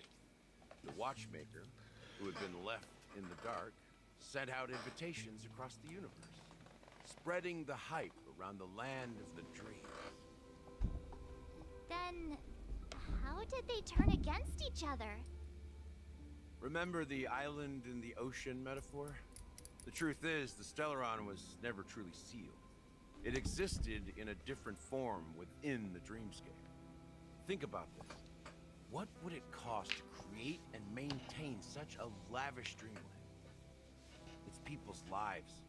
The opulent dream is built upon the decay of spirits, with a toxic elixir called pleasure flowing through the dreamscape. It tempts people to indulge in the dreamscape, and gradually their minds succumb, becoming nourishment for the sweet dream. Confusion, laziness, and cowardice, weaknesses that plague humanity, were magnified and nourished by the family. Penacony became a new kind of prison, even more impenetrable than the previous one. Sadly, we realized this far too late. By then, the family had a firm grip on Penacony, swiftly quelling any opposition that arose. At my wit's end, I had to use the power of the Enigmata, and sought refuge in this chaotic realm. Over the years, I created a meme within this dream for our use. Dormancy. That's its real name. We exploited a loophole. You see, regular people can't fall asleep again while they are inside the dreamscape. Ah, dormancy. Like the friggin' doctor's notes. Huh. Well, thanks, Dr. Ratio. So this is the true meaning of the impossible. You sent out invitations in the Watchmaker's name to find forces capable of resolving the Stellaron disaster and draw them into Penacony to uncover the truth. It's not just that. Above all, I wanted to see what happens when the major factions engage in a struggle for the legacy. Since this is the Watchmaker's first announcement in decades, the traitor within the family is bound to reveal themselves. So, the legacy is just a facade. If you want to consider the Stellaron as the legacy, I'm totally fine with that. If that's the case, Where is the Stellaron now? That's a question for Mr. Wings.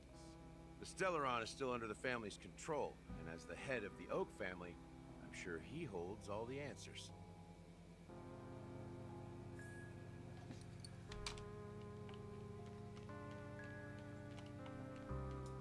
You say something different? As I suspected, the core of this issue lies within the Stellaron. What about you, Misha? You all look quite serious. Is there anything I can do to help? Nope, nothing. Go ahead. I'm sure Mr. Wing... Are you done talking? So, will you tell us where the Stellaron is? It is the Penacony Grand Theater itself. As I suspected, it's the embodiment of the family. The edifice that first materialized within the Sweet Dream. That's what turned Penacony into its current state. As for the person who employed its power, it is in fact Mr. Gopherwood, the current Dream Master. Well, that was easier than I thought. Did you conduct your own investigation already? Correct. When I was trying to track down the person who murdered my sister, apart from you, Gopherwood was my second suspect. Confronting me first turned out to be a smart move on your part. I didn't have other options. The Dream Master has been elusive, and even the heads of the families can hardly get an audience with him. Moreover, Mr. Gopherwood has been kind to my sister and me. And I didn't want it all to end like this. What do you mean by that? To be honest, my brother and I are also victims of the cancer of all worlds. We grew up as orphans, and were adopted by the family when they came to help. Mr. Gopherwood recognized our potential and brought us to Penacony. But I can't just stand by and watch Mr. Gopherwood become an enemy of the Harmony. I won't use my voice to support an evil cause. I won't step on that stage and sing, no matter who the traitor is, or what orders they give me. I won't let the Charmony Festival become an event that destroys Harmony itself, or the paradise in our dreams. Indeed, for the paradise in our dreams. As the head of the Oak family, I'm responsible for ensuring Penacony's promising future. Robin and I will head into the Sweet Dream and confront the Dream Master. And if it turns out that the family has truly strayed from the Harmony, I'll fight alongside you. We'll put the Charmony Festival on hold and make sure Mr. Gopherwood pays for his blood debt. The enemies you are about to face aren't like this old dog here, who can barely even bark. Since our interests are aligned, why don't we team up? Maybe, just maybe, we'll have a shot at success. We have always been following in the footsteps of our nameless predecessors, and there's no reason to stop now. Yeah, we Nameless won't back down from a challenge. Isn't that right, Miss Trailblazer? Nah, I'd surrender. Peace was never an option. Exactly! It's time for the crew to save the world once more. Rest assured, sitting on the sidelines isn't in our nature. Mr. Sunday, Miss Robin, I'm willing to accompany you on behalf of the Astral Express. Having a third party present should help with negotiations, and could make all the difference if things get ugly. Thank you, Mr. Yang. Thank you all very much. The Charmony Festival is about to start, and time is against us. We must hasten. Everyone, let's gather over here. We still need to make some preparations.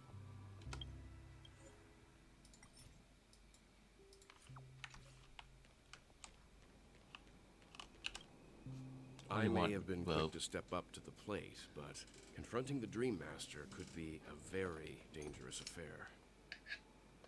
Huh? Even you're saying that, Mr. Yang? How powerful is that Dream Master? He's the leader of the families of Penacony, and he has the entire power of the Harmony behind him. Not to mention the Stellaron in his possession. We must proceed with great caution. Maybe you can just stay behind this time, Mr. Yang? No, that won't do.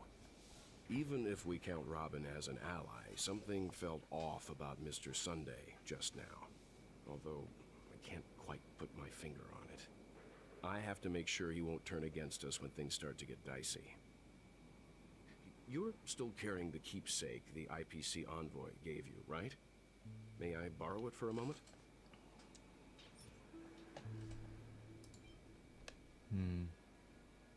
No, I would cancel it. It would be funny, but I'm pretty sure nothing happens. I knew it. I don't think this will bring us any As luck. I suspected, this chip Aventurine gave to you is actually a miniature transmitter. If I'm right, he intends to use it to track your location or contact you when needed. As it so happens, this may actually be of some use in the current situation. Aventurine? Is he still alive? And what does he have to do with our mission to confront the Dream Master? Remember what I said earlier? Working with the IPC is a way to keep the family in check. If negotiations go south and the family show their true colors by going after the Stellaron, I'll use this transmitter to send a message to the IPC. It'll be just the opportunity the IPC ambassador was hoping for. The only question mark in all of this is Aventurine's current status. But the IPC is always listening, especially senior strategic investment department heads like him. Getting the message across shouldn't be a problem. Good luck to you, Welt. Well, you take care too. If anything goes wrong, don't worry about me. Just make sure to seal the Stellaron. Spoken like a true hero. Even if the Dream Master is innocent, the family's corruption runs deep. I won't make the same mistake Mikhail did. Let's wish him the best of luck. Don't you have something else to tell us, Gallagher? Why would you say so?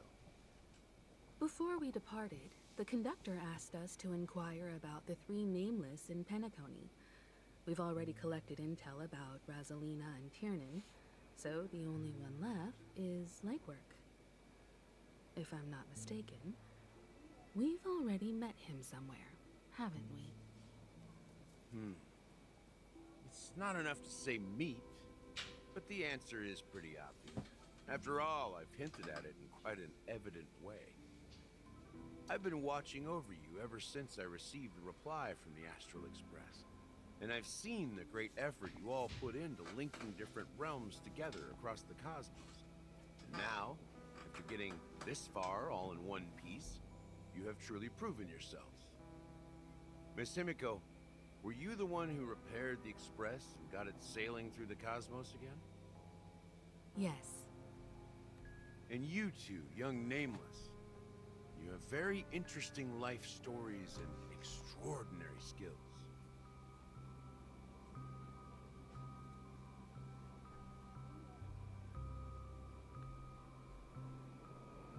Oh, wait. Oh, you're making me blush with these flatteries. Keep them coming. Ha, of course, my reputation precedes me. Yep, I am the great galactic baseballer supremacy.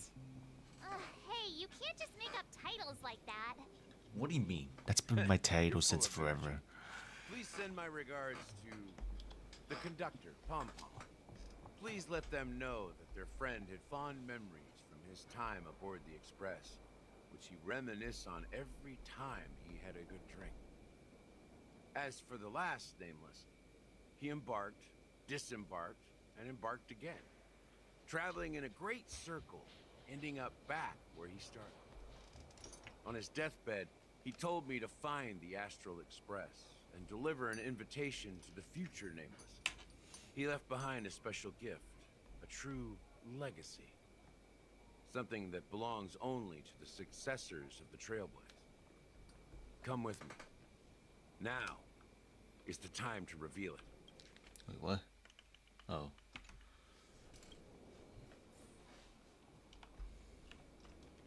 What do you want? Back here again. Sometimes I feel like you're still alive, old friend. Like you've still got so much to say and do. I've kept my promise. Brought the future Trailblazers you've waited so long for. I don't know why you were so obsessed with that train. But I remember your last words. Don't let us down, old man.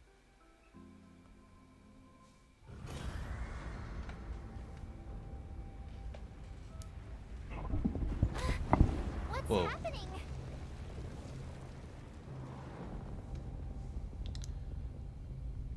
The buildings can grow. I guess they can.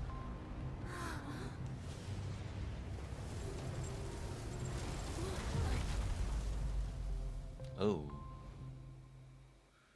A straight path. Huh? Go ahead.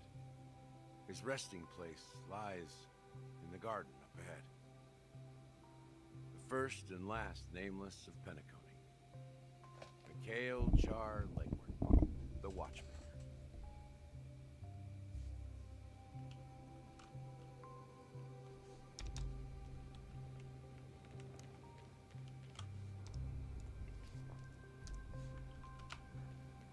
Huh.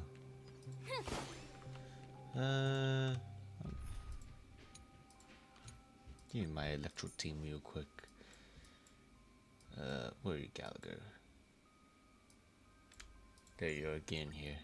No matter where I am.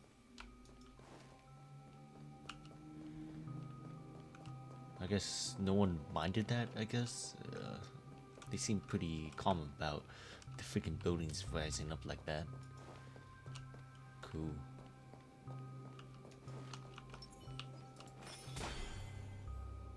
No birds? Guess not.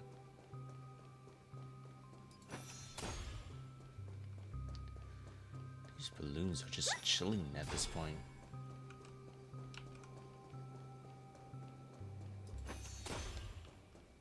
I'm a yeet. Bye. See you then.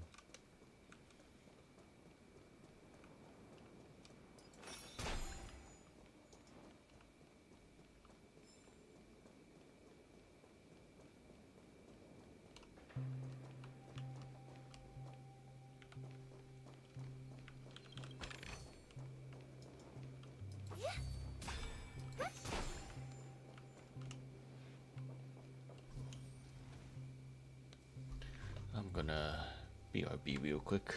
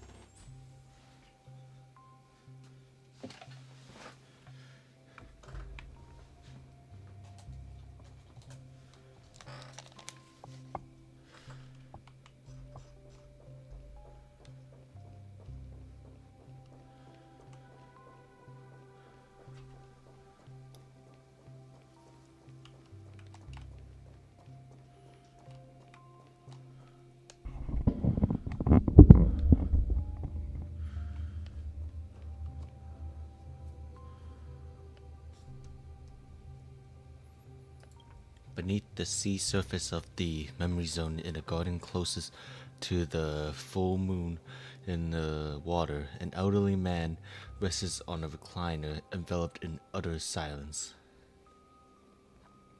The watchmaker, Mikhail Char-Legwork, has passed into that endless timeless stream where no sound could ever awaken him. Sure enough, the watchmaker is the third nameless.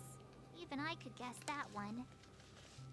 The legacy he So left we take his behind hat now? was a dream bubble. I believe inside that bubble, there's something that holds meaning only for the nameless. After all, when I checked its contents, I found nothing inside. Maybe some trailblaze runes? Even more mysterious than me. Well, let's have a look. Himiko nods. As the words cease, Himiko nods ever so slightly in your direction. You take a deep breath, steady your mind, and turn your gaze towards the watchmaker. You press your hands against the dream bubble, and a thick, vicious memorial converges under strain. Then,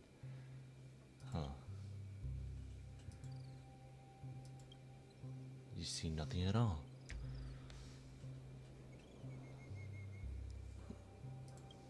How can this be?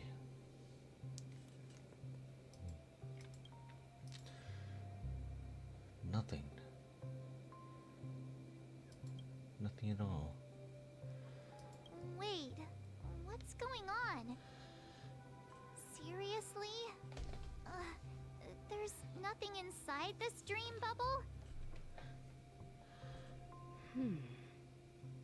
How could a dream bubble be empty? Just as I suspected. That old man always had this strange belief in the nameless and the trailblaze. And I never understood where he got that confidence from. Especially since he never managed to get in touch with the Express while he was alive. I could never figure out what was going on in that old man's head. But this empty dream bubble is so typical of him. He was always full of weird fantasies and incomprehensible romanticism. That mischievous old man. Well, I didn't expect him to leave anything concrete behind anyway. Don't think that's the case, Gallagher. Bird. I'm sure Mikhail has left us the most precious thing of all. What, the Kung Fu Panda 1? Don't start getting all philosophical on me, alright?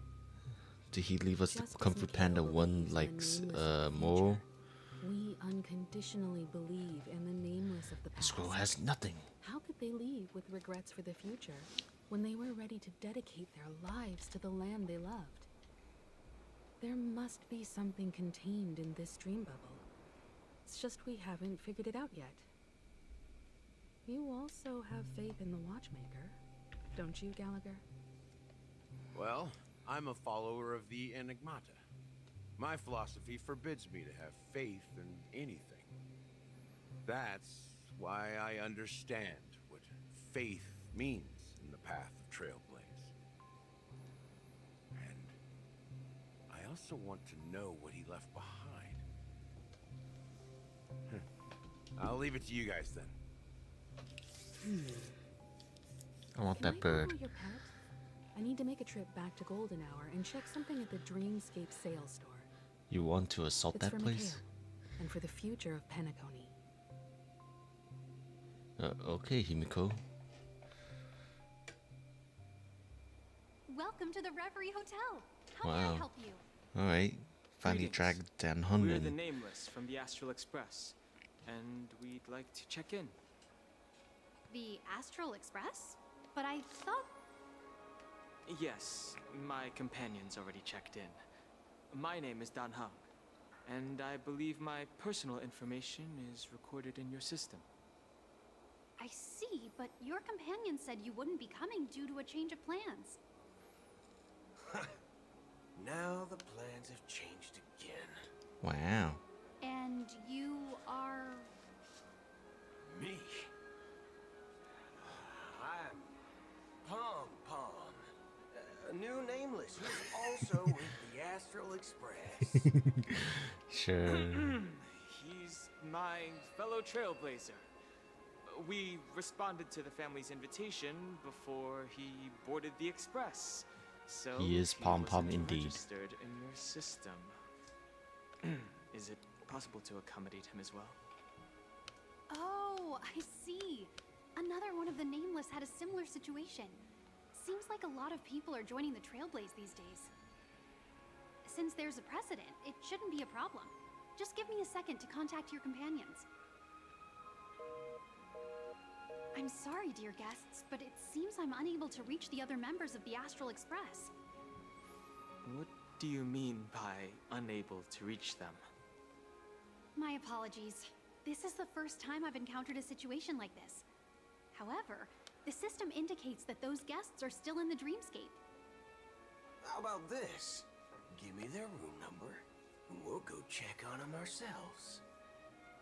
I'm afraid that's not possible. I need to verify both of your identities before I can share any guest information. How about you just wake up someone? Let's say, Welt? I'm sorry, but there are strict rules regarding forced awakening. It cannot be done without the proper clearance. So nothing works, huh? What's your solution then? Are you saying we sleep here? At the reception? Please be patient. We need to contact your companions in order to confirm your identities. And now it seems you need to confirm our identities before you can contact our companions. It seems so. Oh, fudge. Look, nothing personal, but if you can't handle this, go find someone else who can, okay? Wow. Please calm down, dear guests. I do recall that Mr. Sunday, the Oak family head, personally handled this issue earlier. Oh, please wait a moment while I contact him. I don't think she's trying to give us a hard time. She really just doesn't know what to do. I have a bad feeling about this. You tried to contact them on the Express earlier, but they didn't respond. Something doesn't seem right. I need to leave for a moment. You can stay here with the receptionist. Sure thing. Just don't keep me waiting forever. Don Hung seems pretty worried about his companions. I should give him some space. Stressing out about it won't help anything. Really, boot hell. Oh, he just straight up just shoots.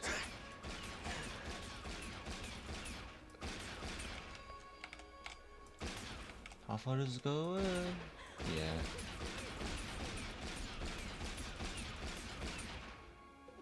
Gun.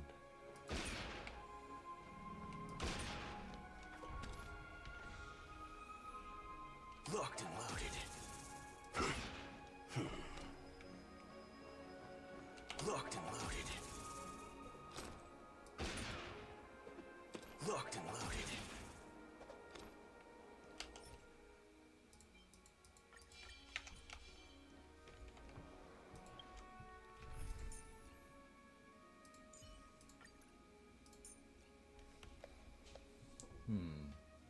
We're breaking today, are we? Finally, my Sushan can do something now.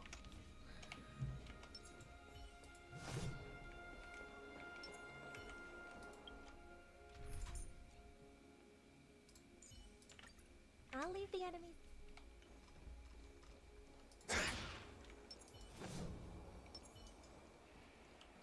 Why is there a record of your stage from last month? Failed? Greetings. I'm Cody of the Bloodhound family, head of security for the hotel. How may I assist you? Hello. So, there's something I wanted to ask about. I've been hearing some unsettling rumors about certain incidents that might affect the Charmony Festival. Do you think there's anything to be worried about? I've traveled all the way from the Hayaii Federation, and I don't want my trip to be ruined. What do you mean? Wait. You haven't heard? I'm not sure where you heard those rumors, but they're completely baseless. I can assure you, as a representative of the Bloodhound family, that everything is going smoothly for the Charmony Festival. At present, all of the families are focused on making sure the festival starts on time. Even the Dream Master himself has arrived. So don't worry, your trip won't be in vain. Ah. That's a relief to hear. She doesn't appear to be acting. So, it seems that even the hotel staff are out of the loop.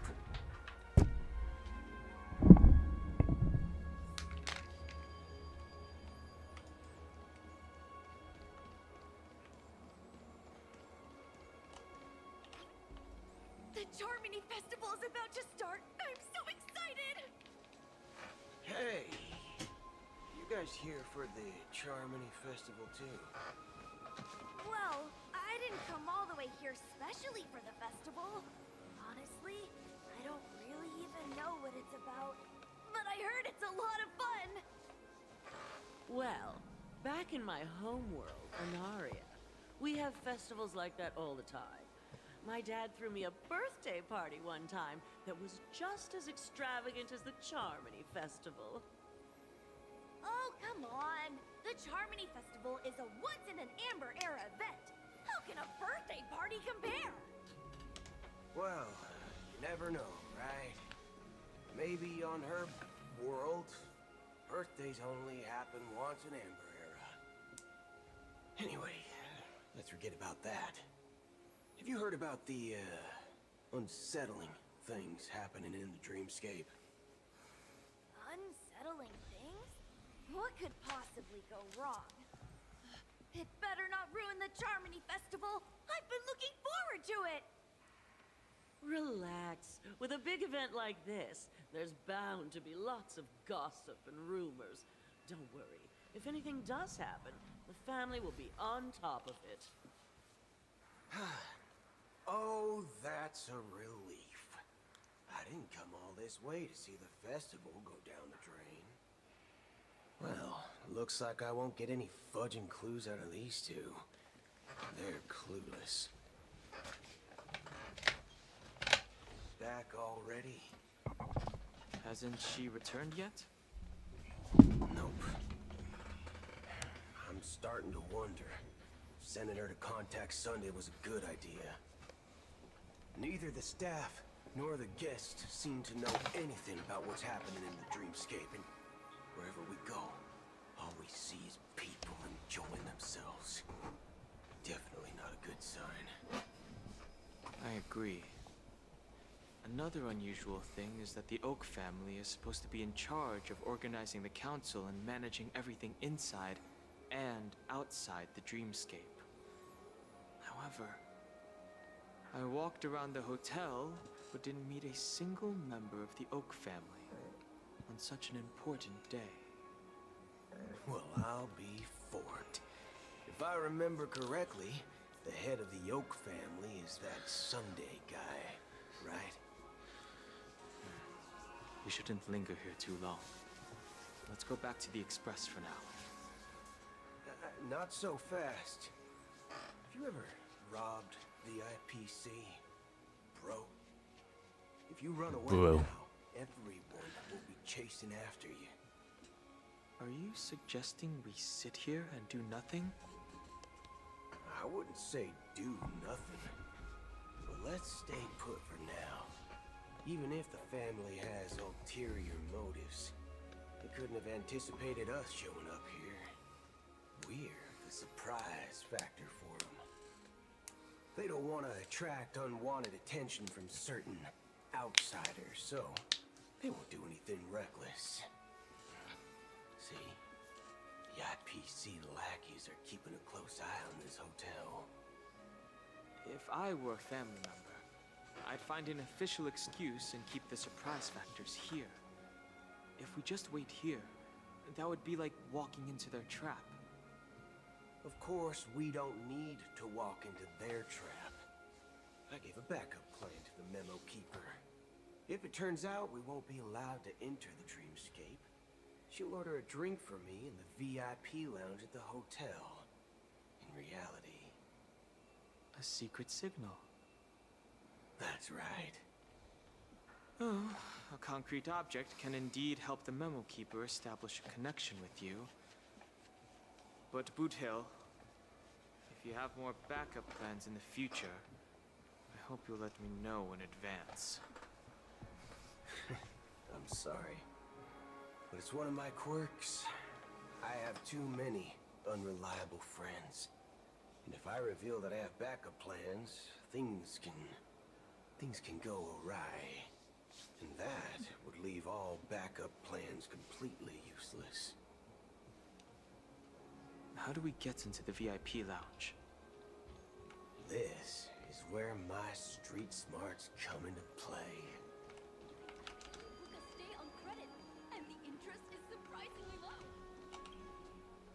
You're the lobby manager, right? Yes, I am. How may I assist you?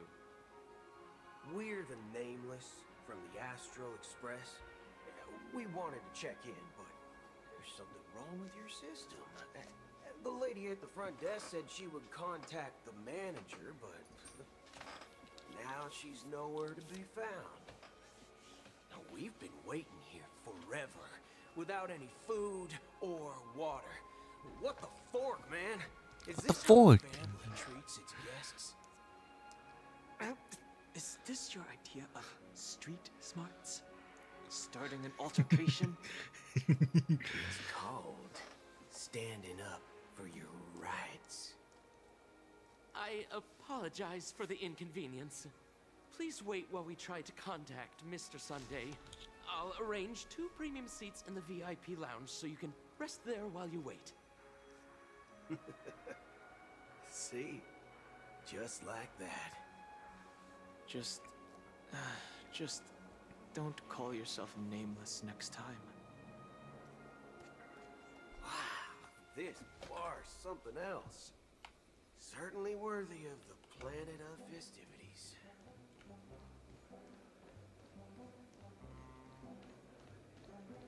One peach soul glad, shaken, not stirred. Honestly, they probably should not have put the bar so close to the hotel rooms. Good evening, gentlemen. Hey, I have an order for a bottle of Donna's White Oak. You help us find it. Donna's White Oak? I think there might be a misunderstanding. We don't serve that here. Oh, no way. Are you sure you're not mistaken? If someone had reserved such a beverage, I would definitely remember it. It sells for hundreds of thousands of credits per bottle, after all.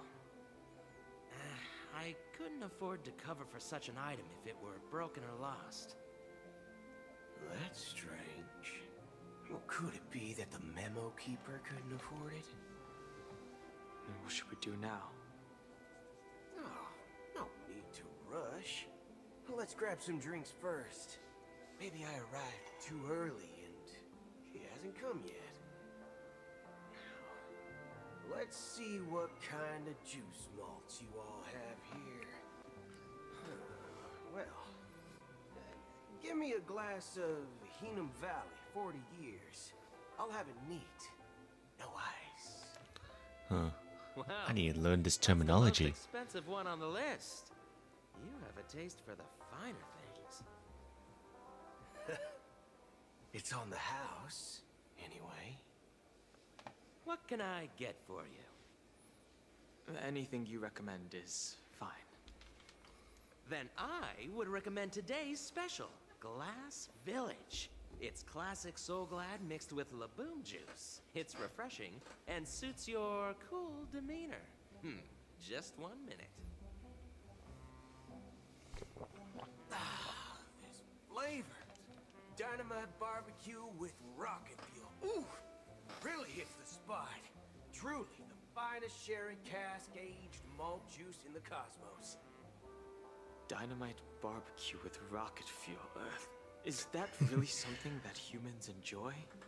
Well, he's not really a human, is he? Hey, this guy doesn't know anything at all. Wow. As long as you're satisfied, dear guests, please enjoy. He doesn't know. Let's give the memo keeper another half-system hour.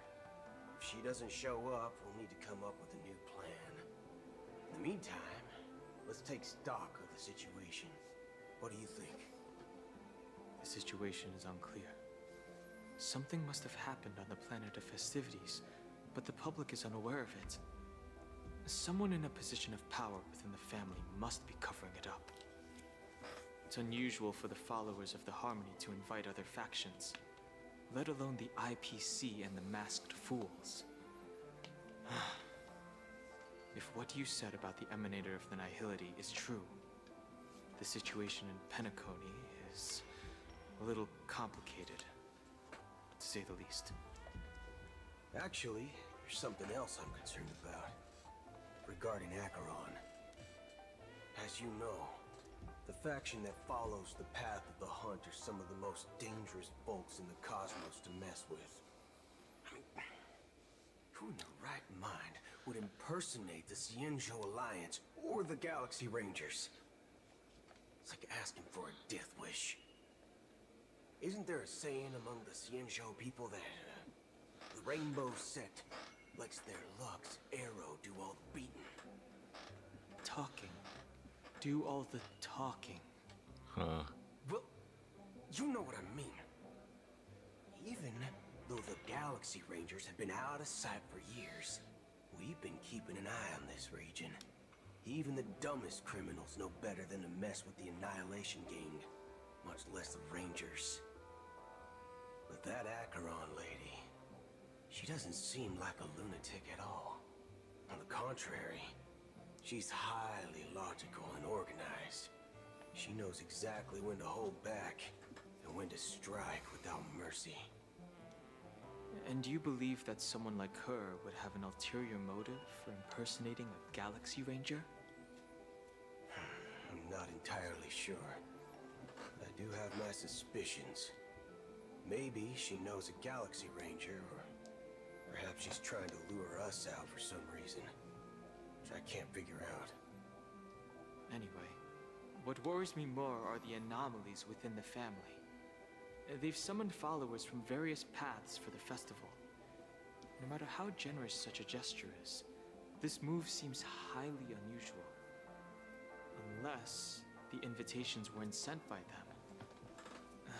If that's the case, it's even more intriguing that the family insists on organizing the Charmony Festival, despite the chaos. Maybe it's Shipei the Harmony pulling the strings. You find it beyond human understanding because it wasn't arranged by humans at all. People do stupid things out of irrational impulses. They abandon their principles when self-interest is involved. They believe in things they know they shouldn't, and fudge, they even break their own rules. But Eons don't. They stick to their determined path and never turn back, even if they reach a dead end. You think Shipei's will is behind all this? It may not necessarily be Shipei. There's definitely some higher entity involved. I know it may sound pessimistic, but if human free will were reliable, why would we even need Galaxy Rangers? It's much simpler when you boil it down to the eons and paths. Like how Lon always follows the path of the Hunt, or how the Express stays true to the Trailblaze despite Akavilli's disappearance. But in my opinion, Akavilli's fall holds significance for the Nameless. Oh, so you're saying the Nameless now have to take responsibility for their own choices because their absolutely right leader is gone? Exactly. I believe the purpose of the journey isn't just about following a path that's always considered absolutely right. It's more about doing your best to choose the right path for yourself among countless possibilities, even with limited insight and judgment. I don't know what you've been through, but I agree that people must take responsibility for their choices, because no one else can do it for them.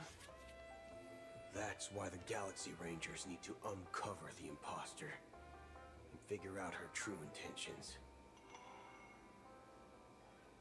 Just in case.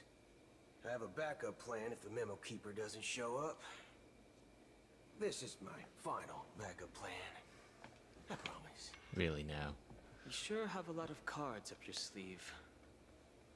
Well, going back to my old career would make things a lot easier. By the way, when you were walking around the hotel, did you happen to see any important-looking guests? What's your plan? It's simple. We just grab some hostages and use them as bargaining chips with the family. Or maybe we can even take their identities. What? No need for that. We'll return to the Express now.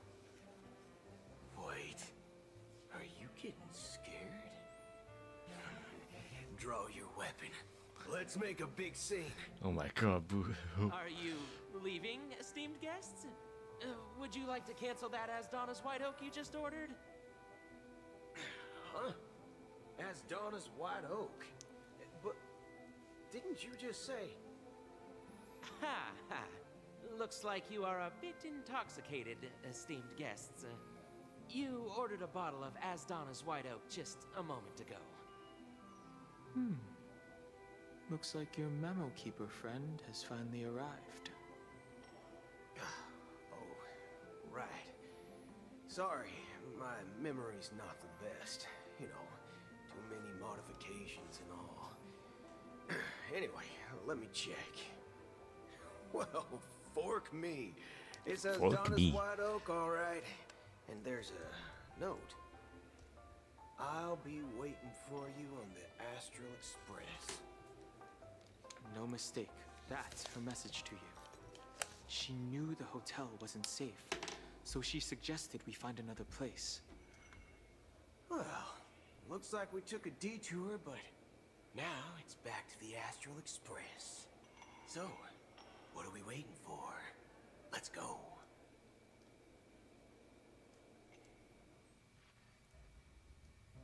You're back? Two guests just boarded saying they were looking for Boot Hill, so I told them to wait in the parlor car. Oh, just in time. Two guests? Two? Yeah, or two. Look, we welcome all passengers on the Astral Express, but sneaking in like that, you have no regard for etiquette. Well, that's one. My apologies, conductor. It was an oversight on my part. I assumed you were already acquainted with the garden. Given the chaotic situation in Penacony, the Nameless are the only ones we can truly trust right now. You are the Memo Keeper. Pleased to meet you, Dan Hung. I've seen you in others' memories. And as for Boot Hill, this is our first face-to-face meeting. I hope you enjoyed that bottle of Astana's White Oak. You sure have a refined taste. Finally, Memo Keeper. Well, let's cut to the chase. Spill everything you know. That's precisely what I intend to do. But before that, please allow me to introduce myself. My name is Black Swan. Wait a minute. And I serve the Garden of Recollection as a Memo Keeper. As for Acheron's story, I'm sure she knows it better than I do. How did she get here? Greetings. I'm Acheron. What? You Garden of Recollection shirtbag! You betrayed me! Betrayed again? Damn. I apologize. You can't She trust did this that Black at my Swan girl. request. Due to certain reasons, I have been exiled by the family. Thankfully, this Memo Keeper came to my aid and helped me escape their surveillance unnoticed. To be honest, it was more like stalking than helping. And the process was far from unnoticed. You can't trust But any we of these did ghosts, I save. swear. I asked her to guide me to a place beyond the family's reach and to contact a few trustworthy individuals. Namely, all of you. Trustworthy? Son of a nice lady. You think I'm dumb or something? How about this? I'll put a few bullet holes in your head and see what secrets spill out. Then, we can talk about trust. It doesn't have to be like that. I'm willing to answer all your questions, but not right now. If my cover hadn't been blown, we might have had more time, but at the moment, we don't have any other options. No other options? What do you mean? This is the only way I can ensure everyone's safety. I kindly request an immediate warp jump out of the Astana star system.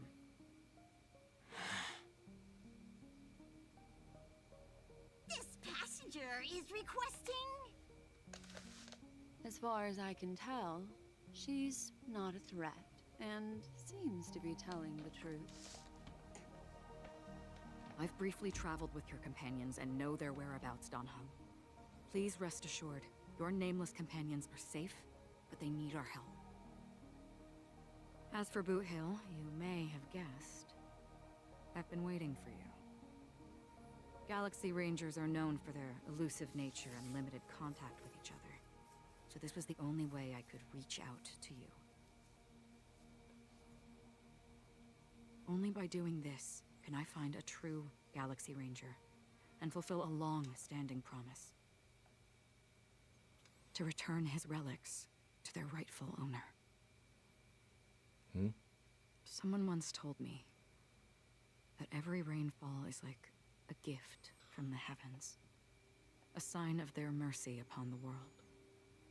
Raindrops are said to be the tears of the gods, shed in response to the sorrows of the world. Their constant pouring is a reminder that the gods haven't abandoned us yet. So, how long has this rain been going on for? I used to believe, just like you, that it would eventually stop. Years and decades passed. And in the end, such hope faded away before the rain did. Looks like the god you mentioned doesn't exist after all.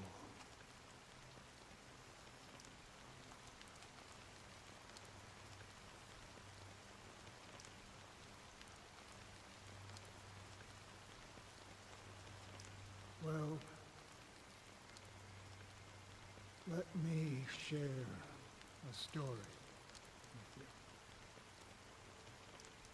Mortals who walk the paths are like sailors on a vast ocean, leaving behind a trail that creates countless ripples of possibilities.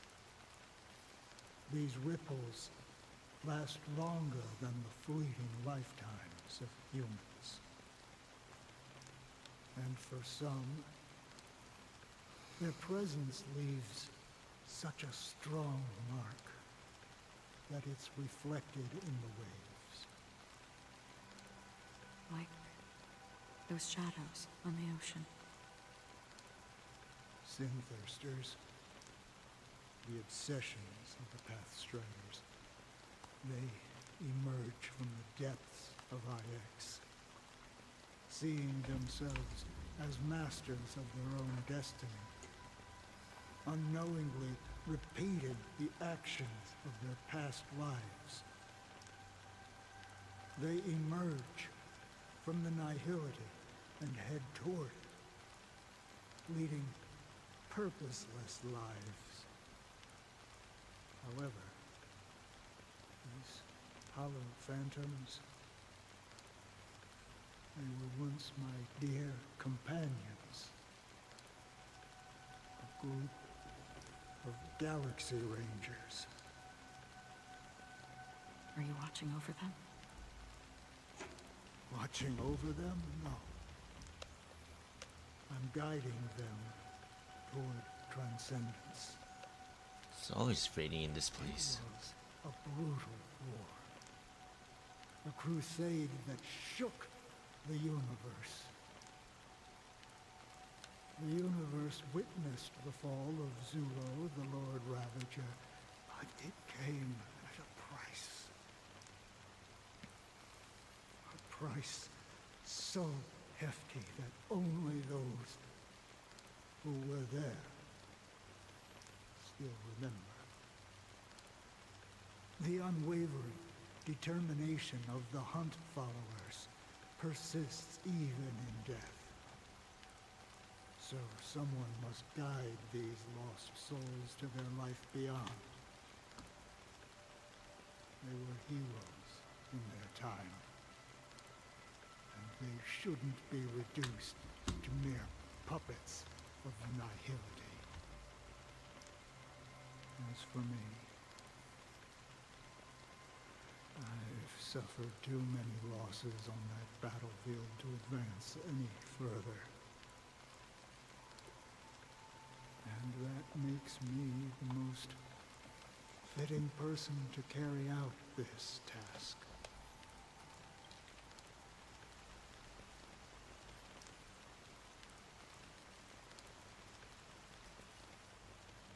But you know, these sin thirsters, they're not who they used to be. Does this seem pointless to you? Well, some tasks have to be done, even if they are pointless.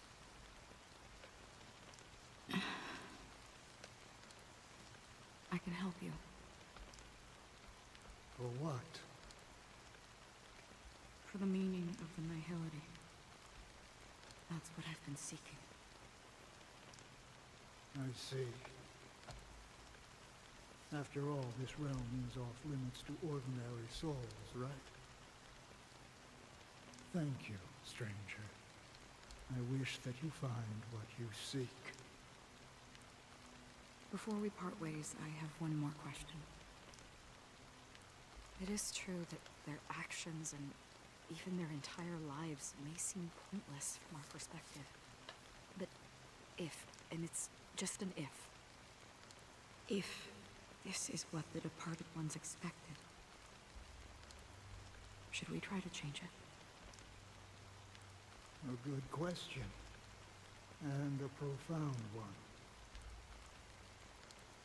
I don't know the answer. What I do know is that one day I too will pass away. And when I bid farewell to this world,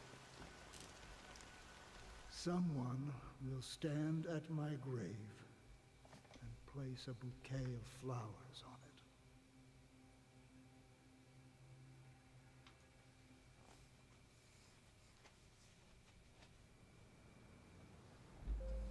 When I appeared as a child, my speech, mindset, and soul reflected immaturity and innocence. As I grew into adulthood, I left behind my childlike side.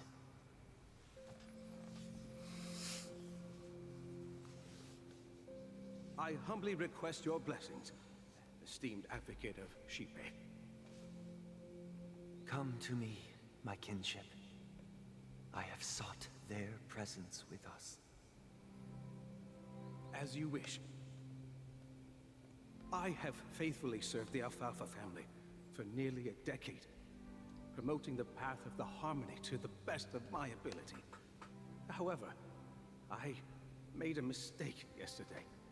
While I was preparing dinner for the family head, I accidentally dropped a prepared dish on the floor. No, what happened? Laziness. I lied and claimed that everything was ready.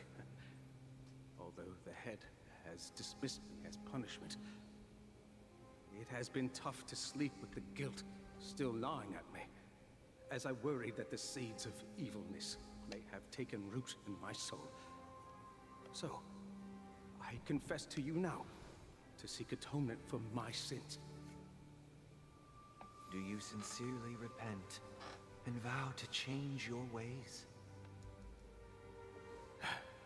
Yes.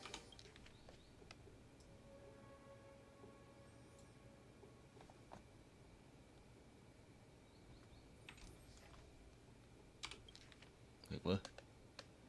Oh. Have you examined your soul and confessed all your sins? Oh. Yes. Are you willing to accept the process of atonement? Yes. Very well. Show your dedication and goodwill to the family, and you shall be reinstated among them. Now, please, leave in peace. Oh, praise Sheepy. And thank you, esteemed advocate. Next, please step forward. I wholeheartedly confess to you. Please, pardon my sins. Rest assured, I have implored their presence to be with us. As long as you are sincere, absolution will be granted. Oh, great.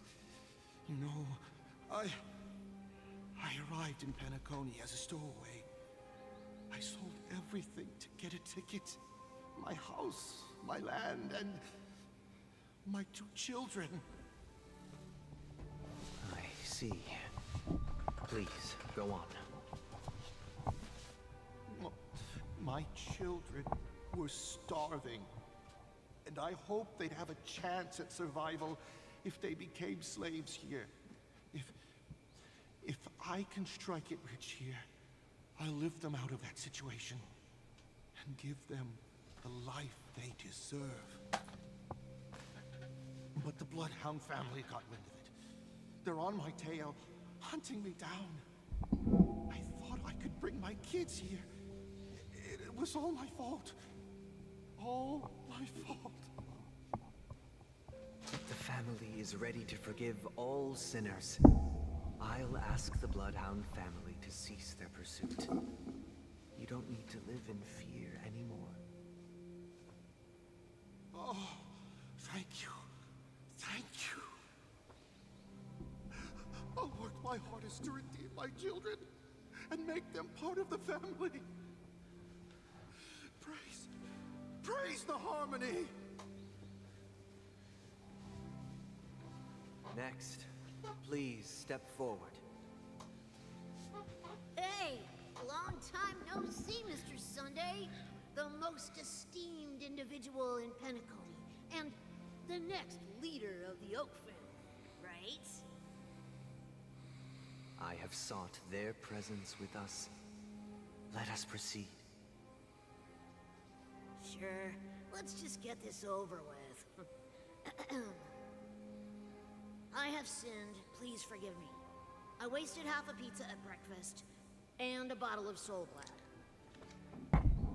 Wow. That's it. Nothing more.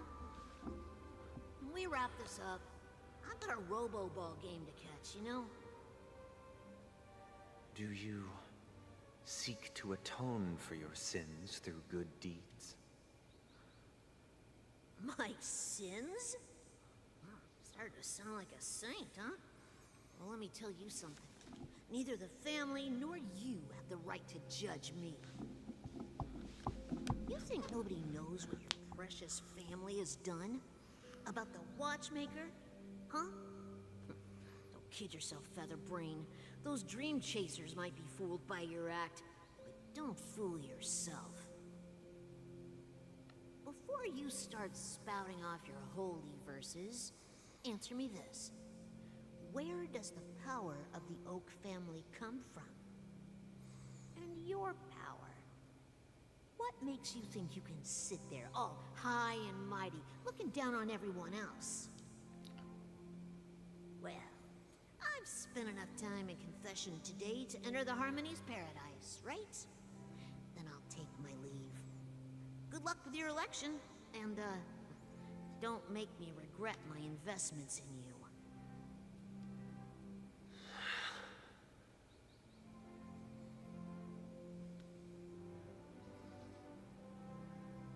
Oh, revered triple-faced soul, hear my doubts. Who can judge the strong when their power hides their crimes? Who can vouch for the weak when they will pay any price to survive? Who can comfort the purest souls when even they get led astray? If the strong defending the weak is truly the foundation of paradise, then who is responsible for the suffering and anguish in this wretched world?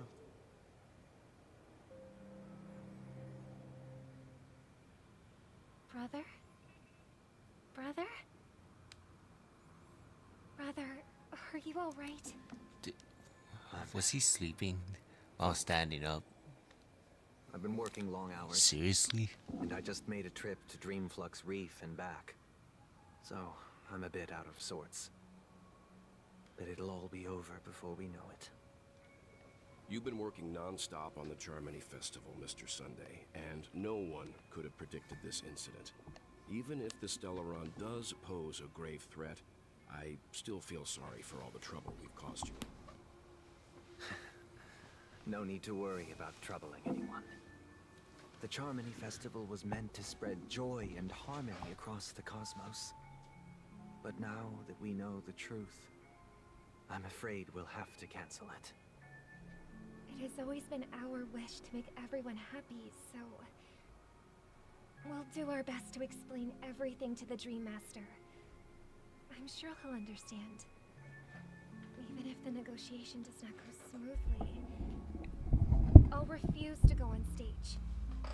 Without the Chord Master, the Harmonious Choir would not arrive, and the Charmony Festival would be just a grand performance, and nothing more. I'm relieved to see your determination. You know, since arriving in Penacony, we haven't had any contact with this Dream Master himself. I'd heard of the heads of the 5 major lineages, but the Dream Master is a mystery to me. The Dream Master rarely grants an audience, even for us. But, given the urgency of the situation, he's agreed to meet us in person. Perhaps you'll be the first guest to meet the Dream Master in years, Mr. Yang. Let's hope we can reach a consensus that satisfies everyone. Indeed. Let us hope so. It's about time. We'll have to get ready for the meeting. I apologize for any inconvenience caused by the urgency. Don't worry. I'll be waiting here. It's Mr. Sunday! Hey, come over here!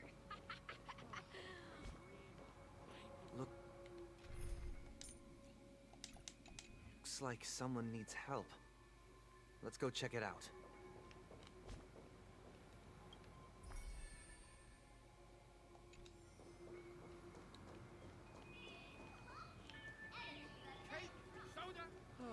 My dream is right before me. Why is my team like this? What the hell is this? I mean, whatever. I guess I don't mind it. Mr. Sunday. Hey there! Okay, see the moon in the sky? It's about the size of the cap on my Soul Glad bottle. If I just reached out my hand, I could grab the moon, couldn't I? Why are you talking to him? The moon? You mean the Grand Theater? Yeah. Look at me. I've been away from home for too long. I must be missing that moon. But it's no big deal. The Grand Theater here looks much better than the moon back home. It's just magnificent. They told me not to sell everything I had just to come to Penacony. How short-sighted. Selling everything you had? Why would you go to such lengths? Why? Can't you see? Life back home is miserable. It's not really living at all. It's better to be here at Penacony. No pain, no worries about tomorrow, just sweet dreams. You can do whatever you want. That's what I call living. Yeah, now this is the life. Huh. Is this truly living? Huh? What did you say, young lady? I didn't quite catch that. Oh, it's nothing, sir. You see, the traffic on Glock's Avenue can be dangerous. How about I ask a Bloodhound family member to escort you to Ideen Park over there, so you can continue enjoying your sweet dream? Oh, yeah, that's a great idea. Wow, no wonder you were the leader of this sweet dream. You're totally a lifesaver. See you around, Mr. Sunday, and it was nice chatting with you.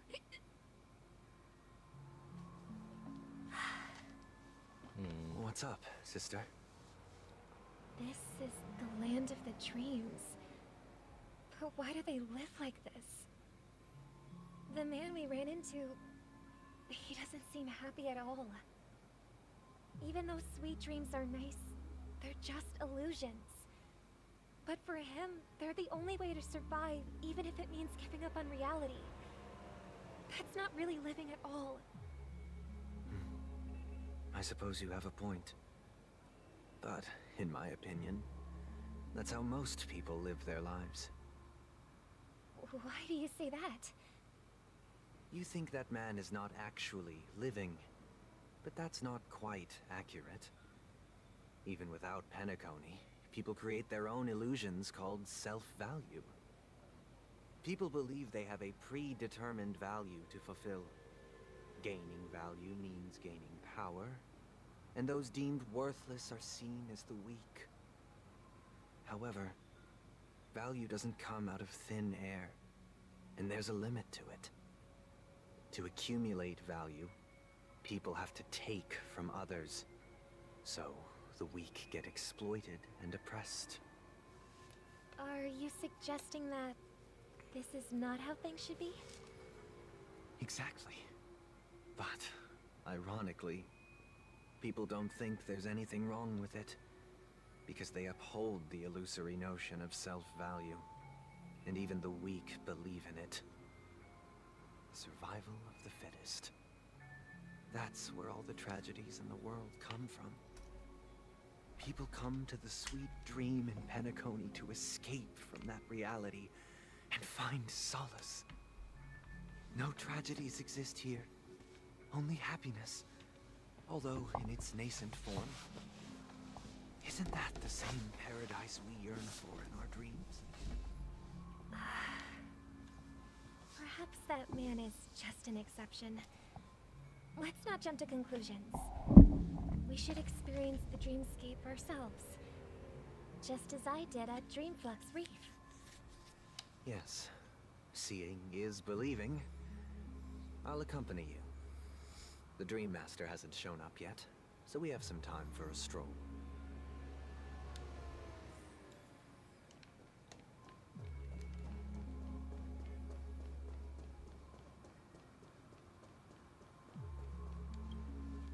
Glad to meet you again, Robin.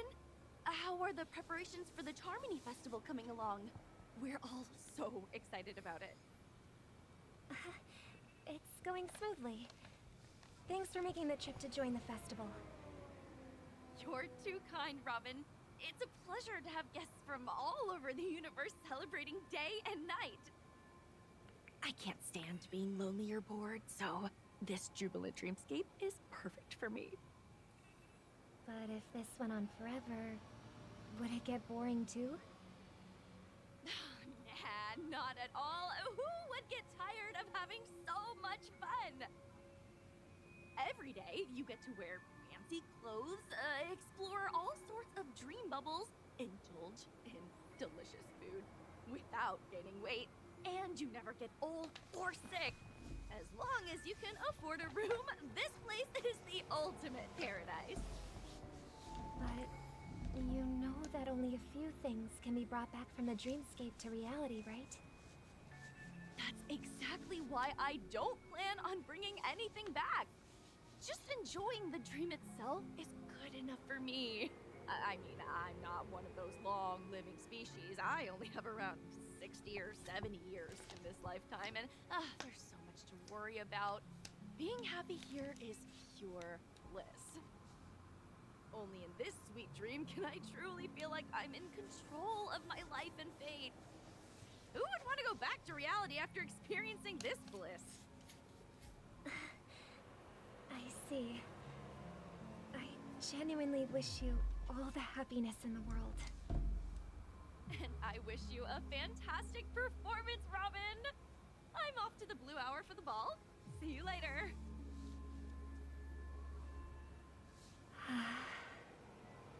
Seems like that guest's perspective didn't resonate with you either. She had a valid point. I could sense her genuine happiness. It's just that... What you're trying to say is, she thinks she's in control of her life. But in reality, she's just escaping from reality and seeking solace in this sweet dream. Once she steps out of this sanctuary, everything will be lost. Well, she did make mention of being able to afford a room. Didn't she? However, the paradise in our dreams, it doesn't have to end. No. And the paradise we yearn for shouldn't be just a fleeting dream either.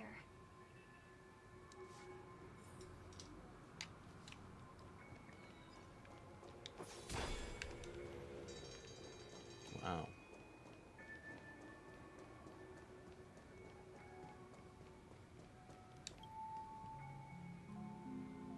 The scenery in this dreamscape is truly breathtaking, isn't it? Oh, Robin. Can't believe I'm meeting you in person here. What an honor. You're right. Even though time stands still in this dreamscape, it always feels fresh.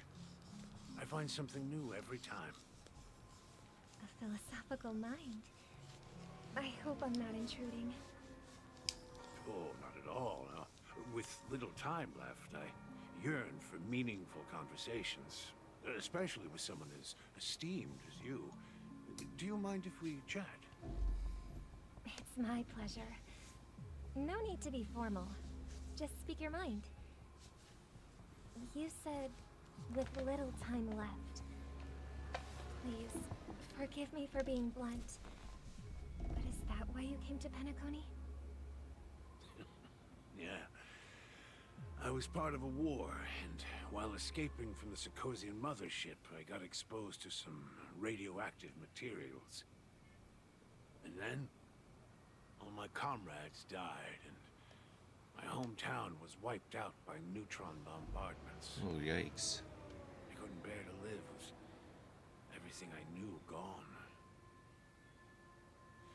That's when I heard about a possible solution here, so I came.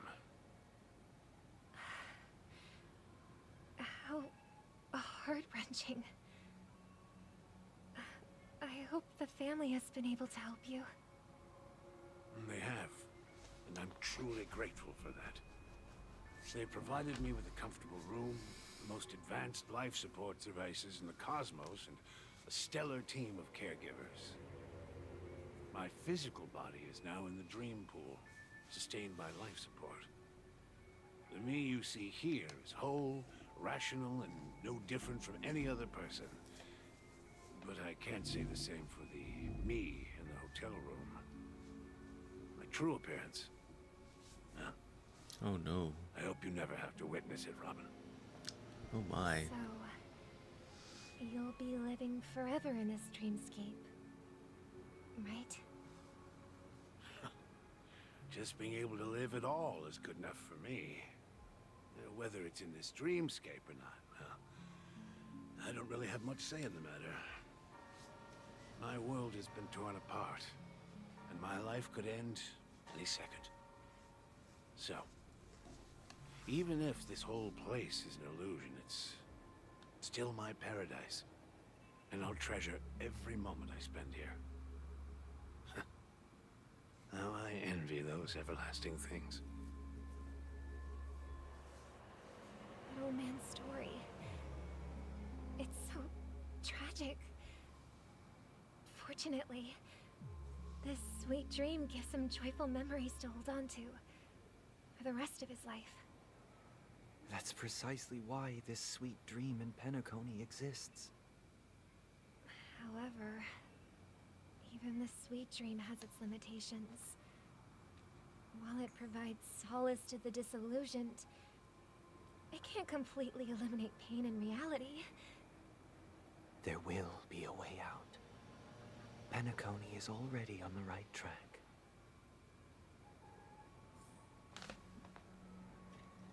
The other world, what? Hey. I found you, Faker. Look what we have here. A lovely young lady. Wait, is that me? I found you, Faker.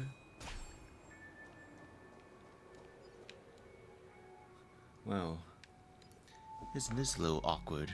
Brother, what a surprise to see you again. Show yourself. Your trick won't work on us. I've heard that a skilled masked fool received an invitation too. That must be you, right? Did you enjoy yourself? Barely. The people here are way too gullible. A little bait is all it takes for them to bite. And they run away at the slightest hint of danger. In other words, they're naive and cowardly. Now that you've had your fill, it'd be wise to leave before it's Phil? late. The Hey, music that's of not the right harmony subtitles. doesn't tolerate discord. What? Now that you have the real Robin, I'm useless? Oh, how disheartening. I've done so much for the family. Wow. You should be thanking me, because if it weren't for me cleaning up this mess, Penacony would still be in shambles. Don't you think? That was a personal request from the head of the Iris family, and it has nothing to do with us. Step aside and stop causing trouble for the Charmony Festival. The Charmony Festival? You think you can scare me? You think I have no idea what you're planning? I don't care what you're thinking, chicken wing boy. But I'm pretty sure our lovely Robin won't be appearing on stage. After all, you're well aware of what a sorry state this dreamscape is in under the banner of harmony. Penacony, the land of the dreams. Is this truly the paradise you desire? Stop it. Wow. What's the rush, chicken wing boy? Did I get to you? Our paradise is none of your concern, masked fool. Leave now, or the family won't tolerate you anymore. All right. I'll go. But Robin, I suggest you seriously consider this. Do you really believe those living in dreams can escape pain and find true happiness? Well, I've done my part. And now I'm simply waiting for the fireworks to begin. Uh-oh. Here, the last two gifts for both of you. And don't lose them. If by some unfortunate chance the Charmony Festival starts against all odds, Remember to use them during the show. And it'll be thrilling. Bang! Uh-oh. I heard a raven cawing in the distance. It seems the Dream Master will arrive soon.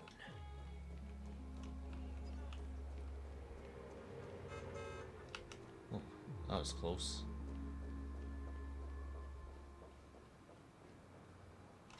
Let's wait here for the Dream Master to arrive. Okay. By the way, brother, I heard you no longer have a sweet tooth.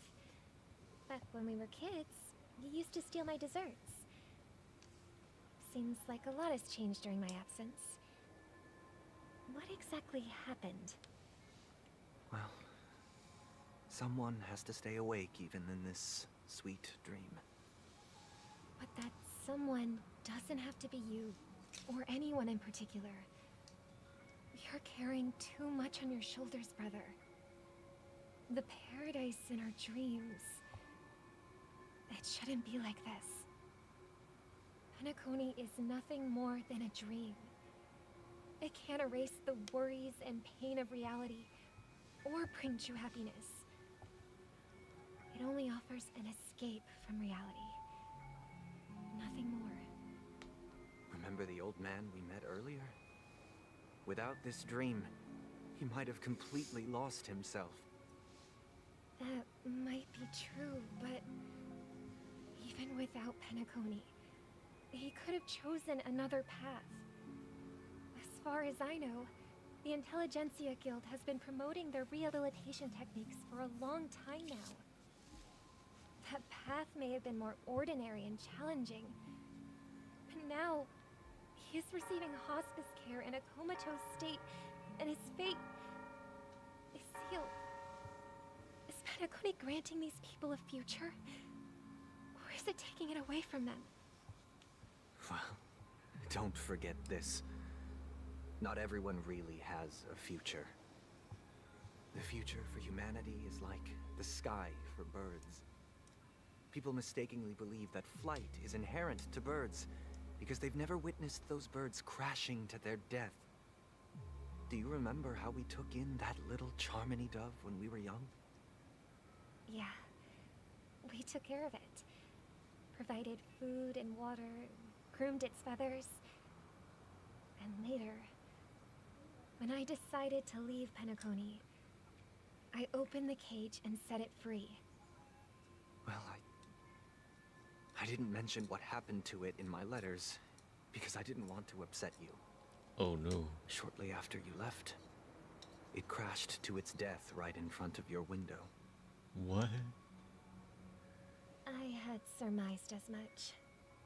I knew you wouldn't have avoided mentioning the bird for no reason. Despite that unfortunate outcome, I still believe it was the right decision.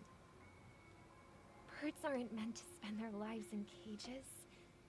They belong in the sky, even if they can't fly. But here's the thing. If there are birds in this world that can never fly, can we really assert that they belong in the sky? Are you implying that the same goes for humans too? Let's take the Astral Express as an example. The Nameless made tremendous efforts to bridge worlds, gaining fame across the universe. However, only a few extraordinary individuals can endure such a perilous journey. That's because the pursuit of the Trailblaze exceeds the capabilities of ordinary humans. Otherwise, why would this path be filled with broken rails, an abandoned express, and even a fallen eon? That's just sophistry. If that were true, then only the powerful would have the right to determine the future. Unfortunately, that's exactly what happens. Another name for the future is self-value. While this world has its fair share of heroes who inspire people and garner admiration for their heroic deeds, the majority of ordinary people will never become heroes in their lifetime. Some are born weak and vulnerable. Some find themselves trapped in unfortunate circumstances. Some fall victim to malice and cowardice. When it comes to survival, everyone is equal. And the weak can only watch as their value gets constantly diminished by external forces. That's why we should care for the weak and support them as if their suffering were our own. That's what the Odes of Harmony have always taught us. While the Harmony holds noble aspirations, the strong will always be strong, and the weak will always be weak. Even in this carefree dream. Human nature contains greatness, but it also harbors inherent weaknesses that can't be eradicated. In the end, if people can't even secure their own survival, they won't care about the illusory future of equality. As long as the law of survival of the fittest prevails, there will always be fledglings crashing to their death. But if people don't live for the future, do they merely exist for survival? If even you, my brother, don't believe that the Harmony will save the weak, then which eon can make our dreams come true?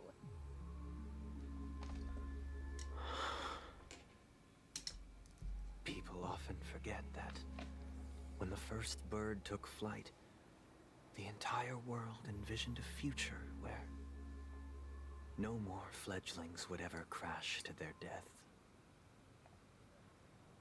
Are you reading, sister? What are you reading?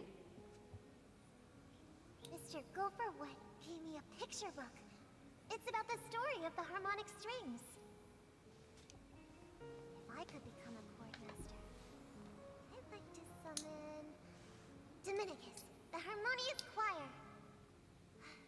I want to sing with everyone and spread our wishes so that all can feel happiness and joy.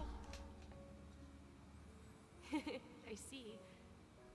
Then I would summon the harmonious choir too. Don't you have a wish of your own, brother? Of course I do. It's just that it includes your wish and everyone else's. I long for a true paradise where everyone can find peace. Then, let's build a stage there and invite everyone to our performance so that both our wishes come true through the power of the harmonious choir. It's a deal then. Yeah, it's a deal. But how can I become a chord master?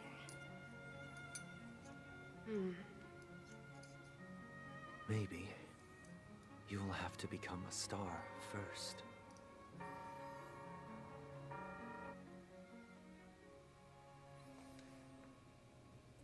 You're back sooner than I thought. Any results? Yes. And now, it's up to us to forge ahead.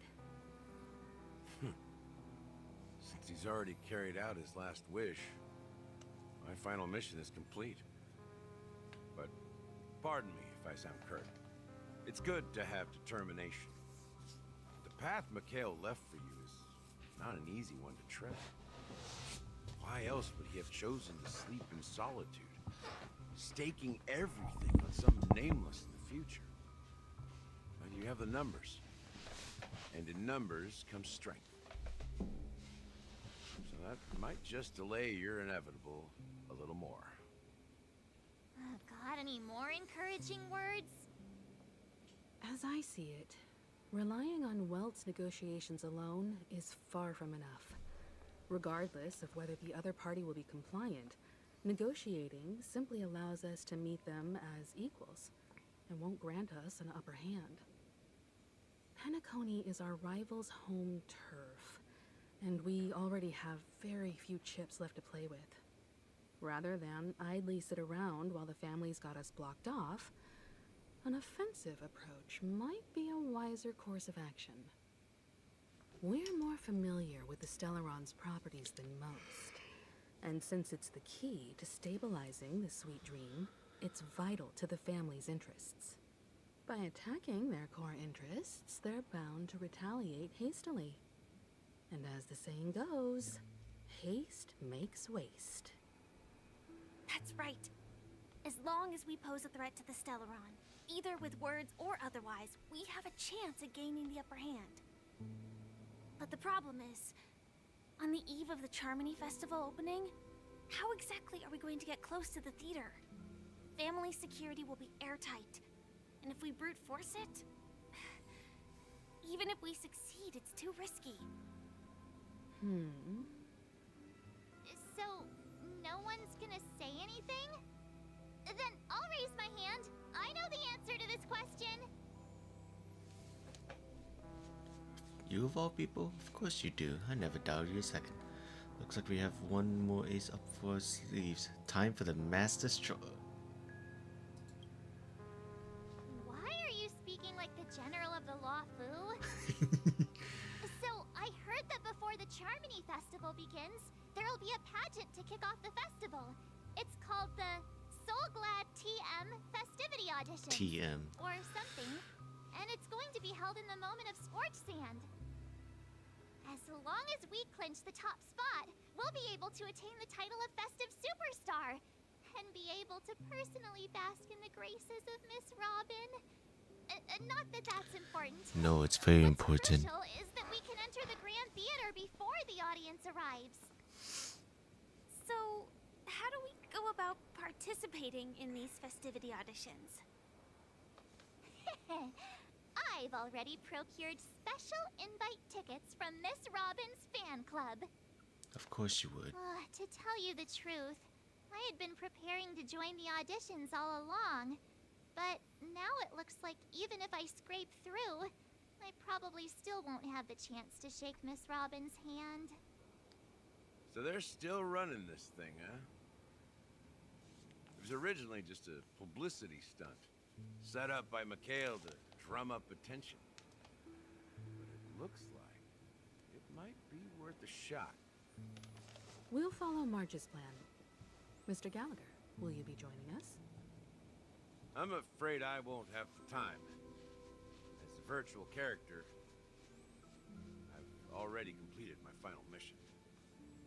Whether Penacony can awaken from this dream is all down to you. Should we ever cross paths again? I'd love for you to visit the Express. All right. I'll have to add to that data bank of yours you've got on the Express. And Miss Firefly, we thank you for all your support. We're faced with a formidable enemy. As long as the Astral Express and Stellaron Hunter's objectives are aligned, we're willing to cooperate with you.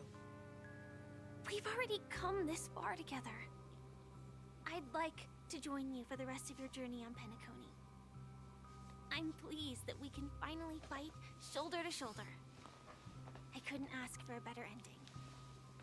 This is also the spirit of the Trailblaze. Now, everyone, let's prepare to move out.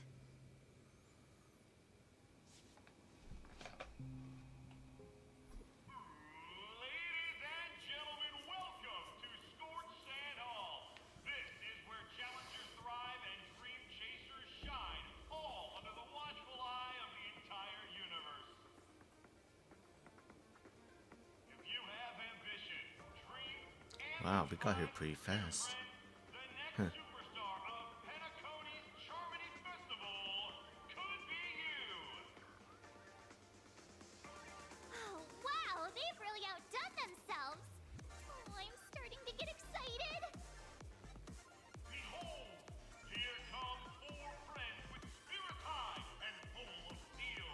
Are you aspiring to be the superstars of the festival? Is he talking about us? Yes, you. There's no doubt about it. I see you have all the potential of a superstar in you. Excuse me, you four. What are you hoping to get out of all this? As the last group of contestants, how confident are you in overcoming all of the challenges? Would you be open to a brief exclusive interview with us? It'll be quick. Your journey is long and fraught with peril, yet under a sky blanketed by banners, you vie for the crown. The sword and rose! Protect the beauty! Magnificent, majestic! A knight's head is hard as steel. Brother Lance's focus is stubborn as a heel. We don't all have to be winners, but if we don't have fun, we'd all be sinners. How? The hunt, the beauty, the elation, huh? People are pouring in. Kinda feels like all sorts of baddies are showing up. Let's get in there quickly and enter the competition.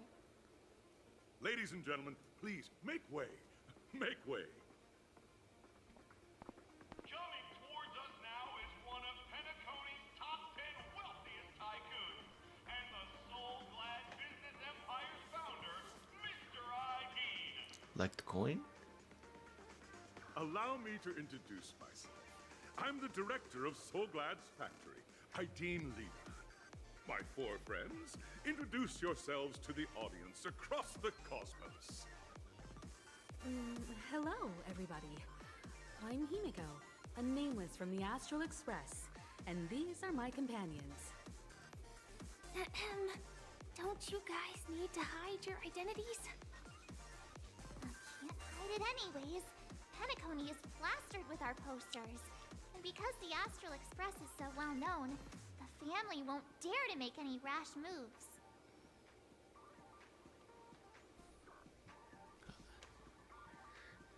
Hello everyone, I'm the Galactic Baseballer and cheese, say cheese. Hello everyone, hello everyone. It's a really good idea to have a show in this pivotal moment of our story. True, but I'm committed to my Galactic Baseball get.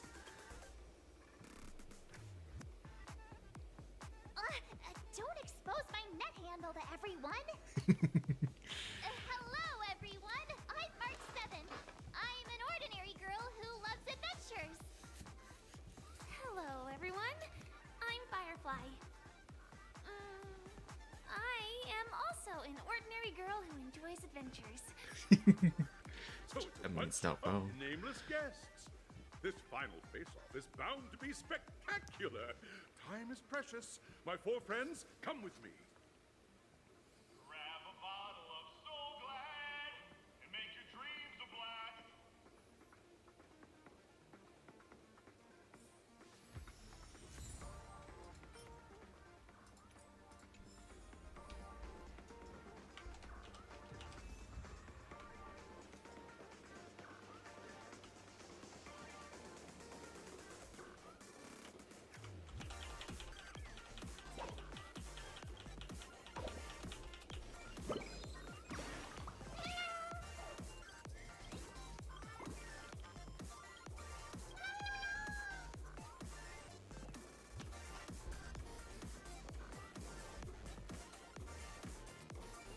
This place is buzzing.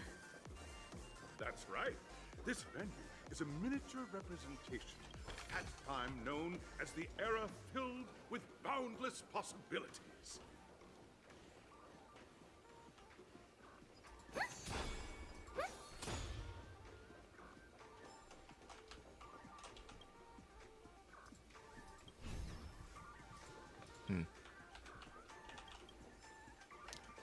Doggo.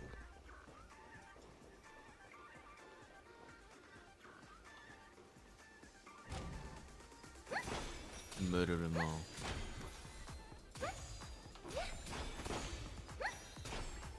You.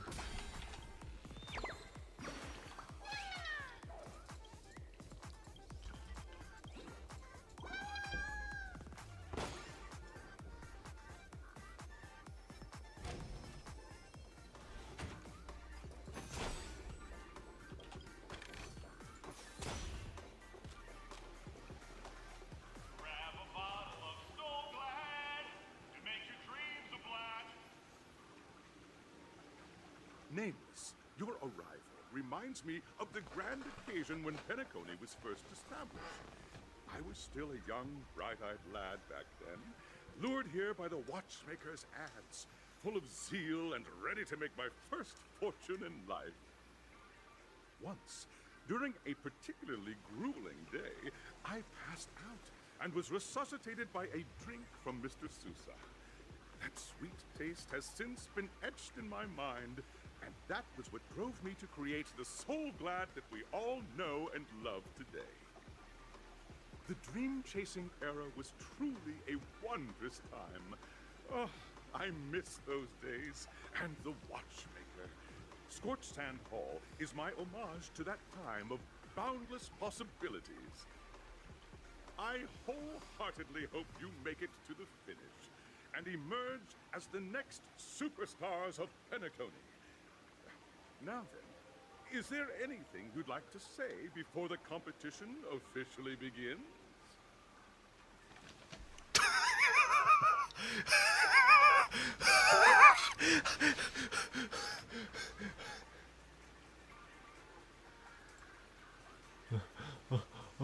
Oh, I found it.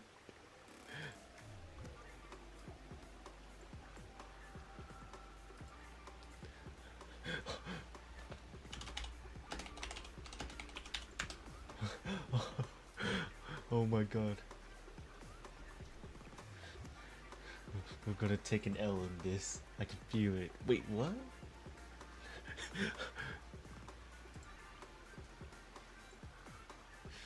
Oh my god.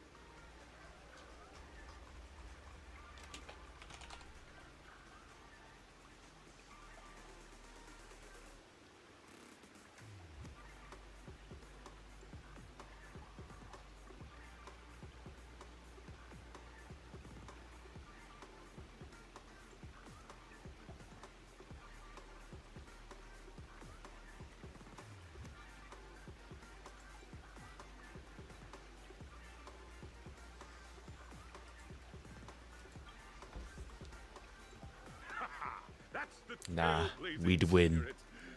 How about you, Miss March? Hello, everyone! Oh, Next up, get that freaks ready me for out. the Mega March 7th adventure, where I'm going to break the speed run world record. Hit. Trailblazing into the uncharted and challenging the limits. That's Miss March 7th for you. How about Miss Firefly? I hope that by the end of this journey, everyone will have achieved the outcome that they hoped for. Nah, we'd win. A wonderful wish. Miss Himiko, what are you expecting from your team? Safety first, everyone. Oh, that was menacing. Simple words, but full of warmth. That was very Waiting for you menacing. are 3 stages, each connected to that era. The first 2 stages offer 2 distinct paths to choose from, with unique challenges on each route. And in the last stage, you will face off against a champion who has defended the title to this very day. A beloved contender whose noble virtues are unrivaled. Those are the rules. Simple. Everyone clear? Now, I hereby announce that the 33rd Scorched Sand Festival of the 20th season, sponsored by Soul Glad Enterprises, has started.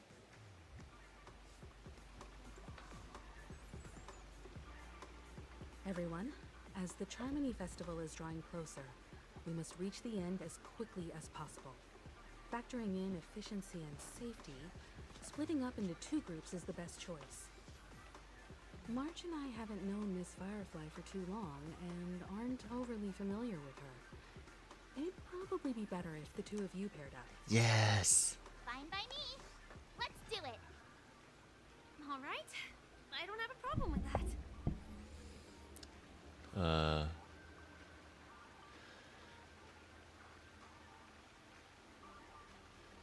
for my consent to this?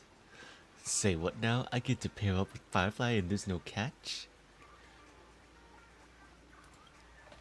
We'll split into the assigned groups then. Let's not waste time. Let's go!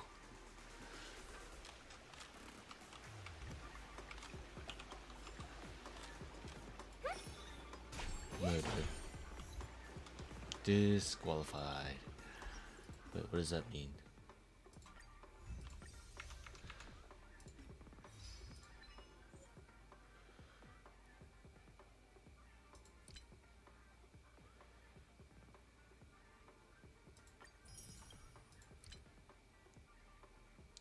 Yeah. Anyway, it's cool. Oh, I did. Huh. Anyways.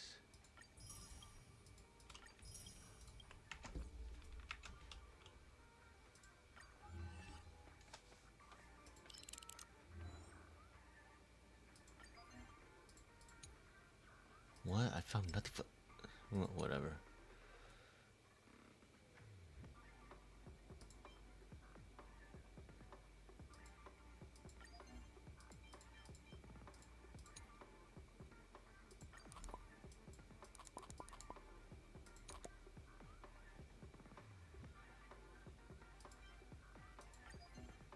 Whoa.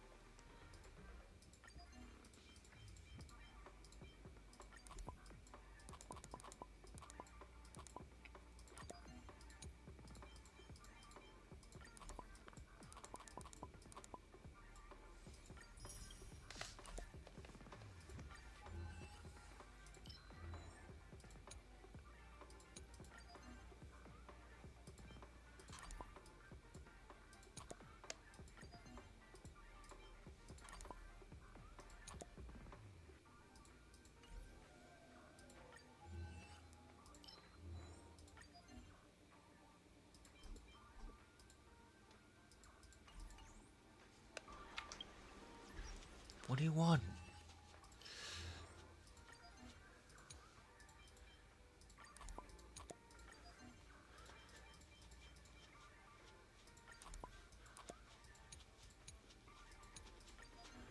Again.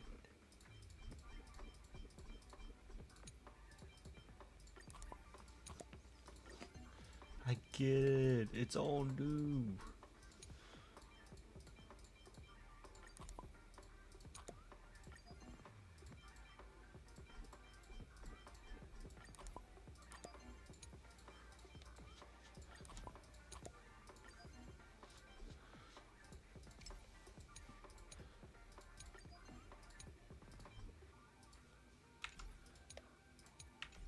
Is that it?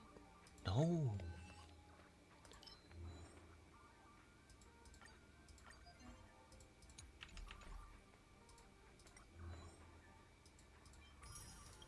Thanks.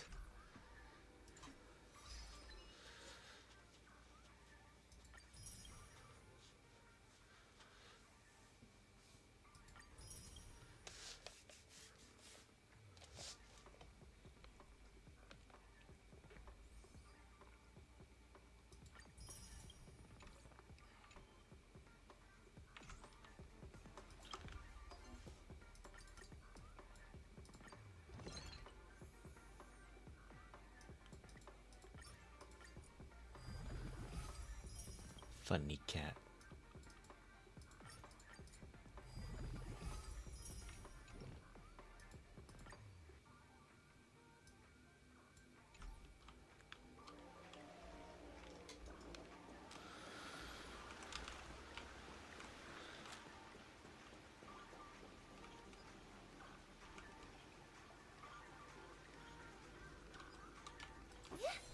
Found you.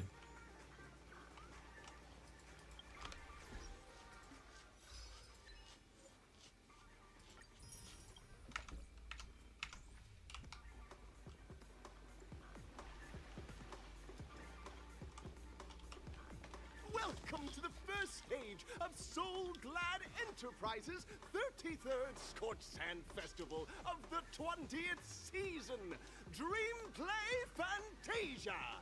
In this stage, you can choose between two challenges, the School of Acting or School of Action. In the School of Acting challenge, you have to complete 3 performances from 3 scripts and move the panel judges. In the School of Action challenge, you have to defeat 3 groups of enemies convincingly and reach the end. Now, make your choice.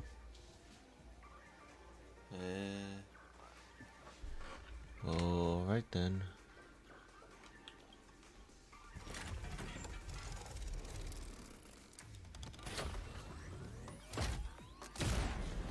Whoa.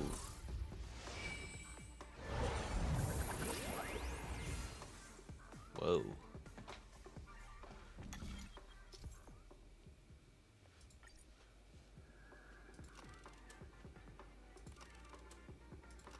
I mean, I guess I'll go in order first.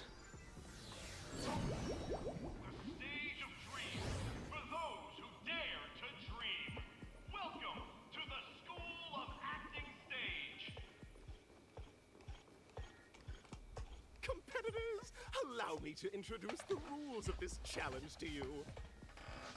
There are 3 stages up ahead. On each, you will find an outline of a script. These 3 scripts were written by the legendary filmmaker, The Watchmaker, and depict various stories from Penacony's era of pioneering. Your task is to bring those moments to life, find the right words, and act convincingly to make the judges feel the script's intended emotions. Oh, I wish you a successful performance. Also, a bit of trivia. The record score for this stage is held by a participant with fiery red hair. His exceptional performance brought even the Argenti. strictest judge to tears. Oh my god. It's like he wasn't even acting at all. We are running out of time, so let's get this over with quickly.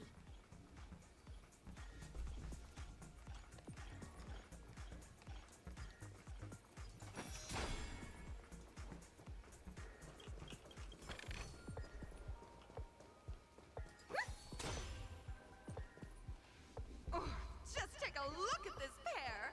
Such star quality. Since you come as a pair, I'll prep a 2-person scene for you. Oh my god, do I have to fight Argenti ready? again? Please tell me I don't have to fight Argenti again. Envision that you both, driven by the spirit of exploration, are arriving at the land of dreams that is Penacony for the first time. But instead of lush lands, you find yourselves amidst swirling sands and desolation, far from the paradise the Watchmaker described. You're driving an old clunker through the wilderness of the dreamscape, braving the cold wind, choking on the dust, and suddenly, a fierce memory zone meme blocks your path. Now, Miss Greyhair, what line would you deliver to express your disappointment in Penacony? I love living on the wild side. The Watchmaker's a big fat liar. Very good. Now, though you're disappointed, your screen partner is conversely very enthusiastic. Now, young lady, you will say... This is great! I love living on the wild side. Aww. Very good, very intense. And then we cut to the story's next scene. You find a job mending the rails, But the days are long, and your endurance can't keep up, and you finally collapse in the endless expanse of desert. Suddenly, sweet rain falls from the sky, wetting your lips and rousing your spirits. Now, Miss Greyhair, what line will best express your surprise at this moment? Wait, what? I wasn't reading.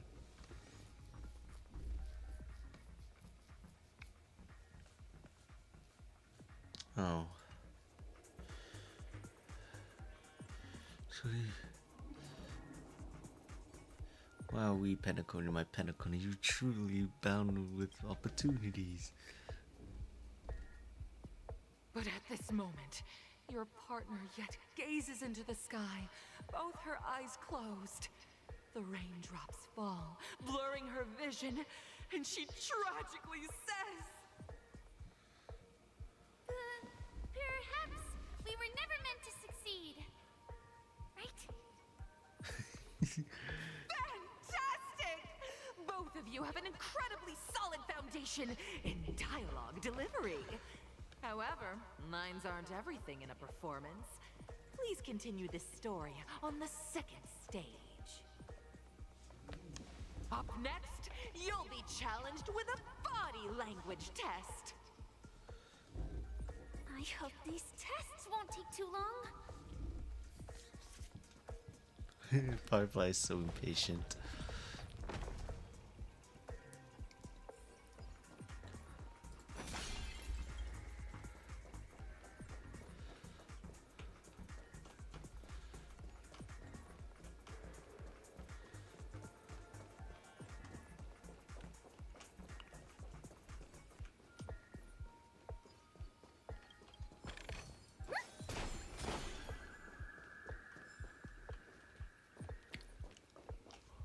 Here, you two are required to skillfully utilize body language to portray the story context I've laid out for you.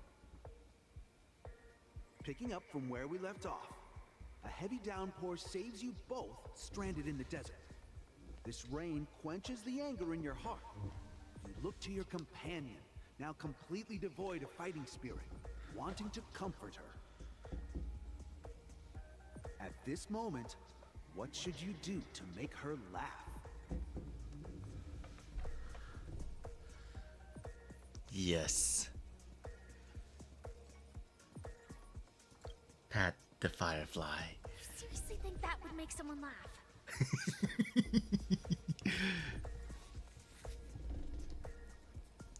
Tell a dad joke. The test now is about body language. I don't think dialogue is allowed here.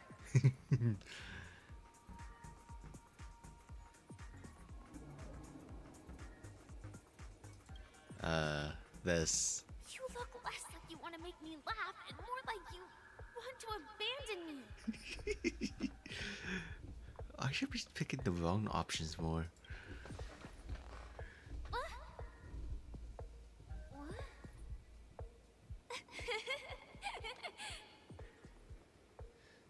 Right answer. Your companion sees you rolling about in the sand and thinks about the arduous obstacles along this journey. She can't help but let loose a laugh, rekindling hope in her heart. And so this girl... I'm gonna get back on my feet and keep moving forward. A tug at the heartstrings! The story continues to develop. The heavy rain leads you both to sense a business opportunity. So you start venturing into the umbrella industry. But just as the business begins to pick up, competitors start flooding the market with low-priced goods, squeezing your market share. What? You have no choice. The goods you stockpiled at high prices have to be sold at a loss. This is a pretty self-destructive move, which drives your business to the brink of bankruptcy. At this moment, what would you, who refuses to admit defeat, decide to do?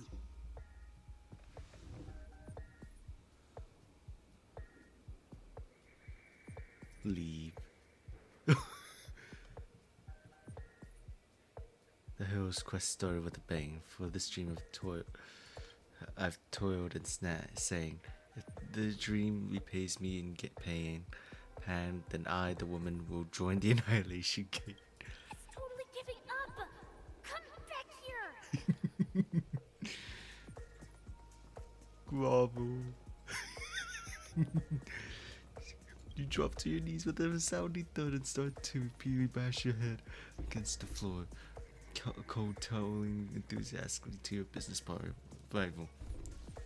The key to a peaceful life lies in these 5 powerful words. Show me mercy, pretty please. Get up! No one wins a trade war by kowtowing.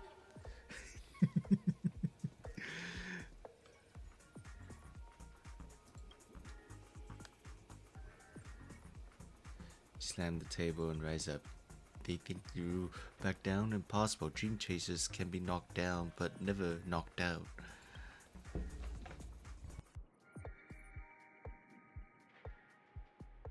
Fantastic! But it's a pity your friend does not agree. Seeing that you're up to your eyeballs in debt, she sees nothing but despair in her future. And then... I leave Penacony in utter disappointment. Is that okay? Of course! Absolutely! I was this close to tears! Both of you possess exceptional acting talent! However, the true test is yet to come. You're about to encounter the harshest judge this show has ever seen. You'll need to rely on perfect performances if you want to win them over.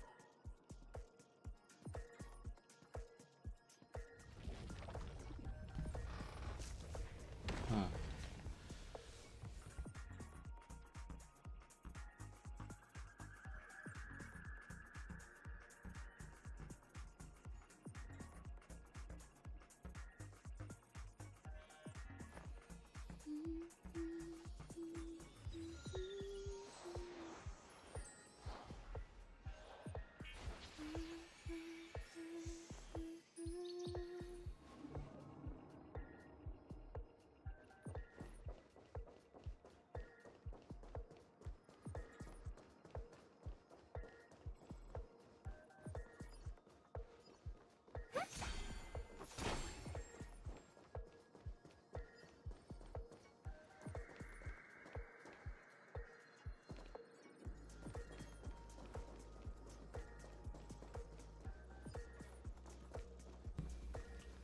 I can't believe it.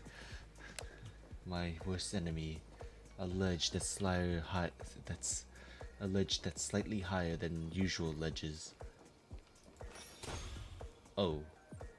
Well, I guess I can do that though.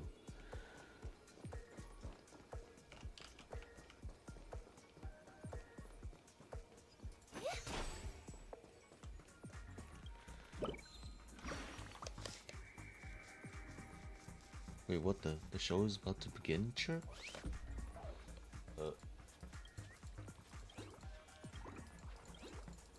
Yeah, I don't care.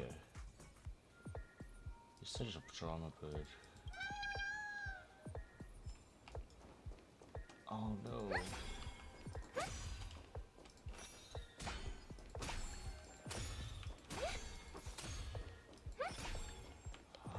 Yeah, I'm not even going to question it.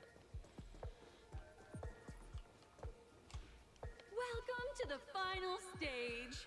Actually, all the scenarios that you previously encountered were all from the film Once Upon a Time in Dreams. 2 companions arrive on Penacony with nothing but a dream. Their desire for achievement is met with continuous setbacks. Ultimately, one continues on, despite spiraling into debt, while the other concedes defeat and leaves. Many years later, their paths cross once more in the thriving Penacony. Yet, they refuse to acknowledge each other because...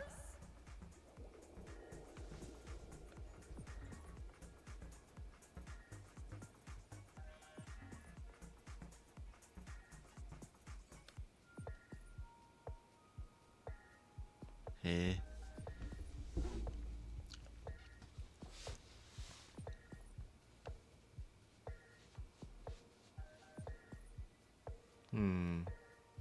Should I choose the wrong answer?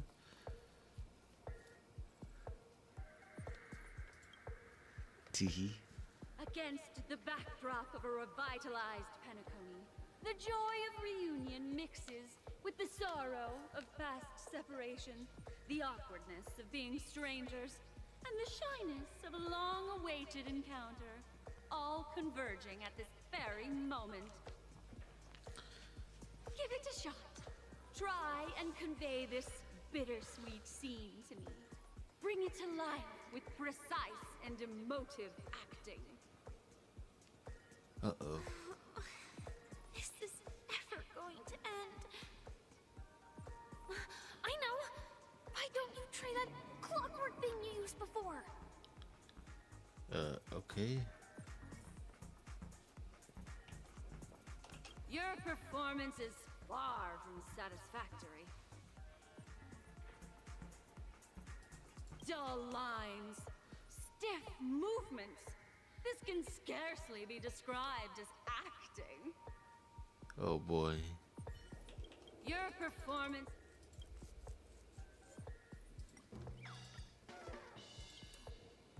Cut! Uh-oh. A mogul who went from rags to riches, treating a former companion with such disdain. It just makes my blood boil. Huh? But we haven't even done anything! Is your imagination running wild again? Brilliant! Your portrayal outdoes the original. It's simply... Wait, what? beautiful! Wait, what did I do? Nothing. We have passed the test. We ought to hurry up. Stellaron is at stake. A mogul who went from rags to riches, treating a former companion with you fast. I didn't do anything though. I wanted to see the wrong options.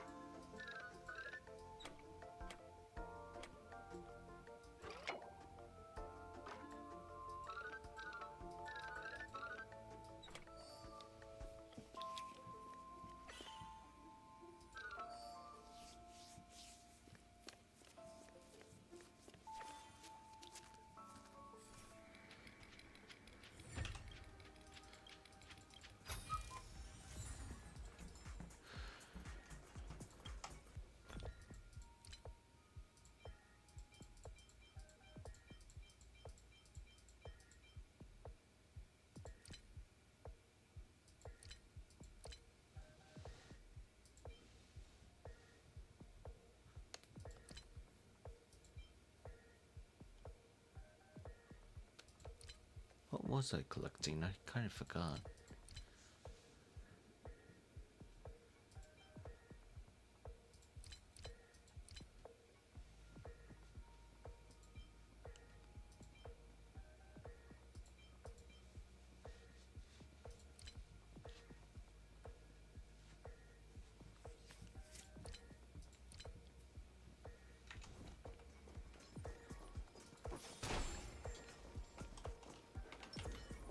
This doesn't seem good.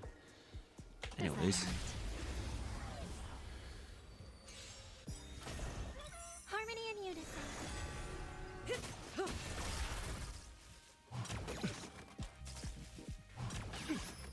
Turn it up! You can fight it, or rock with it!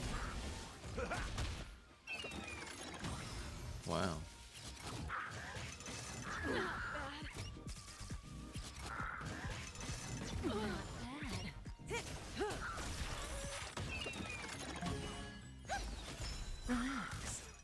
love gambling.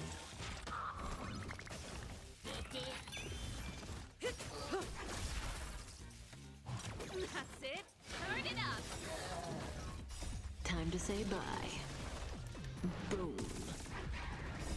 You can fight it or rock with it. Stand still.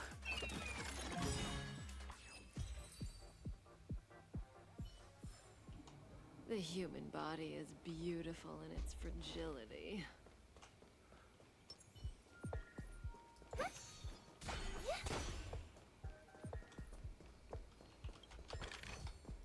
I do like surprises.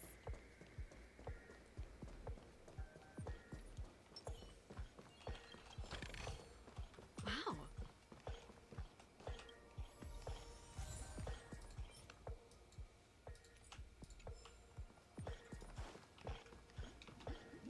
Congrats to both of you for clearing the stage, but more importantly, are you having fun? Fun is more important than success. Look at the time! You finished much faster than that red-haired contestant did. I did? That red-haired contestant. Who is that exactly?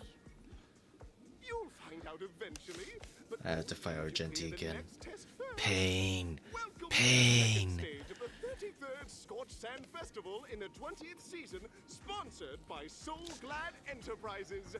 Gunfire time! You have the option to choose gunfire and undergo Brother Hanu's trial, or time, where you'll face Clucky's trial. And now, make your choice!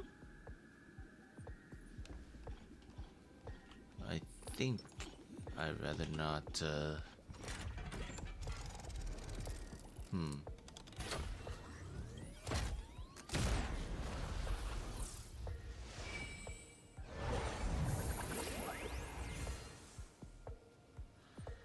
What do I do?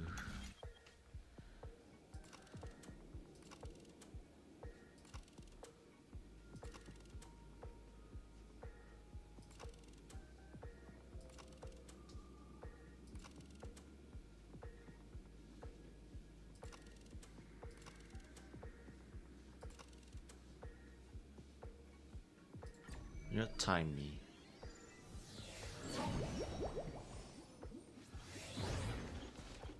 Dear friends, welcome to the wonderful world created by the Watchmaker. Awaiting up ahead is the titular character from the beloved Clocky animation, Clocky! It's said that the Watchmaker dreamed up the idea of Clocky when he was just a boy. Back then, he was merely an apprentice in a clock shop. And one night, he dreamt that all the broken clocks started sprouting arms and legs. Like a skilled pilot, he steered them towards the right path. As a classic figure who grew up with many, Clocky truly shaped a generation, solidifying the Watchmaker's pivotal role in popular culture. Contestants, may you have a wonderful time with Clocky. The trial of time. I hope it won't waste too much of our time. Tee.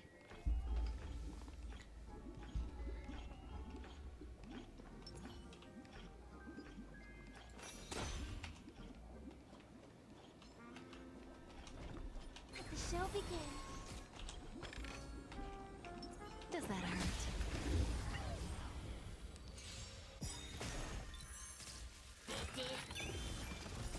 Stars echo.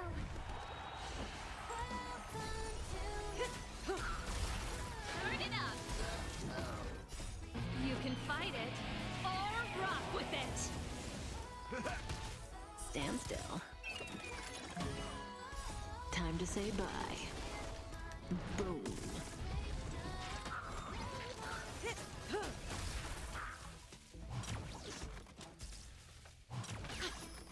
Keep up. That's all you got? Did they just attack and that's it? They just attack and that's it. Huh.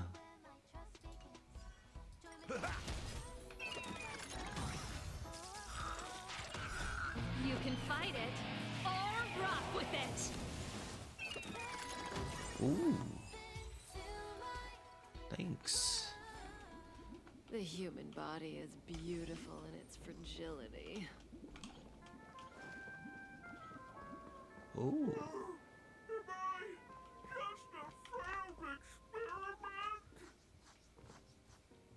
That statue. Did it just speak?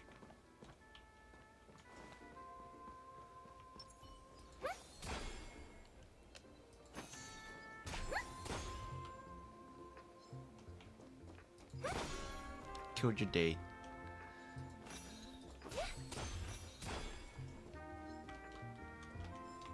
Does that hurt?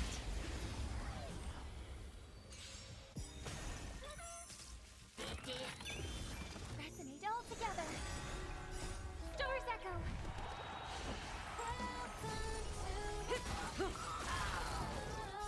Time to say bye. Boom.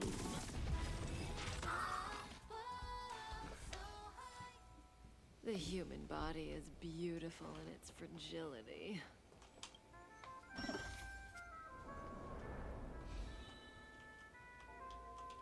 Yeah, maybe not now.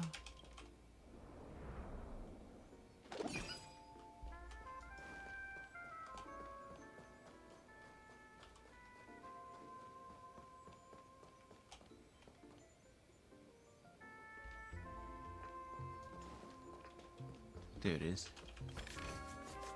No surprise there.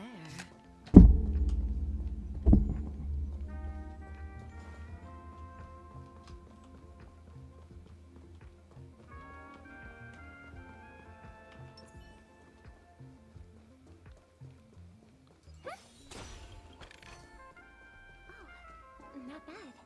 Not bad at all.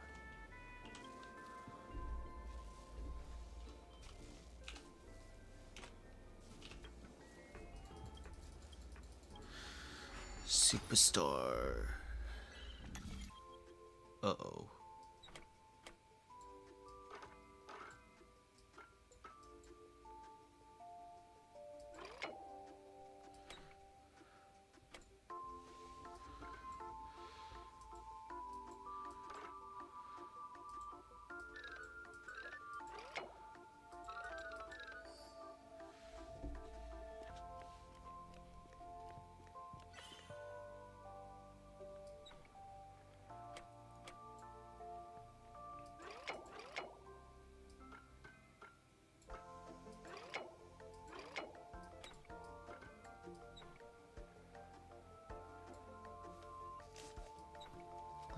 Hell? What the fungus? Oh my god, this is a mindfuck.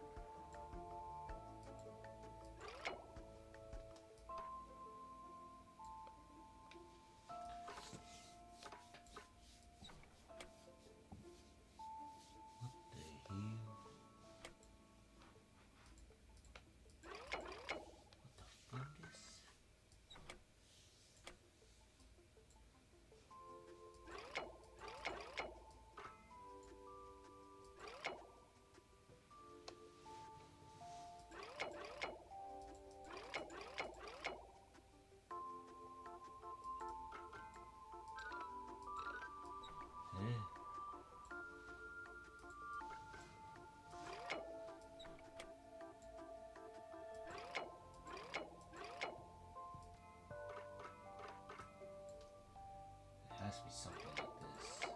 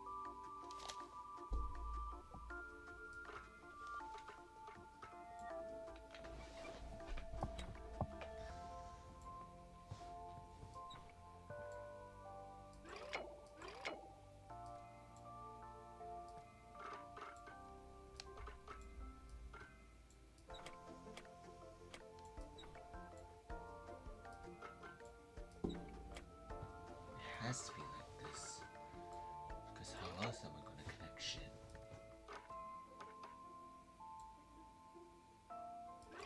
This really limits what I can do.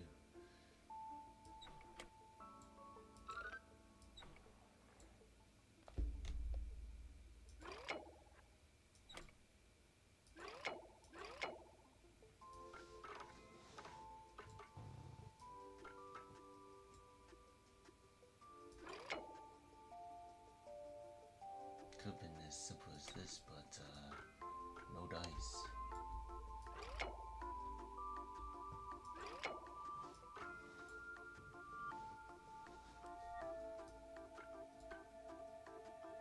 Hmm? Hmm?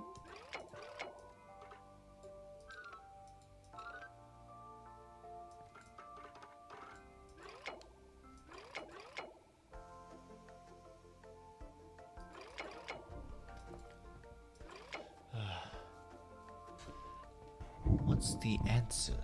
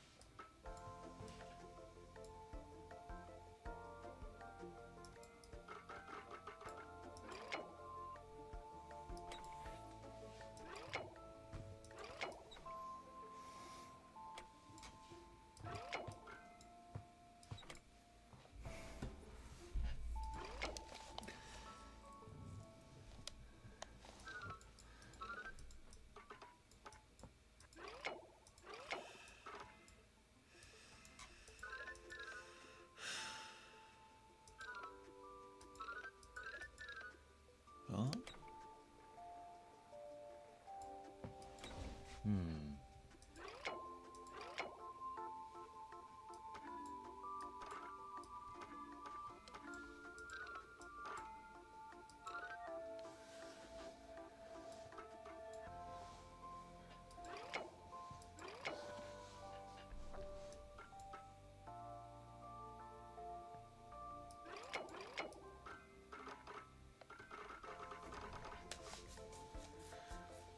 Huh?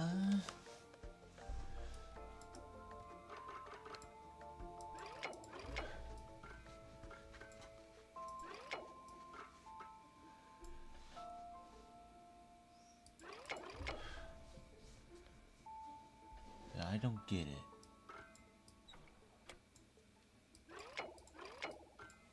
this makes no sense because there's nothing that Clocky can walk on. This makes even less sense because there's zero things that Clocky can walk on too.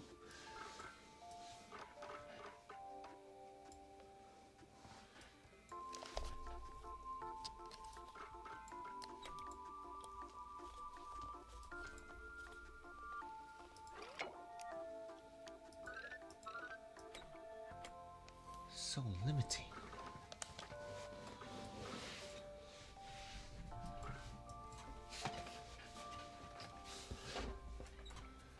But doing this is like supremely idiotic because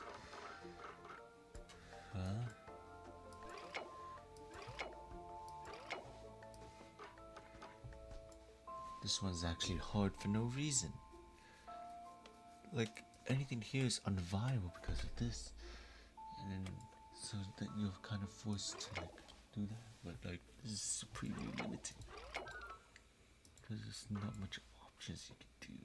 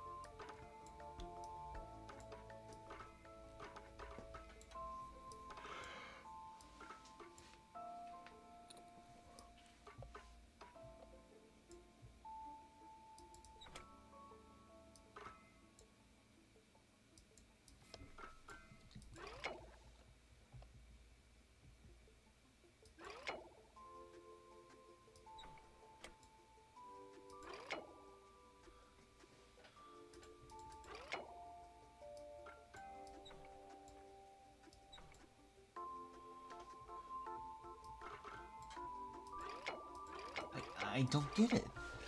This makes no sense.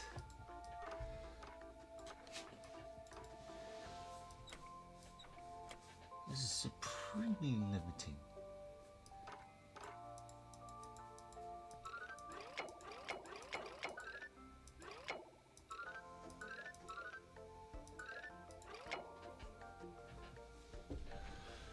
Oh my god, this is angering me.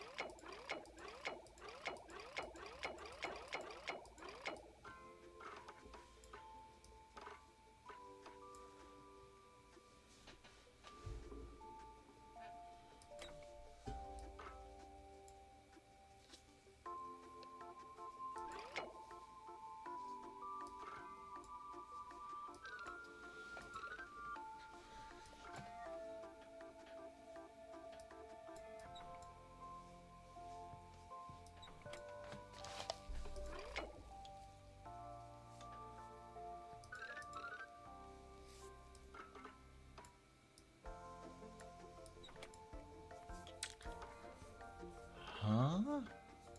Huh? This makes no sense.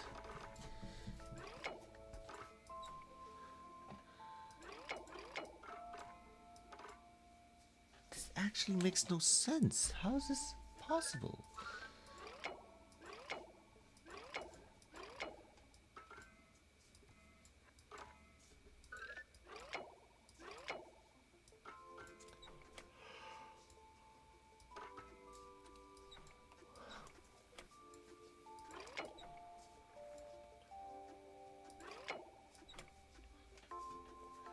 Only one way to get through, and even then it's all covered.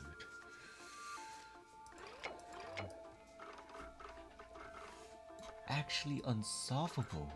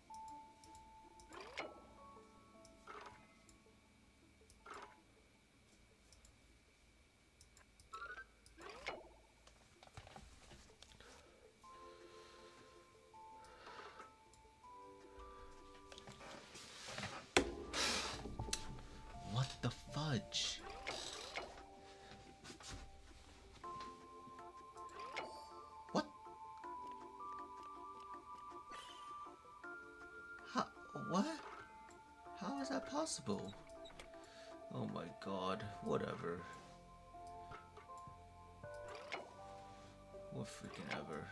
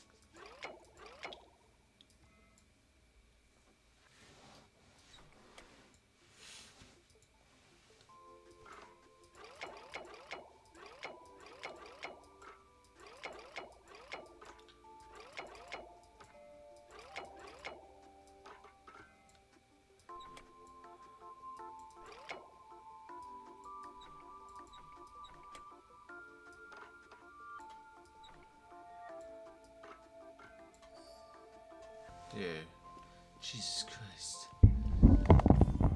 Man, how was I supposed to know that was a 360 turner?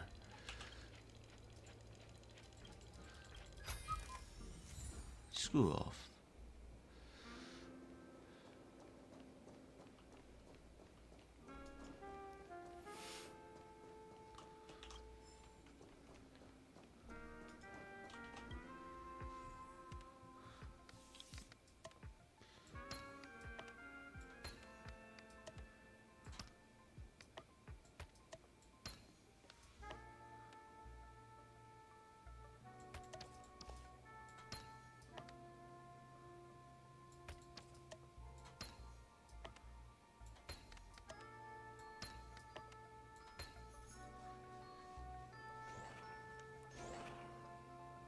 Hey. Let the show begin. Get out of here.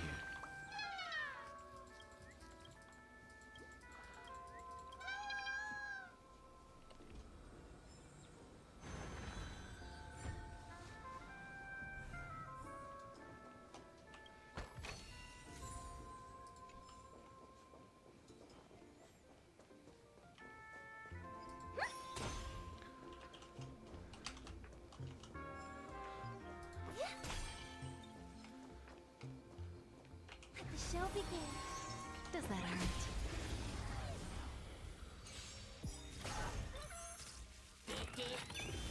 Resonate all together.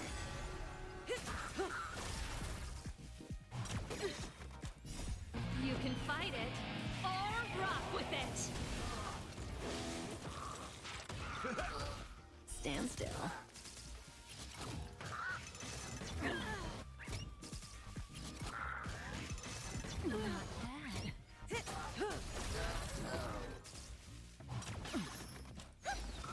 Relax. Turn it up. Time to say bye. Boom.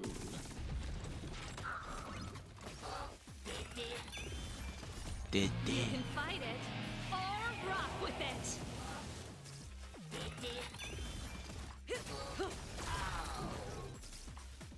The show must Boo. go on. Stand still. Time to mix things up. Time to say bye. Boom.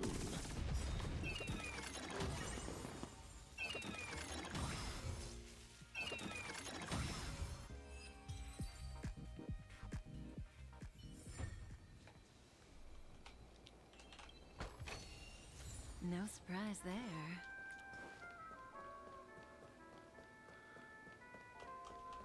No, can't climb ladder.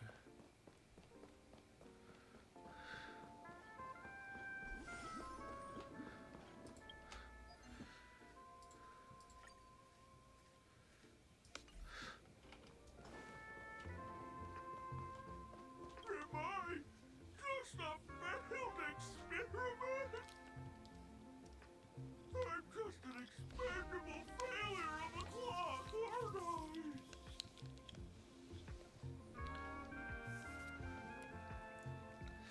Kindness to kill.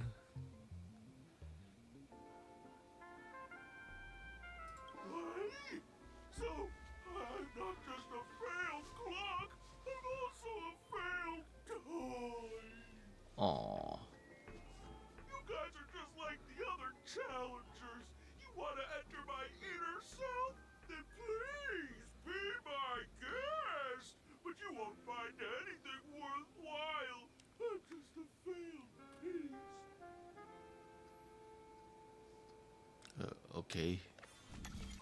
See? I'm just Oh. empty inside. Oh, that's funny. Tick-tock! It's time for me to make an appearance! How come you're here too? Where did you come? Where do you come from? Ah, the plot thickens. Oh. I can also see him. Is this character part of the show? In Dreamville, Clocky is everywhere and can do anything! Like, right now, I could solve this problem with your big ticker pal, Tick-tock! TikTok. I can't believe it's actually Clocky! Why would you come and visit a failure of a clock like me for no reason?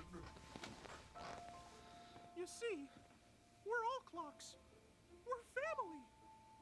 I want to help you be happy.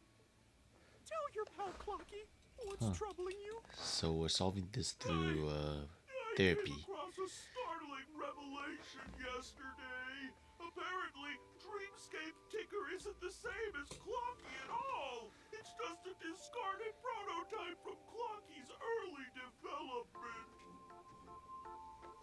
Please, just leave me be, Clocky. I just don't know how to face you. Because I'm just a failure. Oh dear. Seeing it like this is utterly heart-wrenching. But fear not. We're here to help it rediscover the missing parts of its inner self and guide it out of despair.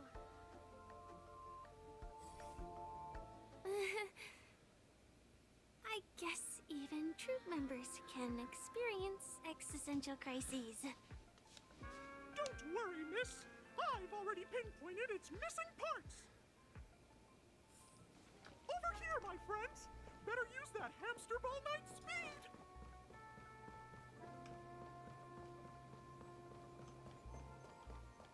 This must be one of the missing parts that Big Ticker needs.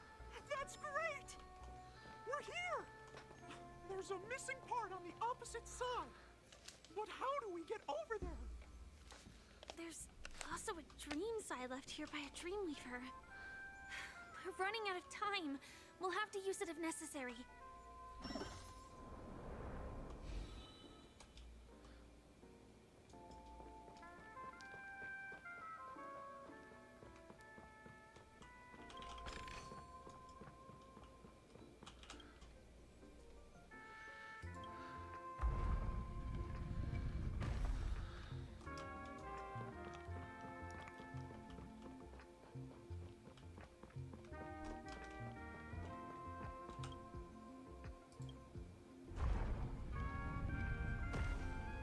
Wait, what's the point of that? I don't know.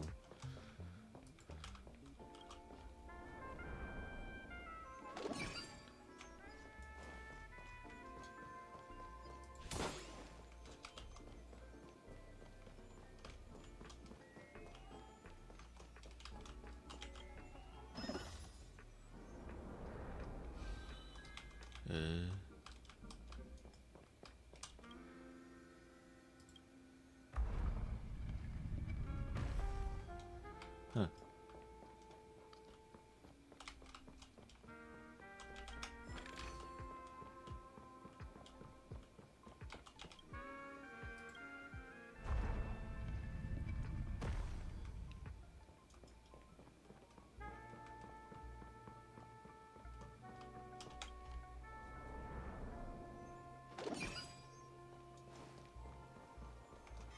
Hello.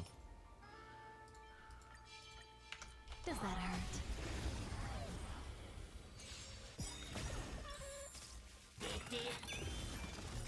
Stars Echo!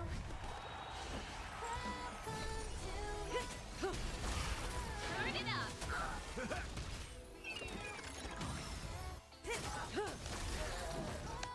Time to say bye.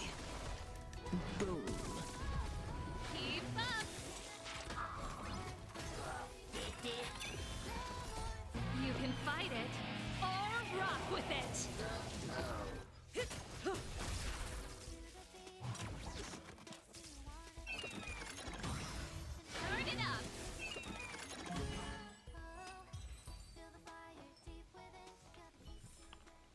The human body is beautiful in its fragility.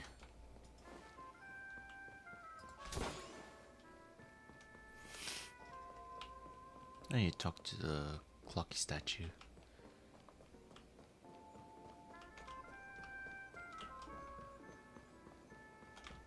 Hate the noise of that. It's driving me nuts, thinking it's a treasure chest.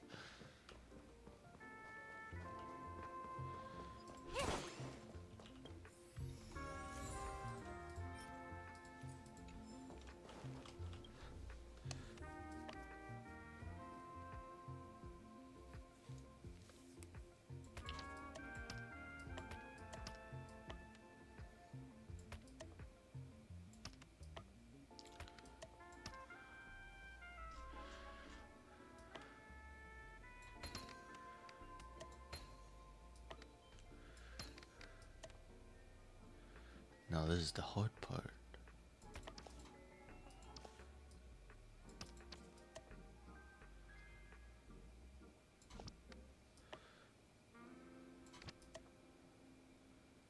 Oh my god, this is a bit annoying.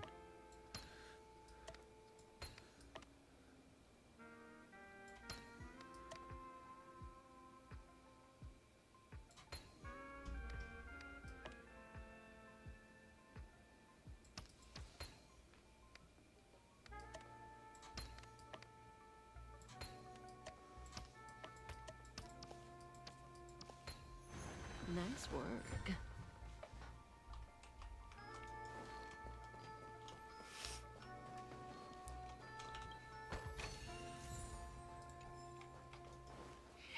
TikTok! Do I hear? Tweet! Help, help, help! Tweet! This man's body is boiling hot! Tweet! Uh-oh. Is anyone there? Tweet! I can't take it anymore! Tweet! Oh dear! It's an origami bird! What's it doing in Beyond Overcooked's tail? Is that Clocky? Tweet! Please save me! Tweet! I'm being roasted alive! Tweet! A roasted bird?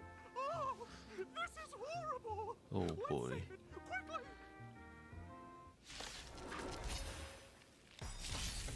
Harmony and unison. Stars echo. You can fight it or rock with it. Time to say bye. Boom. Keep up. You can fight it or rock with it. Stand still.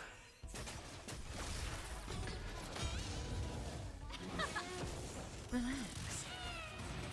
That was quick. The human body is beautiful in its fragility. We can use it.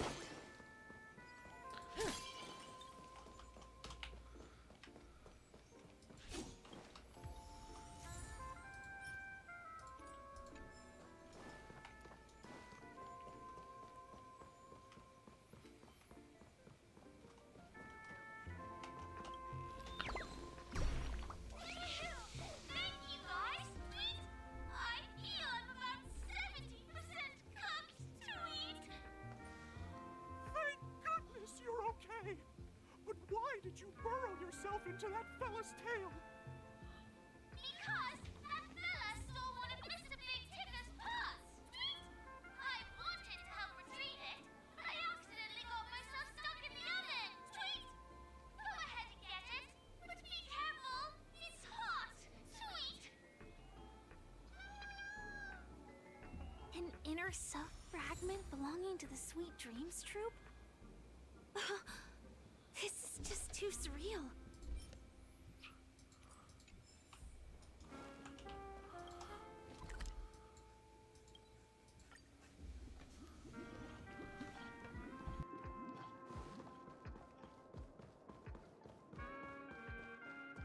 We're back! As long as you have these, you'll be able to find closure. Tick-tock!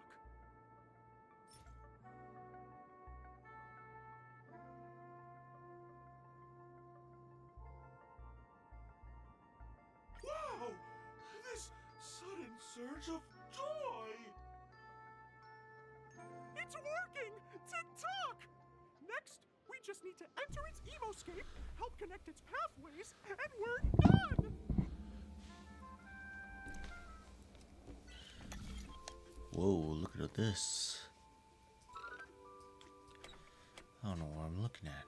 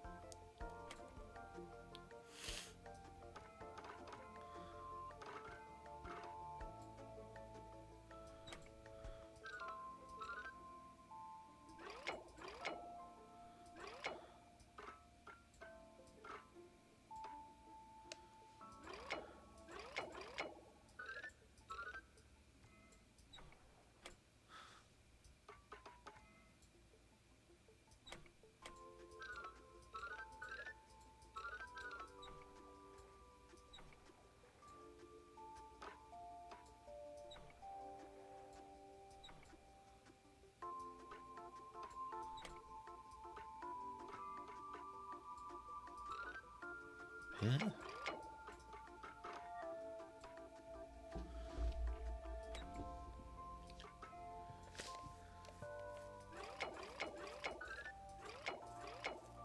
Oh.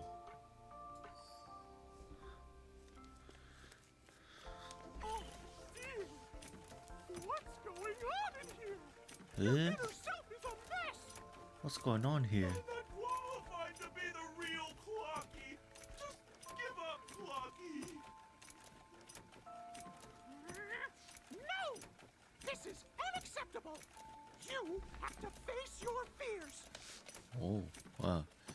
Since it's come down to this, I'll have to use clockwork. Whoa. Success! Wow. Why can't this happen more often?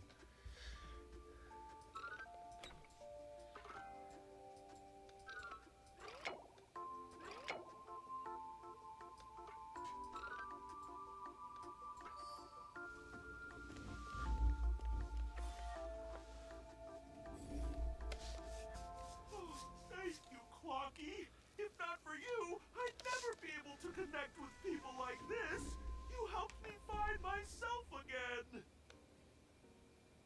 No problem at all! As the guardian of Dreamville, it's what I'm here for! Tick-tock! Oh, my friends, you still have other important things to do, right? Go forth, my friends! When the moment comes, all the dream tickers and I will cheer for you! It's all done! Victory's in sight! Let's head to the final stage. I think I searched for everything here. How much Primogens do I have? I mean, Jade. I mean, wow, that's a decent amount. Congratulations to both of you! Oh, you've overcome all obstacles and proven yourselves! But, unfortunately, there is only one who can be Penacony's festive superstar. In the final stage, you will face the defending champion. If you fail, you will lose the opportunity to become the festive superstar. Oh god, it's Argenti. Welcome to the 33rd Oh. Scorch Sand Festival's third stage in the 20th season, sponsored by Soul Glad Enterprises, Superstar Showdown. Oh boy, here it comes.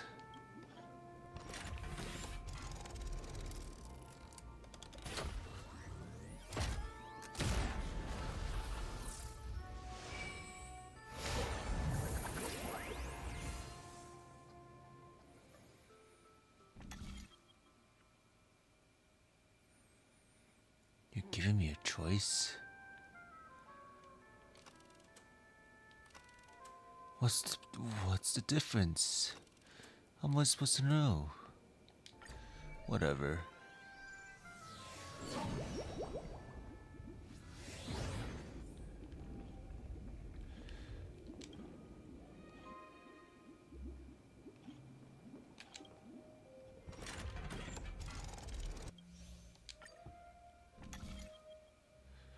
Now, what if I choose the second one? Oh. Okay, fine. Whatever you say, stupid ass game. Maybe, like, go back for no reason. I thought I had freedom of choice.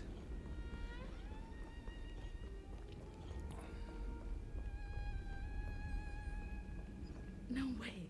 I think I just saw someone. Someone extraordinary. Oh god. Oh god, we have to fight him. Again! In the story. No. The show begins. I see you.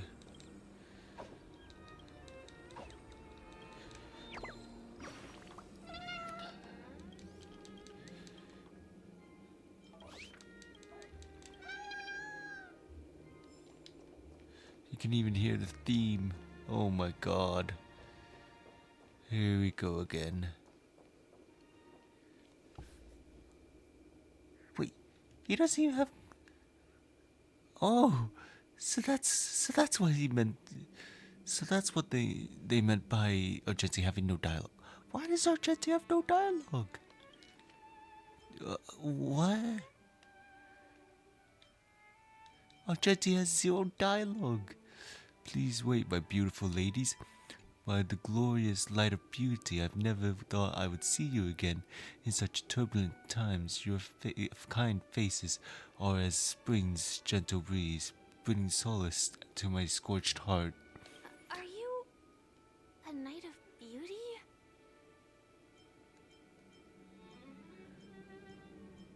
Away. Hear ye, the rosy glow of the beauty has rendered you speechless. What an honor! Upon hearing of the impending festivities, I commanded the one and only to bring me to Penacony with full haste. Alas, in a cosmos unguarded by the beauty, disorder prevails. Thus my passage was delayed by tending to the sick and injured. Fortunately, the mini rabbit mech pilot, stray cat duelist, galactic ninja, and quad drive Intellatron, along with 32 other souls in distress, all emerged from their predicaments safe and sound. I then led them all here to revel in the harmony with the countless other splendid beings. Is this the beauty? It's dazzling. You're quite the savior, aren't you? I'm busy saving the world. Could you please make a way? Save the world? What a righteous act of beauty, if that's the case. No, that won't do. The rules of this contest are sacred and inviolable, just like the beauty. What would be the noblest choice? We need to seal the Stellar on Penacony. I'm begging you, all I speak is the truth. Forgive me, my dear friends, if you cannot present irrefutable evidence, I must not yield, lest I dishonor the name of the Knights of Beauty. Oh god damn it, Argenti. Not only did they not pay for your voice actor, they are also forcing me to do your boss fight again. And I probably should exit out of this team right now, because I just realized I probably should have brought Himiko and Herta into this. But if what you say is true, in the name of beauty, let us use this fated duel to test. No! Though upon revival I was once mistaken for a towering, silver-armored fugitive with fiery red flames due to my lack of eloquence, it matters not, for all these trials stem from the land of dreams beauty. What matters is that I now stand before you. Our paths have crossed. I, Argenti of the Knights of Beauty, am humbly requesting for a battle in the name of the Code of Chivalry with you both.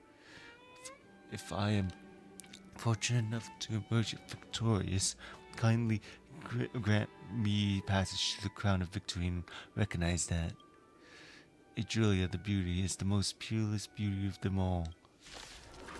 Fuck!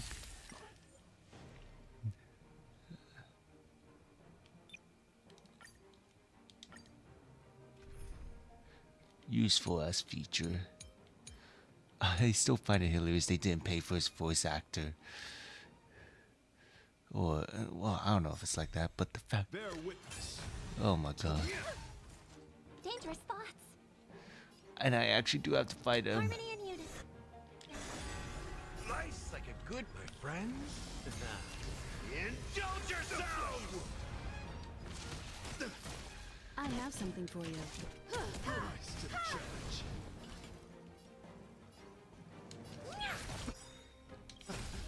Do you know who I... This big diamond! It's all yours! Time to twirl! Let the duel commence. Put forth all your might. May song bring us victory. Tonight. Stars echo. No more Time for an overhaul.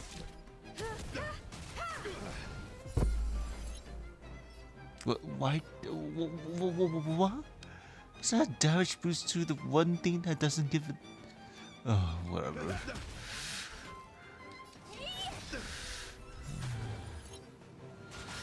That's acceptable. I'm not gonna like this. Look at Himiko right now. I'm sorry. You won't get away. Time to twirl! That's all you got?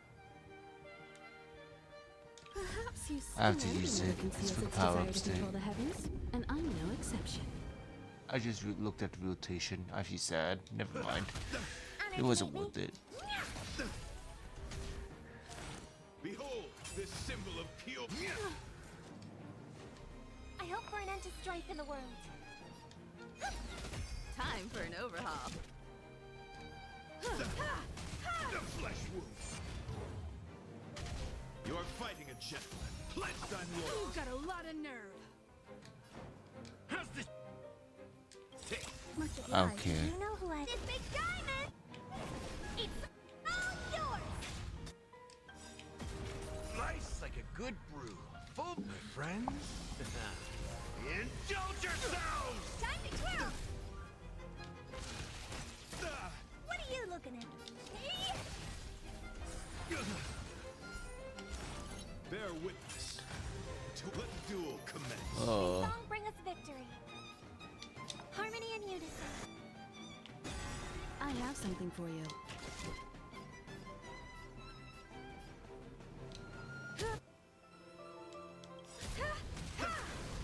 Tonight. Stars echo. No more times. Time to twirl!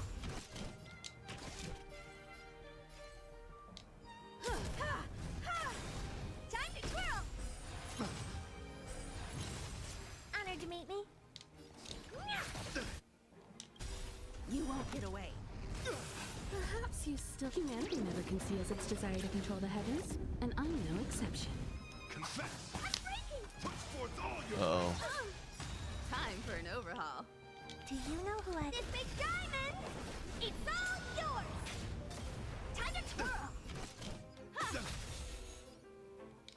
Time to mix things up. Much obliged. What are you looking at? Nice like a good, my friends.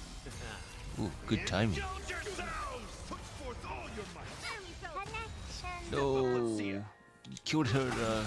You will pay for that. I have come to grasp the sincerity of your cause. I yield. That's what you get for having no. You won't get away. What? Wait, what? What the fuck, Himiko? What the fuck?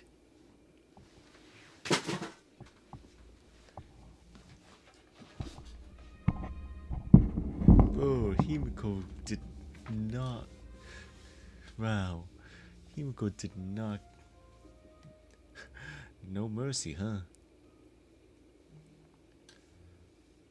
beautiful, beautiful, truly a captivating contest.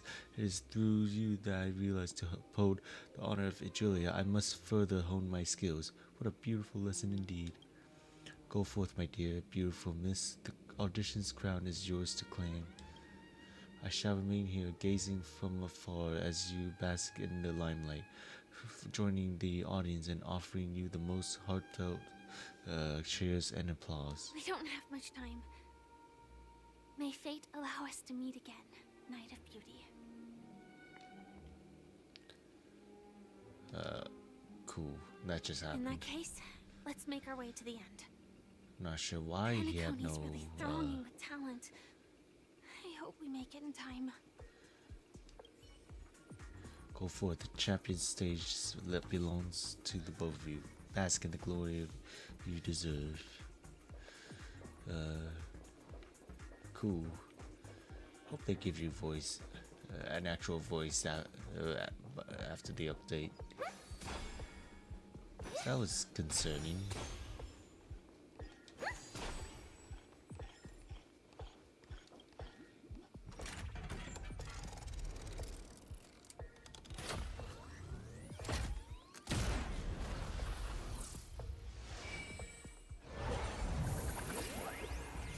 Well, that's a nice detail.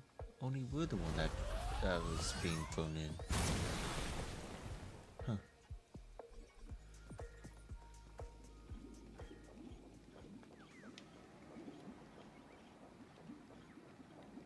Oh, hello.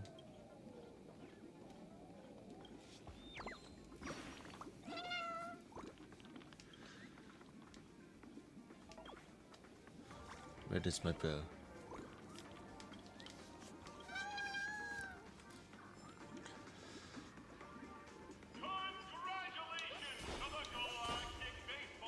Yeah.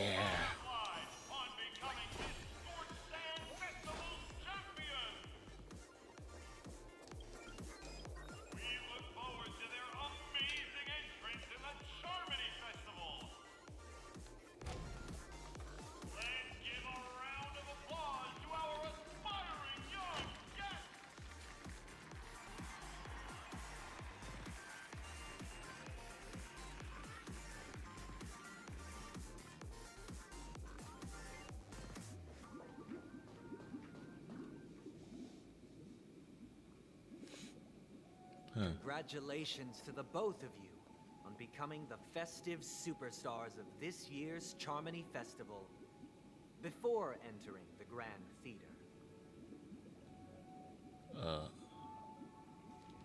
Oh. I, on behalf of the organizers, extend my sincere congratulations to you, wishing you joy under their radiance.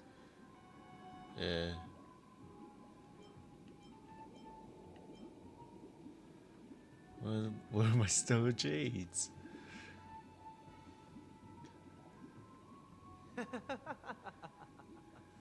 Your endeavors are worthy of extra recognition, and I've taken steps to ensure that. However, this reward is not a material one, but rather the opportunity for an open and honest communication between us.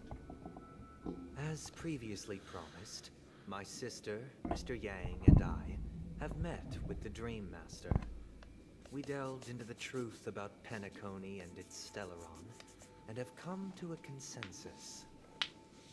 Both I and the Oak family cannot acquiesce to your request. Okay. Just as expected.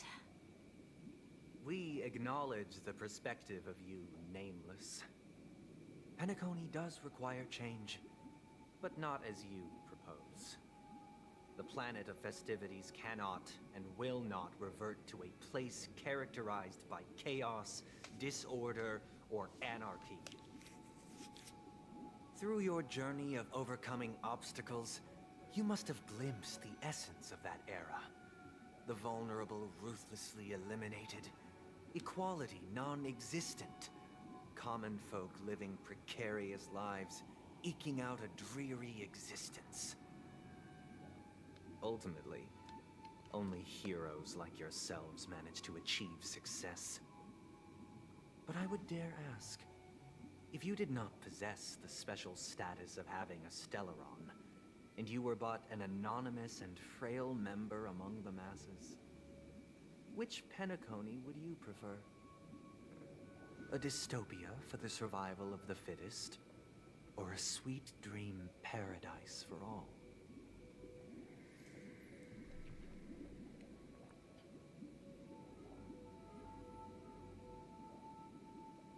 Why are you asking me? That's not the point. Don't let him mislead you. But I just don't know. Mr. Sunday, even if the members of the Oak family can't fully agree on what to do about the Stellaron, now's not exactly the time to be holding an extensive discourse about Penacony's past and future, is it? The Stellaron issue concerns the life and death of everyone on Penacony. If anyone has a better suggestion, the crew is more than willing to listen. Also, it'd be best to tell us the ins and outs of that meeting. This way, we'll at least know what Welt and Miss Robin are dealing with, and the reason why they failed to make our appointment. Ah, Navigator. That is precisely my intention. With all present, let's begin by discussing the details of that meeting. Let's talk about our tribulations and choices, our ideals and beliefs, and our final course of action. The only path to take.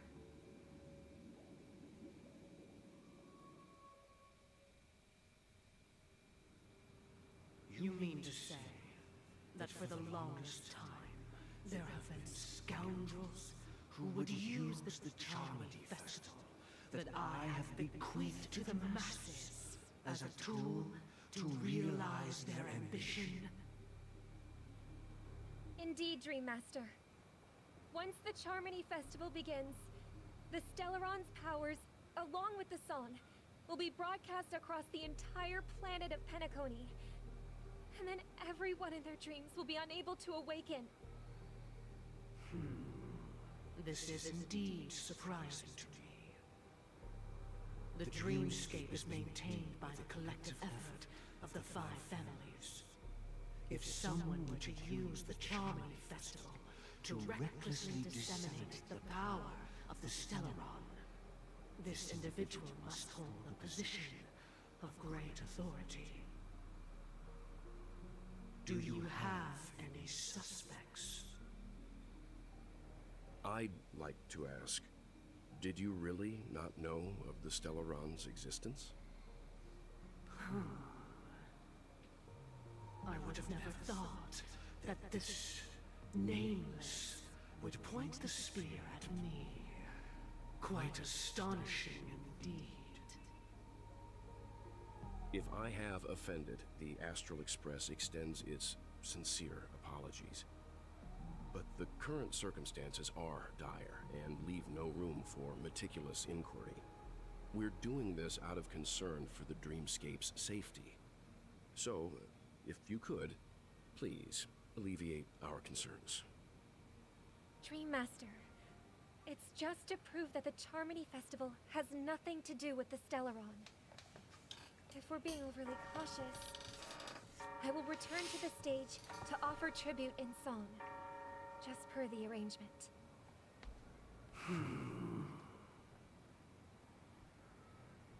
Sunday, Robin, I've watched you two grow up and know your dispositions like the back of my hand. Both of you, right now, can surely be lauded as their most devout advocates. I already know your resolve. The magnitude of this matter is enormous and cannot be taken lightly. Since Mr. Yang has asked with such earnestness, I will personally respond in kind. If there is a need, the entire Oak family will be mobilized to heed your call. Someday, might I ask you to beseech them to cast their light unto me and question me in their stead? so that no lies may be concealed. I will do as you command. Robin, could I entrust you to be present as a witness, to document the truth, and to proclaim my innocence, so that all slander may be utterly dispelled? I will do as you command. May thy will be carried out on earth, just as it is in the heavens. Oh, triple-faced soul, please sear his tongue and palms with a hot iron, so that he will not be able to fabricate lies and make false vows. Let us begin. Uh-oh. There is nothing else to prepare. Understood. Uh-oh. Question. Have you devoted your life to your god, never worshipping other gods? Naturally. Do you love your god as you do yourself, always heeding their admonishments? Naturally.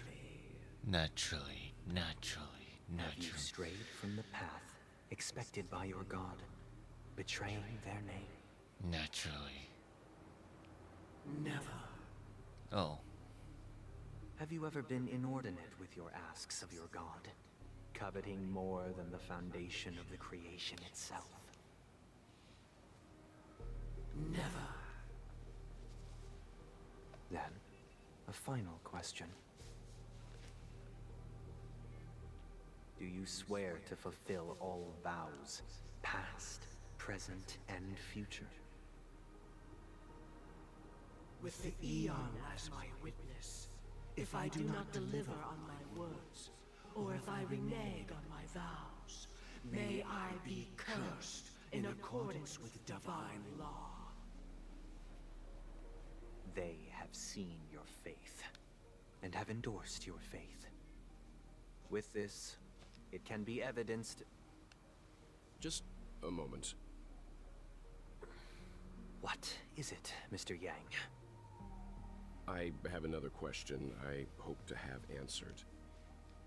To my understanding, the family's harmony and prosperity have never relied on so-called divine laws. The god you both mentioned, are they truly Shipe? Mr. Yang should know that those belonging to the family toil together as if they were kin, embracing solidarity and unity under their light. All duplicity is laid bare before the harmony. Such a delicate and complex symphony. Which other god could perfectly harmonize this, if not for the great one, Shipe? Perfectly harmonize. Therein lies the problem. It isn't an outsider lurking in the shadows who changed the harmony, but a dissonance that has surreptitiously emerged from within this very symphony itself. In the distant past, there existed an Eon. With one flick of the wrist, they crafted the laws of the cosmos. Their followers formed the Beyond the Sky Choir, spreading solemn and reverent hymns throughout the universe. Later, they fell. The route traversed by this Eon clashed with the harmony, ultimately being absorbed and fused into it. The chorus that once reverberated across worlds fell silent, and when it echoed anew, it was transformed into the hymn of harmony. Though an Eon may perish, paths with no masters still linger. In the all-forgiving harmony, echoes of bygone dissonance may subtly arise. Mr. Yang, being overly astute can be a detriment, especially when you find yourself alone and without allies. So this is how it is. For the sake of our grand cause, Sunday, please afford these two an opportunity to rest. What?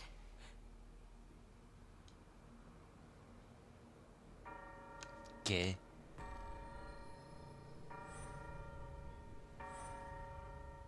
Sorry, Robin. It's just you. I did not wish for you to know this. It's a pity that things have turned out this way. So, this is the true reason I can't sing? The shadow that envelops Penacony is actually... We were never children of the harmony. Our ideal paradise could not have been crafted by Shipe. True bliss can only be guaranteed by the one who transcends the many. Within the foundation of law, humanity establishes civilization, and through harmony, we obtain order. Sunday was the sussy among us. Wow. Unbelievable. To think that there would be remnants of the Order on Penacony. What have you done with Mr. Yang and Miss Robin? Don't worry. I just gave them some time alone to ponder their fates. You should know that these actions make you an enemy of the Astral Express. Should we need to stand against the Nameless, it would only be myself and the Oak family involved. But we haven't reached that point yet, have we? Your efforts for the justice of Penacony are evident to everyone, and have been widely observed.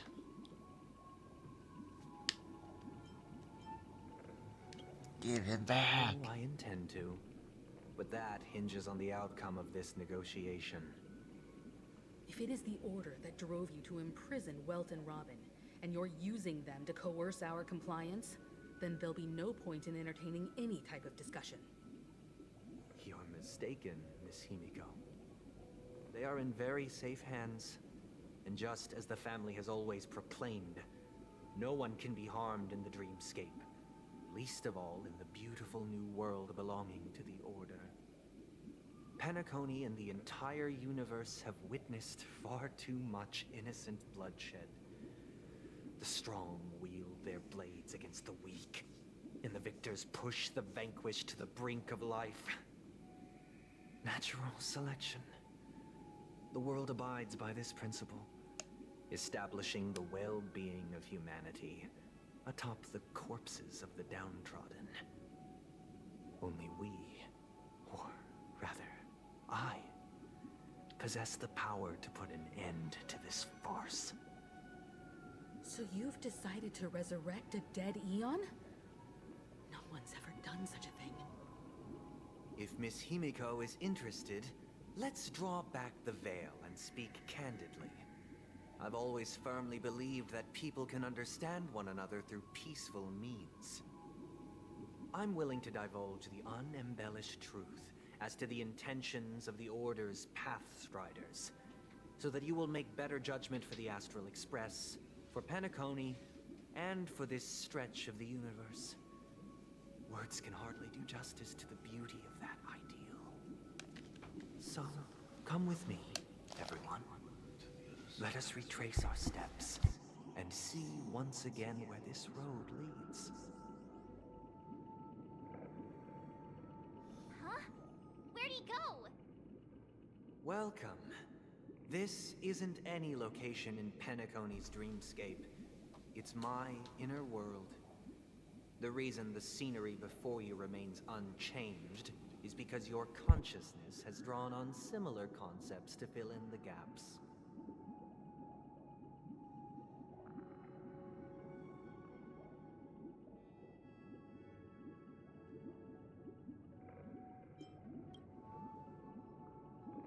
That means... Did you do the same to Welt? It's a tuning process. Stronger in effect and more draining on the mind. The gray-haired guest has experienced it before, so she should understand what it entails. tuning allows you to intuitively grasp my feelings, which also means that I cannot hide anything from you. Now, everyone, please look at the huge screen. The road we once took begins here. From this point on, you will witness the numerous decisions I've faced. I've selected a portion of these to share with you. I believe after going through similar predicaments, you'll be able to better understand my thoughts. Let's begin. The first decision. A story about a baby bird. This story happened when Robin and I were very young. We were victims of the Stellaron disaster, and the family's Mr. Gopher Wood, who would later become the Dream Master of Penacony, saw that we siblings had no one to turn to and took us in. Later on, Robin and I lived a time with nary a care in the world. One day, after dinner, while my younger sister and I were lounging about in Mr. Gopher Wood's yard, we spotted a fledgling Charmony dove all on its own. That baby bird was tiny. It didn't even have all of its feathers, and it couldn't sing. When we found it, it was already on its last breath, having fallen into a shrub, probably abandoned by its parents. We decided to build a nest for it right there and then. However, thinking back, that winter was unusually cold, with fierce winds at night in the yard, not to mention the many poisonous bugs and wild beasts in the vicinity. It was clear that if we left the fledgling in the yard, it stood no chance of surviving until spring. So, I suggested we take it inside, place it on the shelf by the window, and asked the adults to fashion a cage for it. We decided that when it regained its strength enough to spread its wings, we would release it back into the wild. The tragic part, something that we'd never considered, was that this bird's fate had already been determined long before this moment. Its destiny was determined by our momentary whim. Now, I pass the power of choice to you all. Faced with this situation, what choice would you make? Stick to the original plan and build a nest with soft net where the Charmony dove fell. Or build a cage for it and feed it, giving it the utmost care from within the warmth of a home. I eagerly await your answer.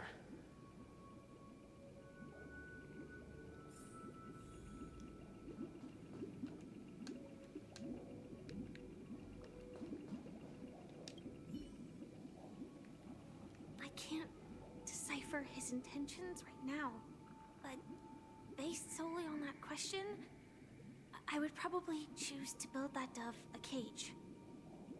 Even if I was gonna release it back into the sky, it'd have to be strong enough to fly first.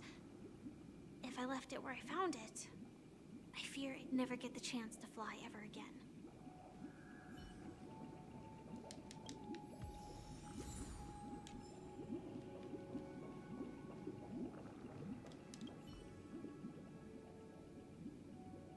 It looks like he really has no intention of imprisoning us.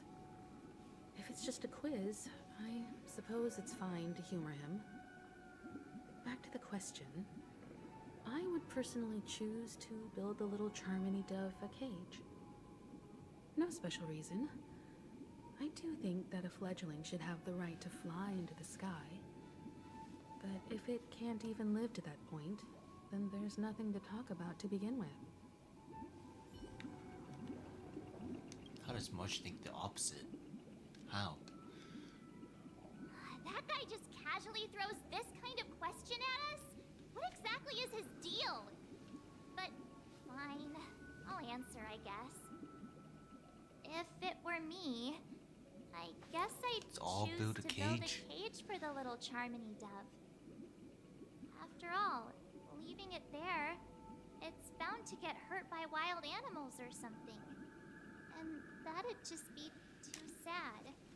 You know, it's great that they're all saying it. It's very good they're all saying it.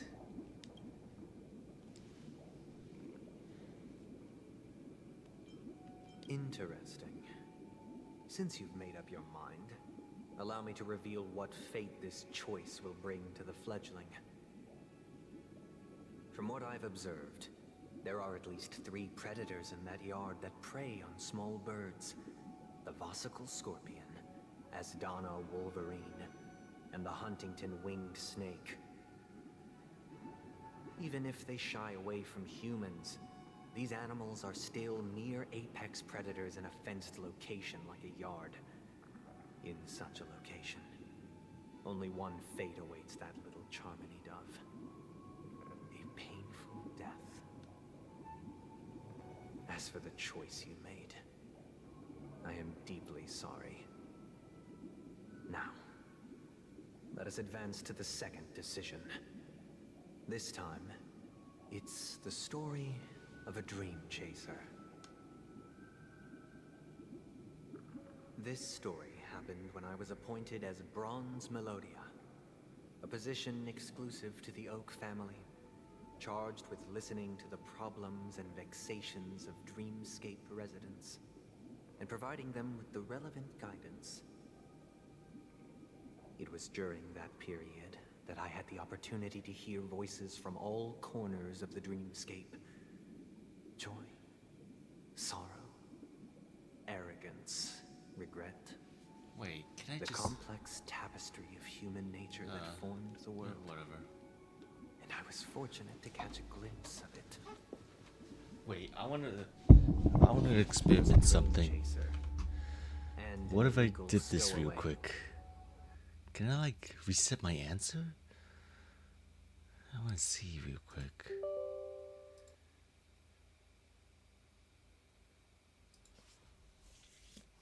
Let's see.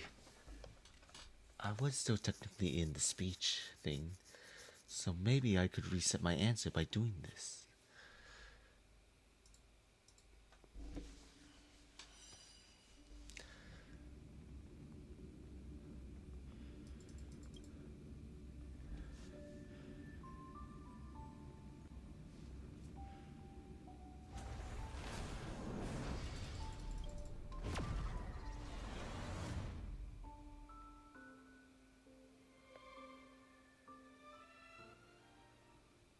This story happened when I was appointed as guess Bronze Melodia, a position exclusive to the Oak family, charged. It was during that period.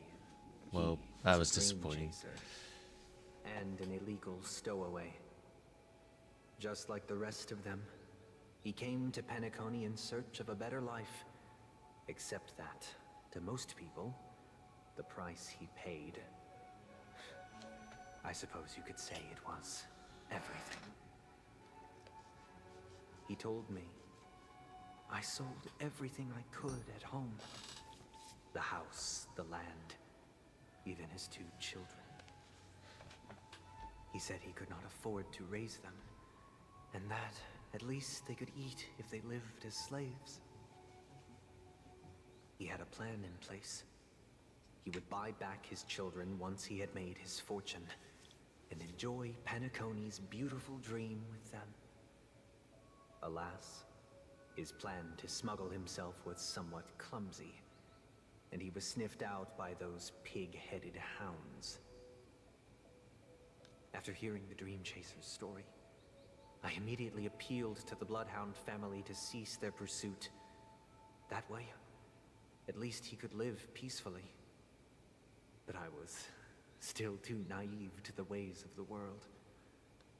I did not anticipate that what I thought was a kind gesture would later lead to dire consequences. I'll tell you the outcome soon. For now, I'd like you all to make a choice.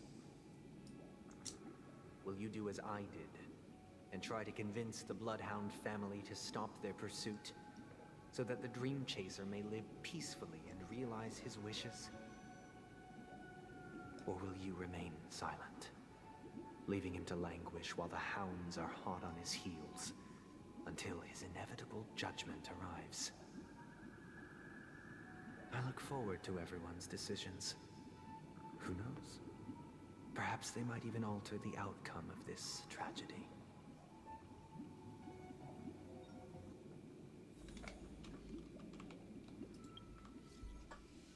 Hey.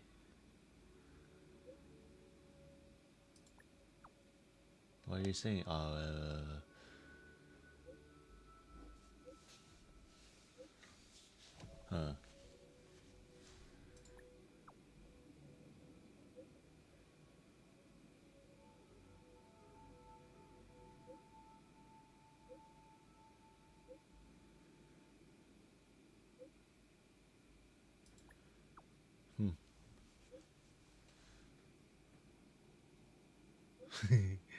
Trumbo song.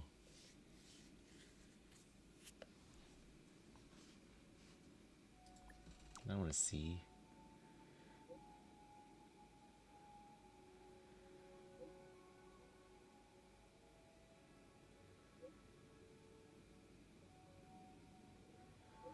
I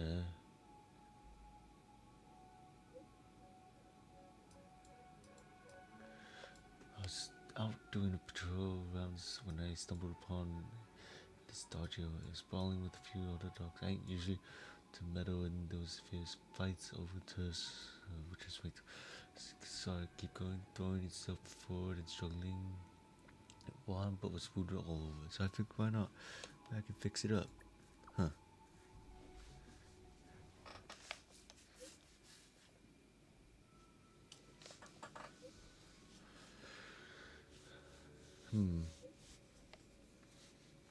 Trying to come up with a name for it. Sometimes it deliberately ignores me.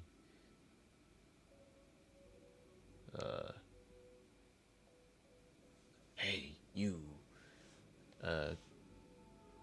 Call it Pika.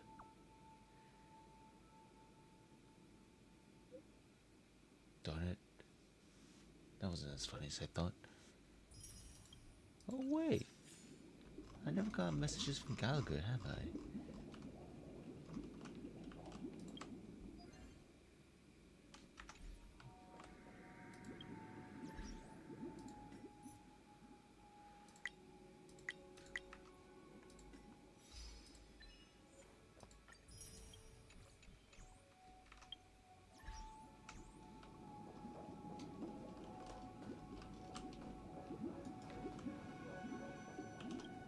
Oh shoot.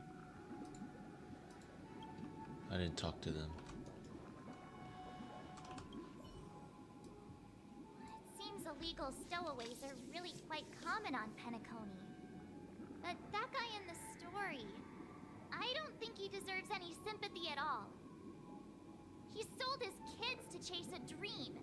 Even if he intended to go back for them, it's still insanely irresponsible.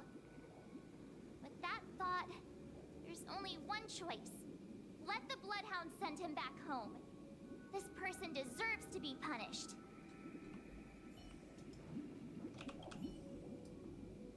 A dream chaser story. If I acted out of kindness, I would probably ask the Bloodhounds to stop their pursuit and lend him a hand. But what cruel repercussion would this choice result in? I think Sunday must have been deeply impressed by the limitations of the strong defending the weak through this incident.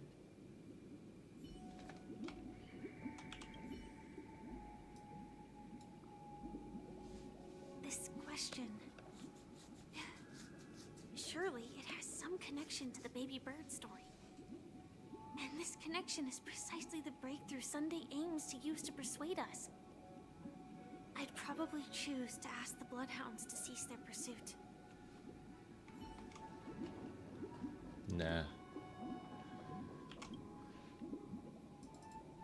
It seems you, like me, or pondering whether a different choice could have led to a better outcome. Sadly, his fate would only be more tragic. Say he never gets caught. He would only die from delirium. The methods with which illegal stowaways enter dreams are unorthodox. Not flawless like the hotels. Living in the dreamscape would be a mere pipe dream. Should he be apprehended? Could the hounds afford to turn a blind eye? The answer is a definitive no. They couldn't bear the resulting consequences, and thus wouldn't dare extend a helping hand. As to your choice, I once again offer my heartfelt apologies. Next comes the third and final decision. And the story this time is my own.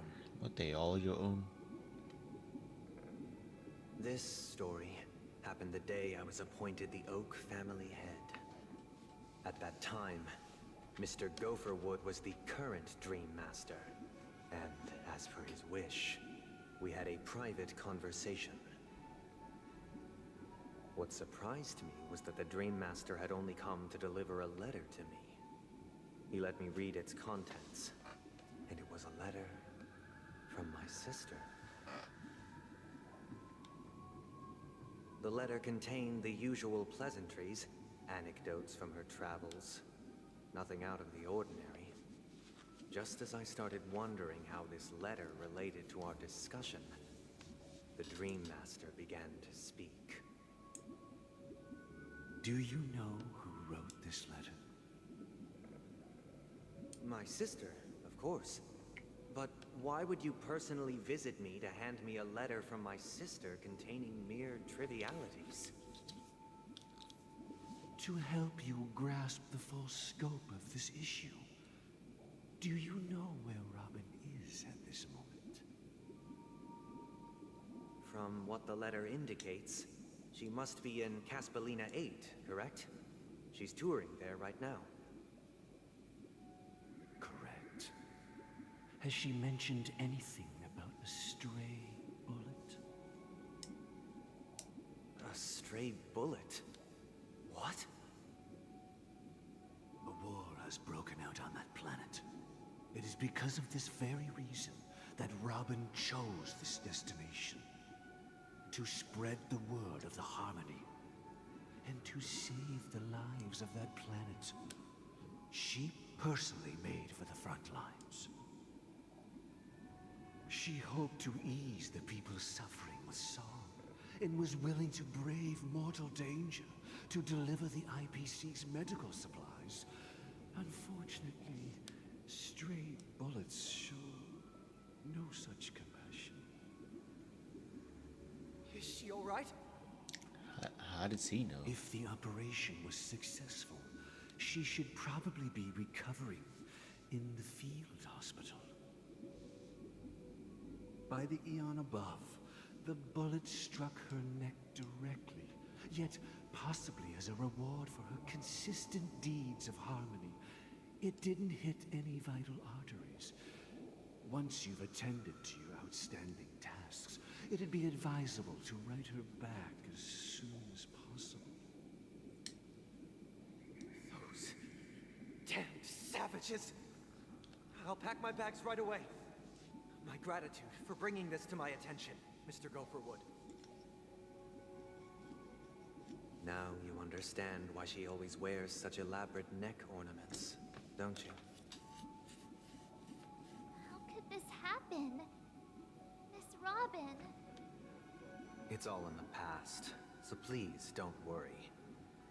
I share this in the meager hope that you will understand the Harmony's limitations and predicament.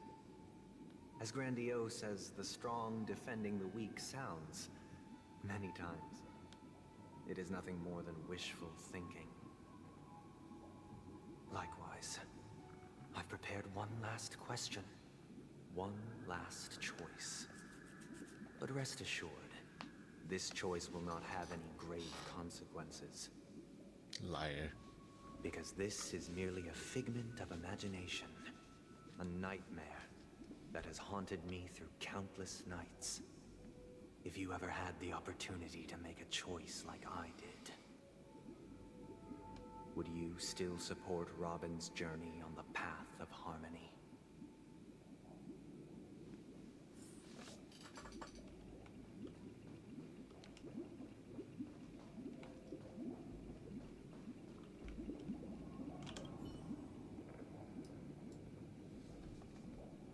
Miss Robin's courage is admirable. And here I was thinking she was just another superstar celebrity. But the fact that she's also Mr. Sunday's younger sister? No, I doubt he'd wish harm on his own flesh and blood, no matter how grand the ambition.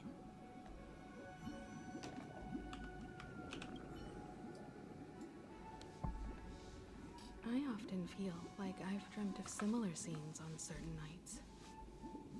In the dream, I see blurry faces. I don't know who they are, but I sympathize with all of them, fighting for survival against some unfathomable force. Their confusion and fear are lucid to me, but I also remember they chose never to give up. Just like Miss Robin. If Mr. Sunday's question leaves you puzzled, you should find the answer from your own experiences. With each trailblaze, dangers and tribulations will surely follow. But would you ever back away? Would you stop March and Don Hung from reaching their next destination? I believe you have an answer of your own in your heart.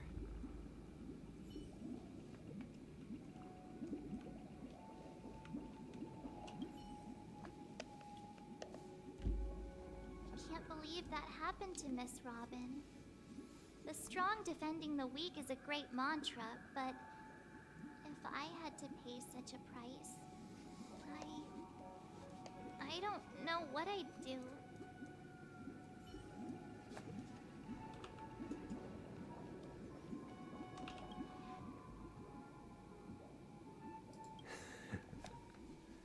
I see. I am now aware of everyone's stances. Raising these questions merely serves to illustrate one point. The plight of Penacony cannot be salvaged by the harmony.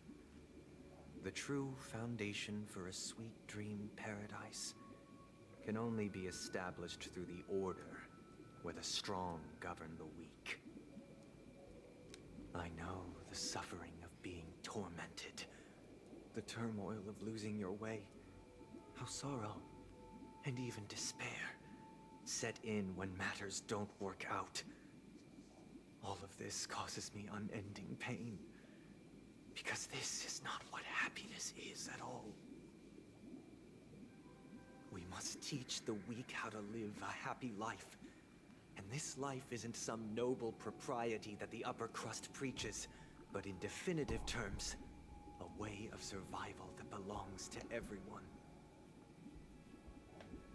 So what is your definition of living a happy life? Good question. Human consciousness is fundamentally an illusion, a cage known as self-worth. People lured in by this illusion make mistakes, yet still ask that external influences bear the burden. When one mistake after the next permeates the masses, they become impossible to trace. Thus, the amassing of these individual cages culminate to form a prison, a place dictated only by the rule of survival of the fittest. Nature is always accompanied by predation and sacrifice. Its antithesis is known as order. That is what I want to do. Unite people's happiness under the banner of order. They won't need to make bitter choices any longer, nor face the weaknesses of humanity. They can cast cast aside their primal instincts to build a haven for mankind. Simply describing thoughts is far too abstract, so allow me to provide a simple example. As you all may know, there are societal norms like weekends and long weekends that exist on some worlds. During these hard-earned rest days, people are given the chance to extricate themselves from the stresses of everyday life, allowing a certain tranquility to return to their souls. And it is only on these days that people do not have to adhere to the law where the strong prey on the weak. They can live out their lives happily during these brief intermissions. It's just a pity that 2 or 3 days are still too fleeting compared to the span of a lifetime. From where I stand, society's ideal system should be 7 rest days. Following Sunday, there should ensue a second, a third, and indeed an infinite procession of Sundays. This should be the face of the new world. Oh my god, of course. Idyllic, He's so eternal, egotistical. peaceful Really? days. Really? And thus, every person can return to their base selves in this utopia. Some gaze in reverence at the stars, pouring their whole beings into calculating the distance between us and the isolated world of Pagana. Meanwhile, some seek refuge in quiet corners, holding one another, unencumbered by the chains of unwelcome obligations. So much yapping. There would be no need to bear the hardships of reality. Only in this way can humanity face the inevitable end with the purest of spirit, living a life of dignity. This is what it is to live in bliss. Miss Firefly, you who are stricken with entropy loss syndrome, you of all would surely understand this.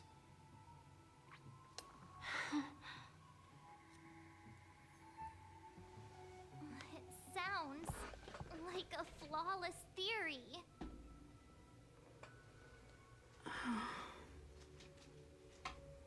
But what is the price to attain all this? The cost is minute, merely a personal and eternal sacrifice. If this paradise is to be maintained for everyone, someone must remain trapped in solitary wakening until the end of the cosmos. Wakening. Which means that this so-called paradise is still a dream. Stepping into this paradise means forsaking reality, correct? It is not forsaking, but transcending. Flesh, blood, sorrow, weakness. If the physical is the root of spiritual suffering, it is only logical that we defeat it. But in this supposed bliss, people won't have defeated their demons. The chance to overcome their tribulations would be forever lost to them. In other words, it is an escape. That's another way of understanding it. But there is no shame in escape. On the contrary, the seeds of escape exist in everyone's hearts. Don't you agree, Miss Firefly? And as to why we sleep, it is because we are afraid to awaken from our dreams. But this is not in conflict with the grand plan. Only in acknowledging this can we truly understand the frailty of human nature, and from there, show compassion and protection.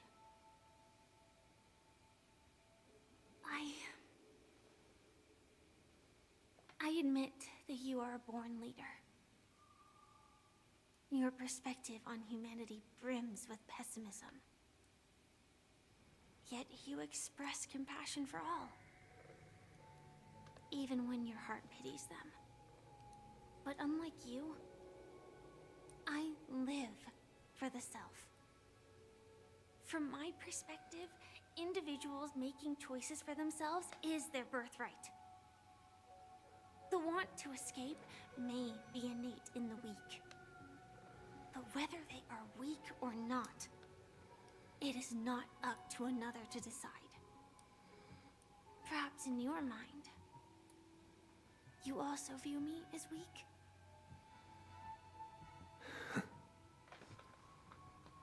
Because I don't think so. Since Miss Firefly has said her piece, the Astral Express will also naturally give you our answer. We'll leave it to you, just as Mr. McHale instructed before. Tell him our choice.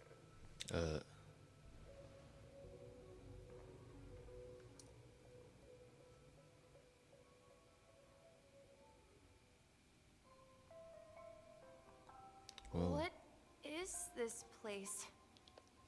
Does this place ring any bells, Misha? I don't know, but I feel a sense of deja vu. What is this place? It's the realm within a dream bubble. This was left to the Astral Express by a nameless, but weirdly, when we entered it, it was completely empty. Dr. Edward from the Dreamscape sales store told me that dreams are formed from memories, and a dream bubble can't take shape if its core is empty. So I thought you might be able to help us in unraveling this mystery, Misha. As a hotel doorman, you know Penacony best among us. Among us! Among us! I don't know Among much about dream us! bubbles, but if you want to figure out what this mansion is, I'll do my best. I'm counting on you then. Himeko, I still don't get it. Why were you so sure that Misha had a connection with this dream bubble? I wasn't sure. It was just a hunch. But since Misha feels familiar with this place, my hunch might be correct.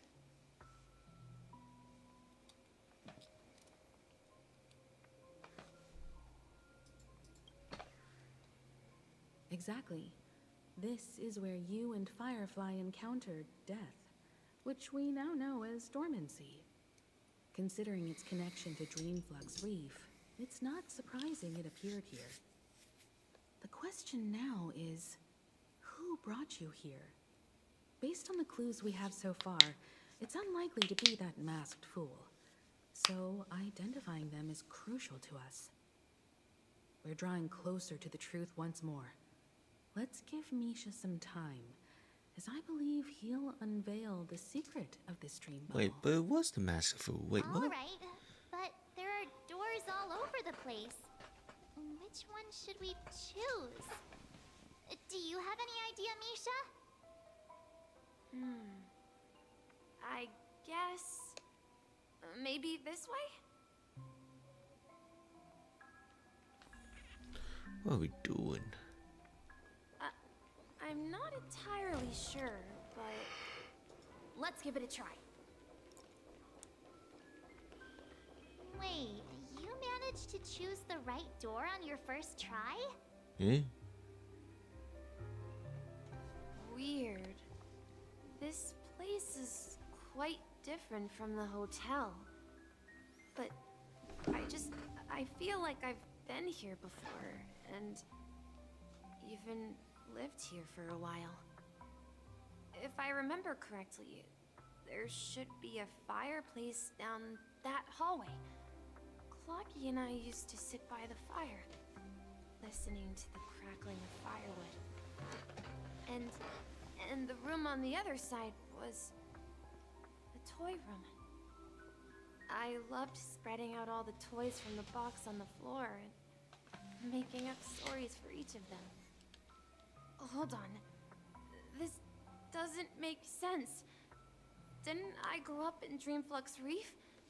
So, what is this place? This could be a case of amnesia. But don't worry, Misha. It's common for everyone to forget certain aspects of the past. Those memories haven't vanished. They're just lying in the depths of your mind. we can surely get them back. Since this place seems familiar to you, why don't we explore a few more rooms and see if you can recall anything more? Yeah, then let's check out the rooms I just mentioned.